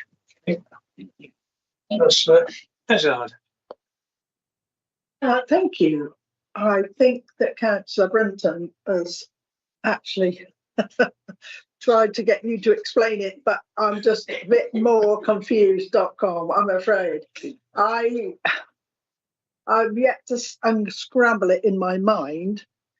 The certificate of lawful use for the garden room was passed. Can you explain why a certificate of lawful use would have been given for that, but not the garage, for a start? That's one question. The other question is, if this garage was found by the enforcement officer and it's already been there in a conservation area, wherever it is, Greenbelt. A what? Greenbelt. Greenbelt. They must have known they'd put it there with the tongue in cheek about, with all the other outlying buildings they've already got there, which it doesn't show what they are. So if you could tell me what the other outbuildings are, which would be quite good. It's this certificate of lawfulness I get a bit confused about. So can you explain that? But also, if the garage was already there, then I think that would be questionable. I'll talk about that later. Thank you. Sorry. So the dwelling benefits from full permitted development rights. Building shown under the certificate of lawfulness is in the rear garden, so they can do that under their current permitted development rights. The garage they couldn't because it was forward of the principal elevation. Can I ask then? Forward of what? The principal elevation is regarded as the front elevation of the house. So because it's positioned forward, it's not permitted development, whereas the certificate of lawful one is in the rear garden, therefore it passes permitted development rights. Yeah. as Councillor Brenton was saying, you've talked very quickly. So please slow down. It's not funny. It isn't funny for us older ones. So the thing is, the garage, if they moved it then around, where's the road then? Where's the frontage of this house? Again, I don't know where the road is. It's a bit difficult to see on that picture where the actual road is. Could you pin, and where's the frontage of the house and how do they drive in? Is that the drive-in bit there? The main road is down here, north to south, and they have vehicle access goes up towards the dwelling. So that And this is the vehicle access. so that's vehicle access. So if they put it behind that line, then it would be accepted. So how do they get to the garage then? If that's their driveway, This they is go all the up hard there, standing area. and that's what. It's all the hard standing area. So those aren't buildings; they're just hard standings, are they? Those grey places. They're other things. They're holiday homes and stuff like that. One of these buildings is a normal holiday accommodation, and the other one is just auxiliary accommodation. Auxiliary to what? To the main dwelling. Which is the other side of the car park. So hang on, can we? Sorry. So really, is the garage for one of those dwellings or for the main dwelling? The main dwelling. So that's it on the right at the top, in that top picture. It's already there, that one. Yes. Yeah, it's already there. So it's like a double garage. Yes. Yeah. So it's all quite difficult, isn't it? So if they moved it, for instance, it does look as if it, I suppose it has got footings. If they moved it to another place on their thing behind what would be acceptable or lawful rights, then it would be acceptable. Whereas at the moment, they have to have planning permission for it. Yeah. So I've got it clear in my mind now. Yeah. Yeah. Thank you. If I just clarify my understanding, which is the garage there is built. The other room, which you're not showing there, the top room isn't, but could be because it's got a certificate of lawfulness. Yeah. I have actually two questions on that. The first one is the reason the garage couldn't get a certificate of lawfulness is because it's forward of the building line. Is that right? Yes. And the building line, can you just show the building line on maps? Yeah. So that's the building line. So that garage is forward of the building line. And the building with the CO certificate of lawfulness is behind it. Yes. And that is allowed as a permitted development rights. Whereas putting the garage where it is would not be allowed under permitted development rights. Yes. So if we approve the garage, remove permitted development rights, they can't then also build that item that's currently got a certificate of lawfulness. They can. Is that correct? As part of the application, we do a legal agreement whereby they would admit the legal lawfulness, then they would not be able to build it. Okay. That'd be part of the approval of this application. Sorry, I can't. Sorry. As part of the approval of the application, they do a legal agreement which would admit that certificate of lawfulness. So they no longer have permitted development rights for outbuildings, and they would no longer be able to build that lawful outbuilding. Okay. The only other bad I've got is as a little certificate of lawfulness is normally this has been, it's already happened. So we've done this and it's been there 20 years, so it's legal. Because nothing's here. Sorry? Is it just So we've got two different types of certificates of lawfulness. This one is a certificate of lawfulness proposed, so it's a legal document that demonstrates that development would meet permitted development rights. The other one is certificates of lawfulness existing, whereby you prove that it's been there for a period of time. But this is one that shows that it meets the permitted development rights. Okay. I think I've got that.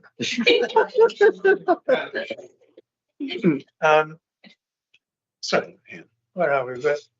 Councillor Hobbs-Chell, and then Sorry? Right. Thank Hannah you. first. That's So, not coming out.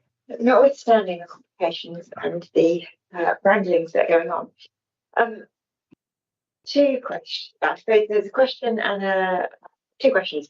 The buildings that are forward of the line as they stand, what's the permissions on them, or are they subject to enforcement at the moment also? And second question is, that garage that's been built, the doors do not look particularly garage-like. Can we put a condition onto it at the same time that the garage is not to have any windows?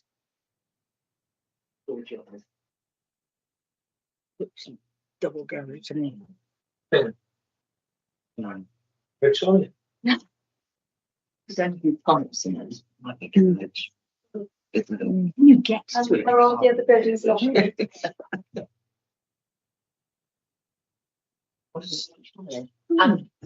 you. So there have been a number of other applications, including there was one in 2006 to convert one of the buildings into a holiday home. But I believe that the other buildings are old enough to be lawful by reason of time rather than actually being subject of old planning applications. They've been there a long time. So that's why they're not subject to enforcement or planning. In terms of windows, so I think it's slightly confusing because the proposal is retain garage, but really it probably should be to retain outbuilding. Yeah. We're realistic here, and a garage is an outbuilding. Outbuilding can be a garage. So I mean, I think it would be difficult to argue that that needed to be a garage because they have so much space to put cars. So we couldn't argue that there is a highway safety issue or a necessity for it to be a garage. I think in effect we would be, if you are approving, then you are approving an outbuilding that they have called a garage. So in terms of the question about windows, the building doesn't benefit from any permitted development rights. So if they make material changes to the external appearance in the future, those should be subject to an express planning permission. So yeah, whether something's material or not would then come down to a matter of judgment.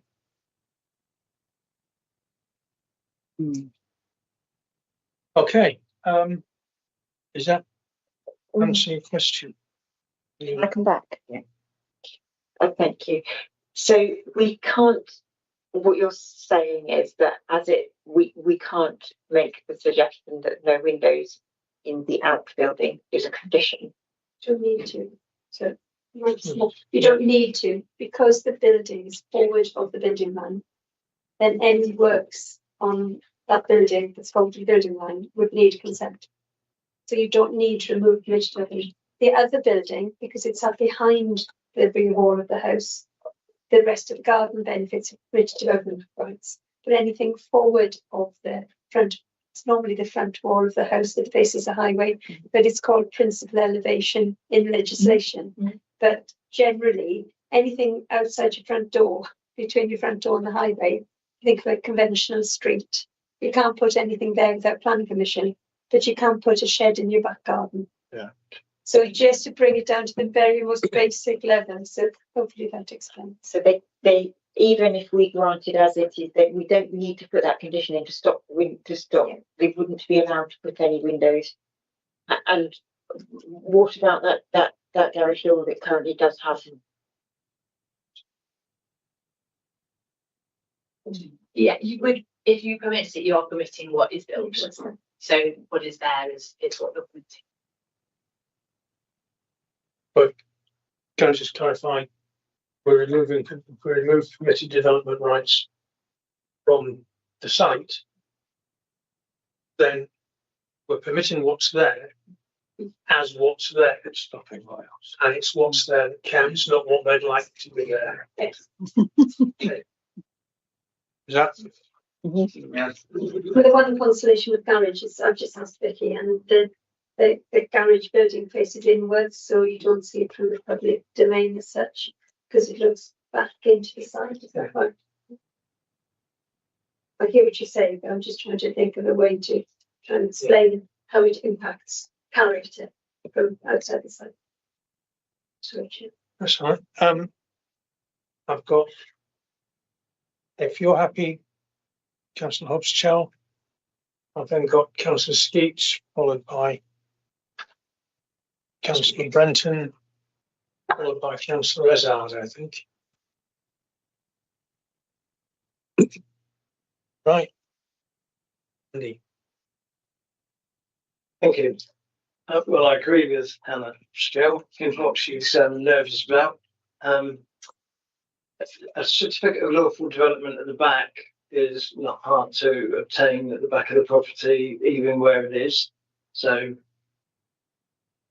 even if they came back another time, it would be interesting to see how you'd put up a fight against that.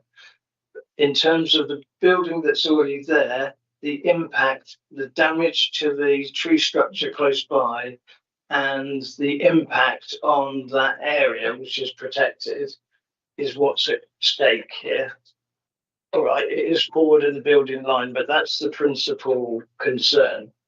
I don't like having my arm twisted behind my back, but in this particular instance, it's not actually illegal to build something without planning permission. It's then a case of having to apply retrospectively if you've done something and somebody catches you out. So I don't like the principle of somebody being able to do that, get away with it and run off scot-free. And I think the price they probably paid here is permitted development rights removed, and the fact that our officers are aware of that site, what's happened before. So there is some protection in that in itself. I think we're cream cracker, to be honest. I think, you know, if we tell them to take that down, then actually the report said, I think, that it would cause more root damage than to leave it where it was. So is it? I can't really get from the pictures whether it's really seen from anywhere else, but it looks like it's pretty encased, and you probably would be hard pushed to find that unless you were a postman or something that happened to notice it. So I think reluctantly we should go with the officer recommendation on this, because I don't think we've got anywhere else to go, to be absolutely honest with you. So I would recommend that we follow the officer's recommendation. Is that a proposal? Is that a proposal? That is a proposal, David. Thank you. Clarity. I've got Councillor Brenton, then Councillor Ezard. Councillor Brenton, like Councillor Skidds, I do not like being blackmailed, and I don't like being either this or that. But my issue is the business of the building line seems a little bit artificial, seeing that there are already 2, possibly 3 buildings in front of the existing larger, permanent house. We didn't actually have a picture of what the one is that goes on to actually enters onto the track. But I'm assuming it's something similar to the other chalet objects. And if that garage has proper foundations, which are tending to imply by not talking about what the tree officers are talking about, root damage, just accept it and stop it. So I would second the proposal to accept at this point.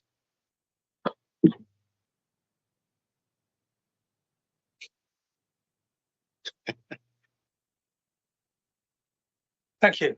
Got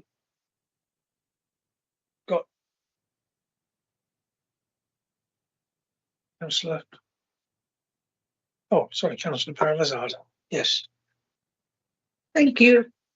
I totally disagree with those 2 previous councillors. I'm sorry, but I would like to see how close are other residents or houses to that application, and it is on the green belt after all. So how close are we to other things?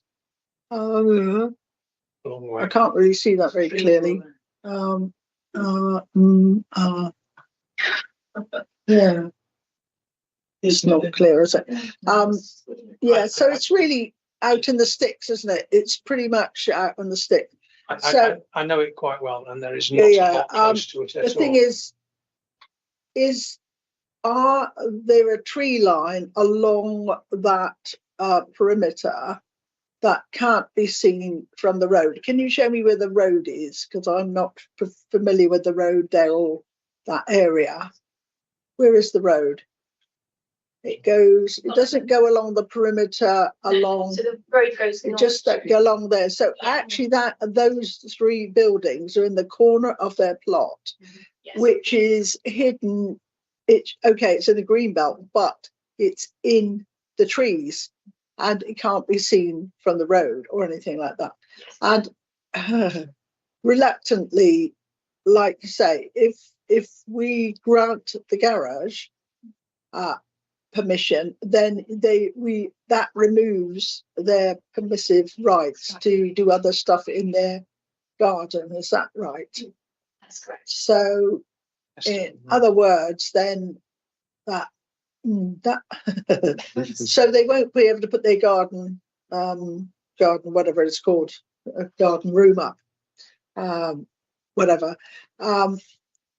So yeah, reluctantly, yes, I think I've come round to thinking that, like Councillor Brenton, I don't like being held over a barrel on this in the Greenbelt. And certainly where I used to live in it pretty well on the Greenbelt, my neighbours had so much trouble to try and even get the planning applications through, whatever, permitted rights or not, whatever, or lawful use. So yeah, I mean, this is isolated. It's not likely to happen again. It's not something that will set a precedent for neighbours. So I reluctantly will let my, my objection drop. So yes, thank you. Okay. I suppose it's worth noting that although permitted development rights are removed, they could still build something in their back garden if they applied for planning permission. I don't know what that might end up as being, but because it's in the green belt, that would, I guess, might be a little difficult to come by. And they'd have to demonstrate some more very special circumstances. It brings it under control. Yeah. Okay. Anyone else waiting to comment? No. We've had a proposal from Councillor Skates to accept as per officer recommendation, Councillor Skeets, and a seconder from Councillor Brenton.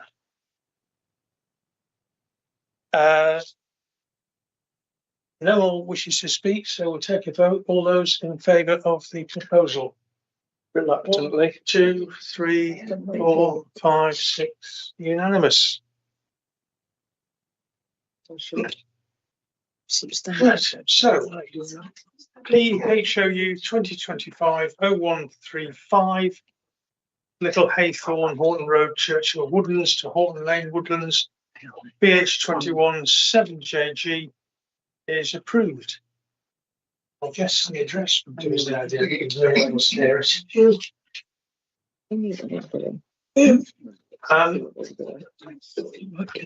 We've got two more.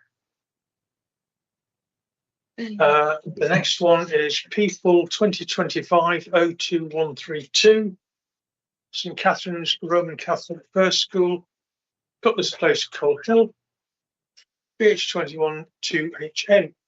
And this is presented by Victoria again.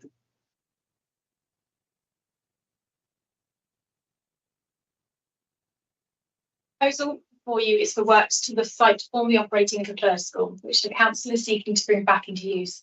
It is brought before you because it is a council application on council-owned land. The application is for the installation of 2 wind catchers on the school hall roof. The application site is located in the urban area of Coal Hill, where the principle of development is considered acceptable in accordance with local plan policy KS2. The site includes land owned by the council, which is shown in purple on the top right of the screen, and the tree protection area shown in green on the bottom right of the screen. The Catherine's Roman Catholic School was closed in 2021 and remains vacant. certificate of lawfulness and full planning application have recently been approved for alterations to the building and landscaping to better facilitate its use as a new school. The proposal for you is for additions to the roof where permission is required. This proposal is for the installation of 2 wind catchers on the school roof above the main hall, shown circled in red. The wind catchers are towers which are positioned on the roof to capture and draw the wind and cool air through and down into the large hall space below, providing ventilation and cool air. The wind catchers will provide a more sustainable ventilation system to promote lower energy consumption. No objections to the application were received. The elevation plans on this slide demonstrate the height of the wind catcher. The design and scale is functional and is considered acceptable within the context of the surrounding buildings, and no harm to neighbouring amenity is anticipated. In summary, the proposal contributes to the rejuvenation of a currently unused site, providing much needed additional school places and will not result in harm to the character of the area or neighbouring amenity, and approval is recommended. Thank you, Victoria. We have no public speakers. I was first. Councillor Morgan, Councillor Skeets. Is that the hand? No. No. I've read it through. Sorry. I think it was Andy Skeets. Yeah, I was just. Andy Skeets and David Morgan. Fine. Thank you, David. I don't think that there needs to be a lot of discussion on this one, and I would like to move the recommendation as recommended by the officer. That is a proposal. Thank you. And seconded. Seconded. There was a comment from Councillor Andy Todd, who is the local councillor, remember in the note saying that he felt the wind catchers were a good idea. Especially, and it's interesting now, because I remember the school being built, but never mind. I remember the Minster being built as well. I thought you were going to say Stonehenge. Yeah, no, I missed that one. Out of objective. Yeah, he felt that it's interesting that the school is now coming back into use because of the demand for school places. So I'm seconding the recommendation that okay, so wind cheaters go. Proposal from Councillor Skeets, seconded by Councillor Morgan. Any other Councillor Bezard? Well, I could say I've had a ventilation system put in my house and my bungalow. I haven't got any wind catchers on the roof, but it actually works very well. It just works with the air in the roof space, and then it whooshes it right down into the living area and back up again. So yeah, these moving the air around, it saves having a fan on all the time, and it's very, very quiet. And so I'm hoping that these, with the wind catchers and whatever they need to pump the air around, it is a very quiet system that I've found, and nobody notices it. They say, "Oh, what's that little light up there?" Which is a big round thing like that in my hall on the ceiling, but that's all you see. And I have it on night and day this sort of time of year, and it works very well. Yeah. So I would recommend and go through all what they're saying. Yes, definitely. Thank you.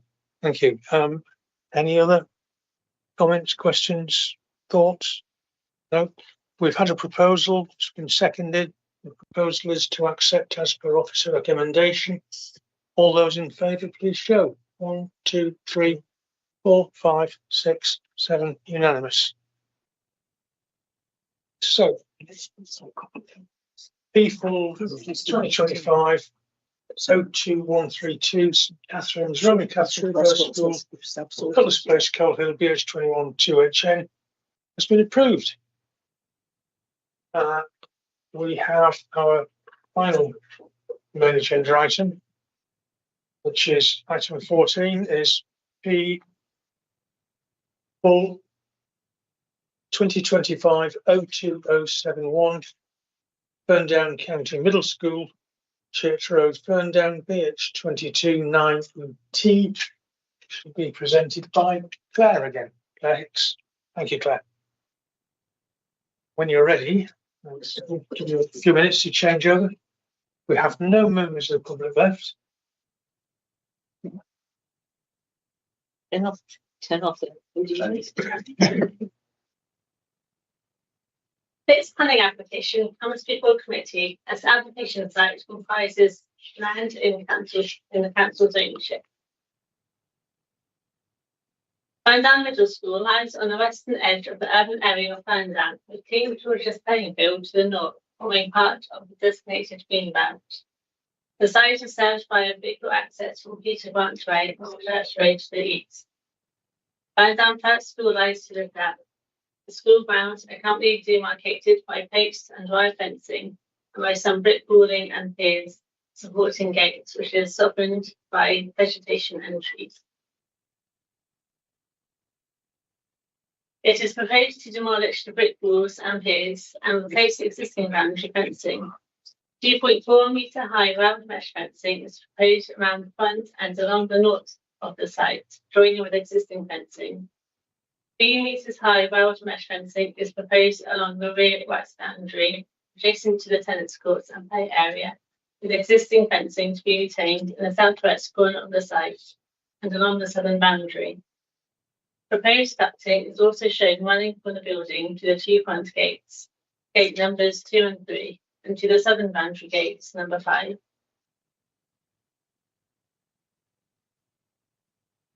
The proposed round mesh fencing will be visually palatable and is now a common feature in school grounds.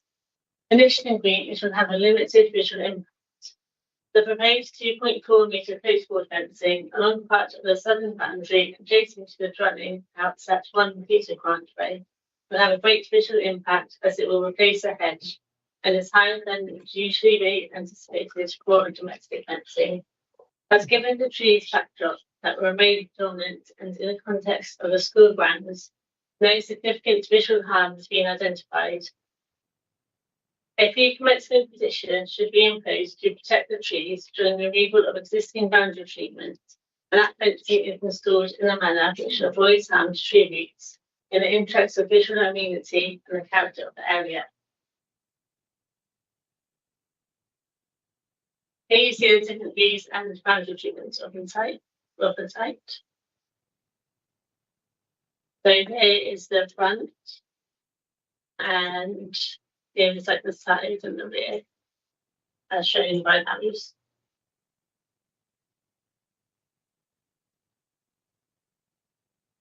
Here you can see the intended position of the fencing and the placement gates following the removal of the brick piers for the front part of the site.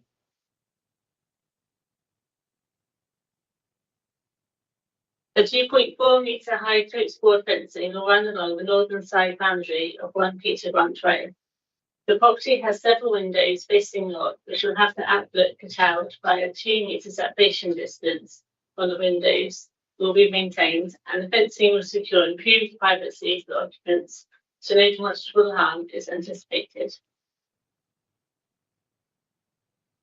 A 2.5 metre round mesh fence is proposed along part of the northern boundary of the site, and a 3 metre round mesh fence is proposed on part of the western boundary. A 3 metre round mesh fence is proposed along part of the western boundaries of the site, separating it from the open space. In summary, the recommendation is to grant planning permission, subject to conditions. There has been a bit of an issue with identifying the landowner for the access to the site, so the owner notification period hasn't yet expired. We brought the application before the committee because we are mindful of the need for the school to undertake the works as soon as possible, and would ask that we delegate authority to grant permission to officers, providing there are no new material planning considerations raised by the owner during the notification period. Thank you. Thank you. Could you leave the recommendation on the screen?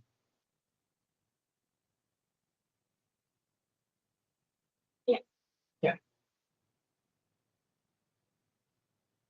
Okay. No public speakers. Anyone from the committee want to say anything? Yeah, David?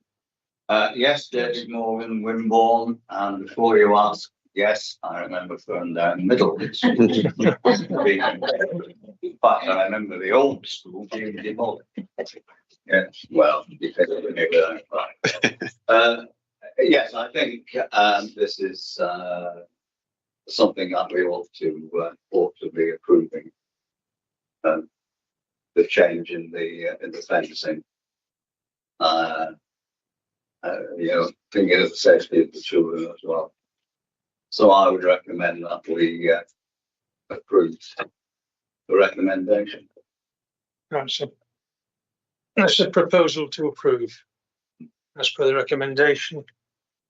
And just to be clear, the recommendation is to delegate authority, provided that there is no further representation received during the notification period while we try to find out who the owner is. So that's what you're recommending. Just for clarity. Sure it was. Hazard. Yeah, I think I've worked in the school in the past, and security is all important. I mean, in those days, in the 70s and 80s, when I worked there, it was completely open to everyone to come in and out, do whatever they liked. I mean, the boundaries on the playing fields and everything. So I know it's a sad thing that you have to have this for the protection of the children.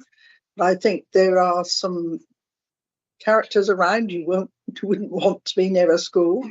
And having 2.4 metres, I notice in the local schools, to me, this is being put in exactly the same as this fencing, and it's quite unobtrusive. But I just wondered whether they're actually going to put any sort of planting that actually is slightly less formidable that might help, is put in with these, or maybe not. I mean, for maintenance issues with close board fencing, certainly this is a lot easier to look after. But, it does look a bit austere, but that's my only comment. No, it's not a material thing. Thank you. Thank you. Were you seconding the proposal at all, or? Yeah, I'll second it, but I don't know if someone over there looked like they were going to second it, but I will second it. Yeah. Okay. Julie Robinson next. All right, I was going to second. Thank you. Yes. And Alex Brenton. No. And Anna Hobbs-Chell. Thank you. Could you just clarify for me where the hedge that's they're proposing to remove, and what also the BNG conditions are? Is that?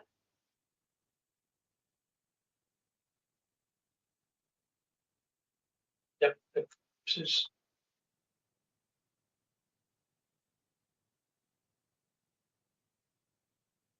Yeah, the hedge is along this bit, as shown in here.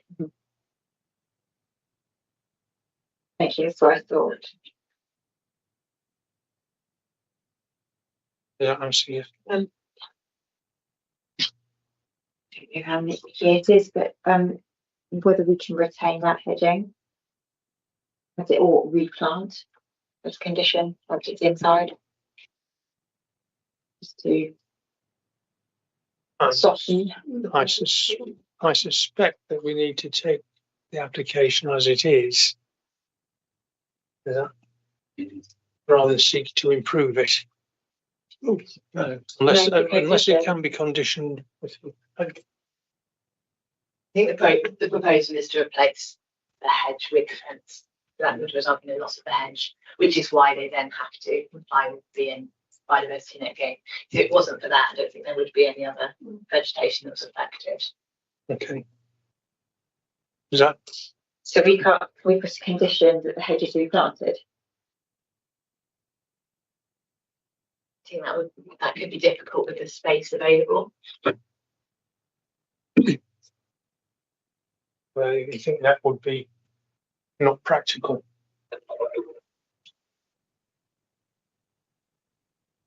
That's so they've applied to have a head fence, presumably again for maintenance and to provide with screening from the house. And what I can't work out from the plans is how much of the hedge is within the application site and how much of it is within the dwelling site. So could the condition potentially be that the hedge either B&G or the preference would be to replant the hedge, but if that is not possible due to boundary constraints, which we don't know at this time because we don't know the landowners and things like that. Absolutely, yeah. So there's already the statutory condition for biodiversity net gain. They're going to need to do that in the cheapest way, I imagine, being a school. So I envisage that would be to replant the hedge if they're able to. So my suggestion would be that if you want an informative note on there to say it is recommended that the hedge be replanted rather than achieving B&G by roadside means, and then we've still got to run the certificate D period of notification. So that would then give Claire the opportunity to discuss that with the agent. Yeah, I'm sorry. Yeah, that makes me happy. Yeah, green spaces is really, green things are really important to children. So yeah, thank you. Okay, so we've got a proposal which has been seconded with the additional requirement of an informative note to say that biodiversity net gain will prefer to be achieved by replanting the hedge rather than having a fence. So everyone's pointing at everybody. Who wants to speak? Okay, I wasn't quite sure, but I thought Hannah was making a proposal there and I was going to second it. But if you're taking it under the original proposers, then I don't need to do that. All you have to do is to say it was David Morgan who proposed it and Beryl who seconded it. Okay. So all we need is if the proposer and seconder are happy with that informative note being added. That's what I wanted to ask. Can I just add something? Of course you can. Yeah, thank you. I think that the hedge and I visited the school not long ago, so I'm familiar with the layout. And I think that is it's within the school boundary, because I think it's the school caretaker or someone that lives in that bungalow, I believe. So it's part of the school. So if they probably would want to retain the hedge to put in the fence next to it, possibly. But if they didn't, then I think that. But I do think that there isn't a boundary fence with a dwelling outside of the curtilage. I think it's in with it. I would have thought, unless it's an academy, and it may be separate then. But yes, I don't know. Is it within or without? Within the. It's outside of the red line, so it's outside the red line, so it could be outside. Yes, it could be a separate dwelling then. So it could be their hedge. Actually, anyway. We don't know if it's in the. Yeah, I'm just making a comment. That's all. It's not changing anything. All right. So proposal seconded. Informative note. Added. First and second are happy with that being added? Yeah. Nobody else wanting to speak? We'll take the vote. So all those in favour of that proposal with the informative note added, 1, 2, 3, 4, 5, 6, 7, unanimous. Thank you. Right, so P4 2025-02071, Ferndown County Middle School, Church Road, Ferndown, BH 22 9ET was approved. Item 15 is urgent items. There are no urgent items. And agenda item 16 is exempt business. There is no exempt business. So at 15:55, we'll close the meeting. Thank you all very much indeed. Just get